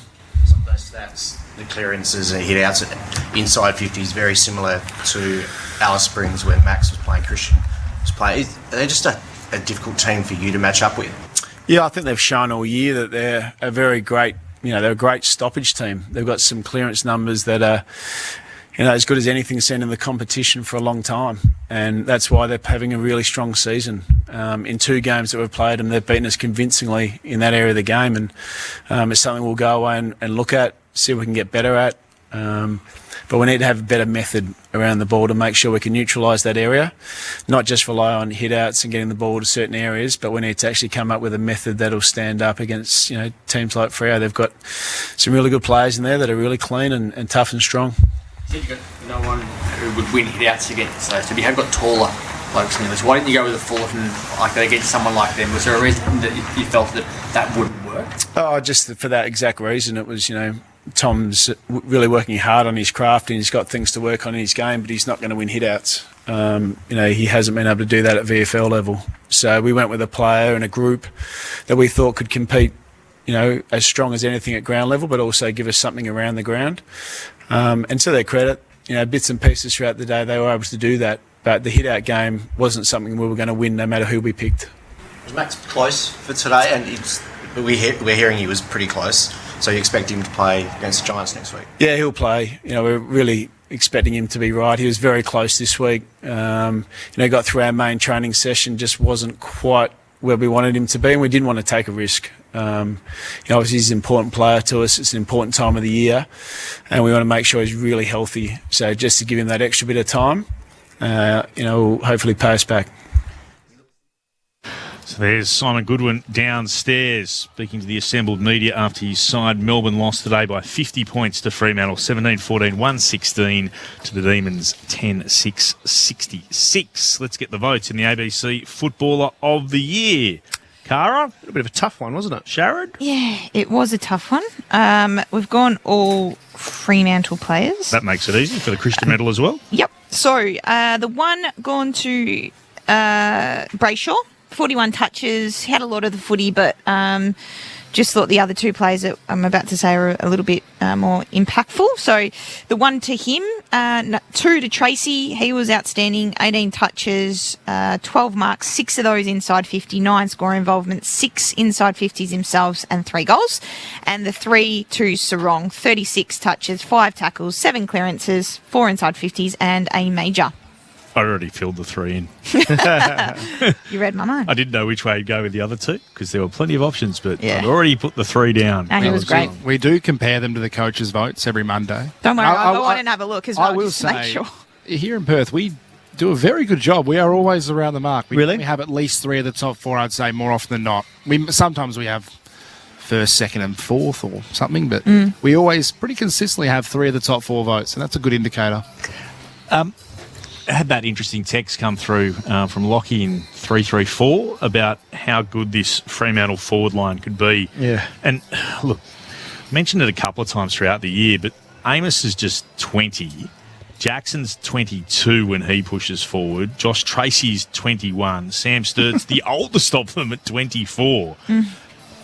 They could be anything, that group, give them another couple of years. And that's not for their talent, but I still think Amos and Sturt could do with another full pre-season just to build them up to be able to cope with some of the beasts. I think that they'll just get better at learning the game. Like their understanding, their connection with each other, connection with other teammates, getting the ball inside 50. Like, I think that there is massive scope for improvement. And Pat Voss, who they've got, who's played some decent, he's 21 as well, who's playing good football in the Waffle. It's been okay when he's come to AFL level, just as we've spoken about all week. Fremantle are at full strength. I did and it's a packed tools. I did see a colleague over east, say she's in love with Triple J, which is Josh Tracy, Jai Amos, and Luke Jackson. Yeah. She says, Triple J fan here, not the one you're thinking. Shout out to Poppy Penny over there in Sydney. That's not bad. Not bad at all. Just as we wait for Justin Longmuir to come through, I know that Jordan Clark was not really going to answer the question, but I actually think this does mean that you've got to start taking Fremantle seriously. 100%. Like, you add into that a couple of slip-ups that, got in their way, that didn't go their way, sorry. Carlton and Port earlier in the season. Yeah. And against Collingwood, where, to be honest, they didn't deserve to win, but they could have, if that makes sense. Collingwood were the better team, but if Jeremy Sharp converts, as I would back Jeremy Sharp to convert 95 times out of 100, then Fremantle win that game, and they pinch one. So there's 3 along the way. Which would have them on top. And they don't get belted by one of the worst sides in the competition. Yeah. In West Coast. Who pull one out of the hat. But 100%. They have to be taken very seriously. You put that on top of the potential to get a home final.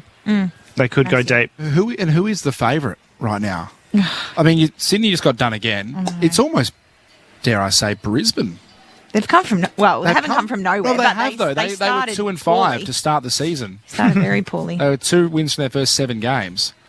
Yeah, but they went back late. They get less training. I was going to say they were impressive here. They were so impressive. We watched them against the Eagles. I do wonder how much of an impact. So you're the grand final team, so you start a week later than everybody else. Way later. And they start, way later than most clubs, but certainly later than anybody else. You, the 2 grand final teams do. And then they had to actually get underway a week earlier with all the groups that played in the opening round, and they had a couple of really serious injuries early on. They went to Vegas, didn't they? Wasn't it quite famous? They had a trip over to the US, so it wasn't like they just started late. They had a very good off-season by the look of it. You've done it, Sharon. I mean, playing started grand late. Finals, then start late. Is it? Did you go to Vegas as well? Yeah.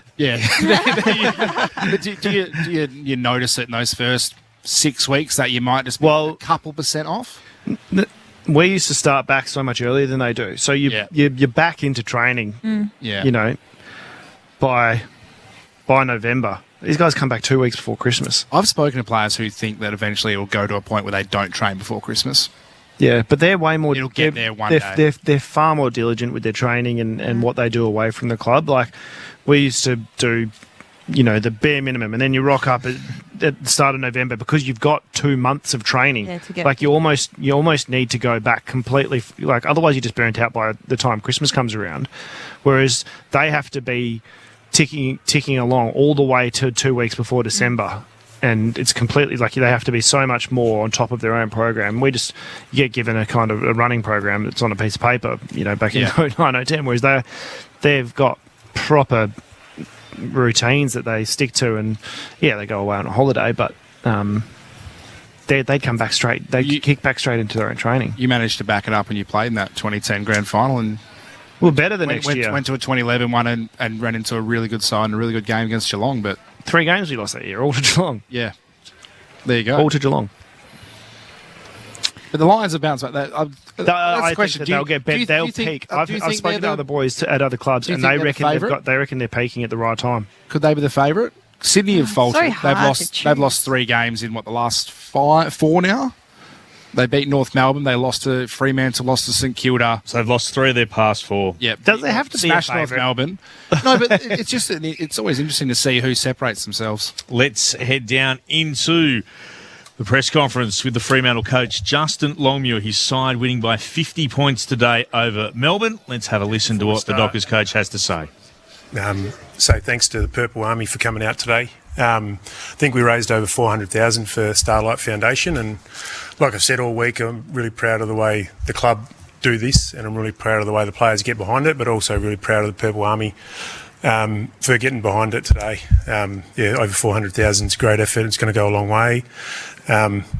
Shame we couldn't kick a bit straighter to make it a little bit more. You gave him something to cheer about, didn't you? Like, you're really proud of the way they played?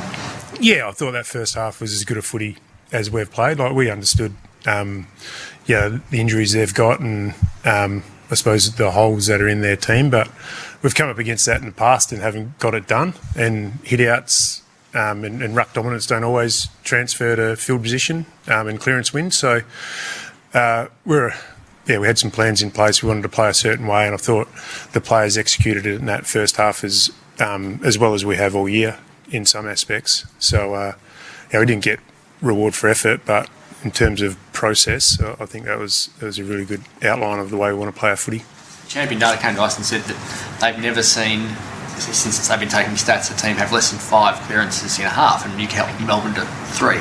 So what were you focusing on to make sure that you could maximise that hit-out dominance to turn it into that clearance dominance? I'm not going to go into it too much. I thought last week, and Joel Corey thought last week, on reflection, we probably weren't as on the front foot at stoppage as we would like to be. So irrelevant of the team we played this week, we wanted to be a little bit more aggressive in there and play our way a little bit more, because teams have been bringing numbers up to try and nullify our stoppage work, and it's a real strength of our game. But we've got to maintain a mindset to be decisive and like I said, get on the front foot. So we tried to do that a little bit more. Clearly when you're getting your hands on it, it allows you to go a little bit turbo with the way you create your movement and look for channels to get out of stoppage. But you still got to get to work, and you still got to do it. And hats off to the mids; they did a great job. What else went into that first half, Justin, that you were really pleased with? I mean, the field position, supply. I think we're at one stage we're maybe plus 23 inside 50s. They got through us a couple of times with our team D, especially back into this first quarter, which wasn't overly wrapped about, but we were able to turn the ball over a lot in our front half. And I thought we were able to explore our space and trust ourselves with ball in hand, and created really good opportunities. We didn't always tie our work off, but I was happy with what we did inside the contest, and I thought that translated to us getting on the outside of them. Felt like at half-time you deserved to have a lead of 50, 60 points. What was it like? Still a 30-point lead, but knowing it could have been a lot more. We're trying to get away from the scoreboard and trying to make the game irrelevant of what the scoreboard says, and stick to a process and a way of playing that will create opportunities for ourselves, but not really reflective of the scoreboard. Like, the scoreboard's a byproduct of us getting other things right. So, clearly a bit of skill error let us down. So, we needed to tidy that up. But I thought the third quarter was, not the way we wanted to play the game. And it was a total flip of the script in terms of field position, and didn't think we defended our front half at the back end of the third quarter, and our contest work wasn't as strong as it was in the first half, which didn't allow us to get supply. kicked the first 3 goals of the third quarter from our back half, and sometimes you can get lulled into a false sense of security when you do that. And I thought we got back on track in the last quarter. Coughing up some easy goals at the end wasn't great, but thought most of the last quarter we played the way we wanted to play and played the game in our front half and got back to our footy. To see Walters get 4 goals after injury and then being the sub, how good was that? Yeah, it's good. No, he made the most of some of his opportunities, and think he's had impact for us when he's been in the team across the year. He's unfortunate to get injured, and someone took his spot and has played well, and it's taken a little bit of time for him to force his way back in, but took his opportunities. I thought our forwards definitely got some reward for effort by the end of the day. Did you sell us a dummy when you said he was going to be the sub, or did you make a genius decision to change your mind? Jono came out late, so I don't really play games like that. He was always going to be the sub, and then Jono came out, so we reshuffled the team. So for him to change mindset and having had the hard conversation that you have with players about where they're going to play, and then to come in and have the impact like he did, how proud are you of him to be able to come back from injury, handle the sub rule, and then come in and do this? He's handled the sub before. He's played sub one other time this year. He's played sub last year. He comes on and can have impact as a sub. So doesn't necessarily see it as a negative thing. Like when I told him he was going to be sub, tried to set him up with some focuses where that he could really hone his process and focus on what he could control, and he just brought them on from the start rather than being a sub. He's an experienced player. He can handle things like that thrown at him late, and we showed today a bit of class in our front half. To finish off his work, it was good. Justin, Hayden Young, he's been described as a bit of a surgeon. His passing is so elite, it's so precision. Do you think that's what's really setting you apart this year from years in the past, that final kick in?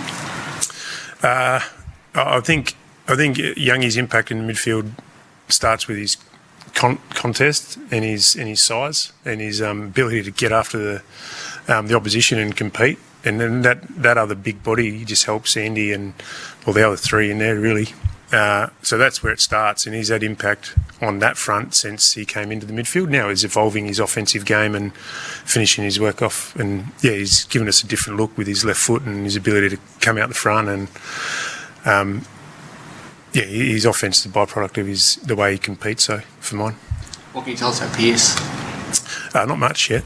No, you got to knock on that arm, and I can't really elaborate too much more. It's sore. The game was done, so we thought we'd sub him off, and he'll have to get a scan, and we'll go from there. How nervous are you? Yeah, nervous. But we'll see what the scan says, and Drapes is in good form. He's played a lot of footy. If he gets another opportunity, I'm sure he'll be ready to take it.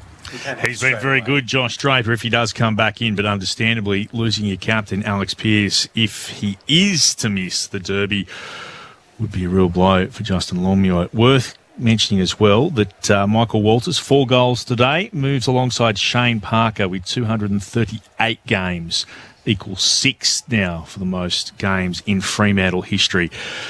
Sharad Willingham, Cara Antonio, thank you very much for your company this afternoon. Thank you very much for having us. Great game. Thank you. Thanks. Yeah, really great game. It was a great game if you're a Fremantle supporter. The Dockers, well, they're up into 3rd. Will they stay there or be 4th? That all hinges on what is to come for Carlton and North Melbourne. We'll go across and join that game in just a moment or two. Thanks very much also to Akash Fodadar downstairs. Great job from him as always. To Jesse back in the studio and to Marty who keeps us on air.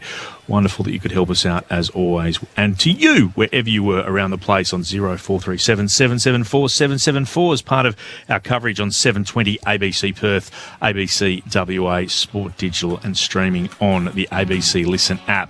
Earlier today, Brisbane by 2 points over Sydney, 11-13 to 11-11. The Lions have won 7 straight now. And then here at Perth Stadium, Fremantle, it was an enormous game for them, but they've shown they can be a contender in 2024. 50 points to the good of Melbourne, 17-14, 116 to Melbourne's 10-6, 66. 4 goals to Michael Walters, 4 to Jai Amos, 3 to Josh Tracy, 3 to Sam Sturt.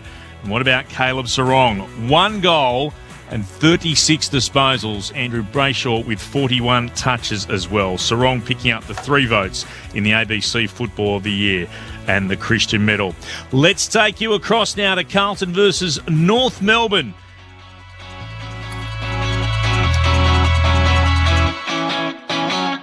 Team points. Time to steady.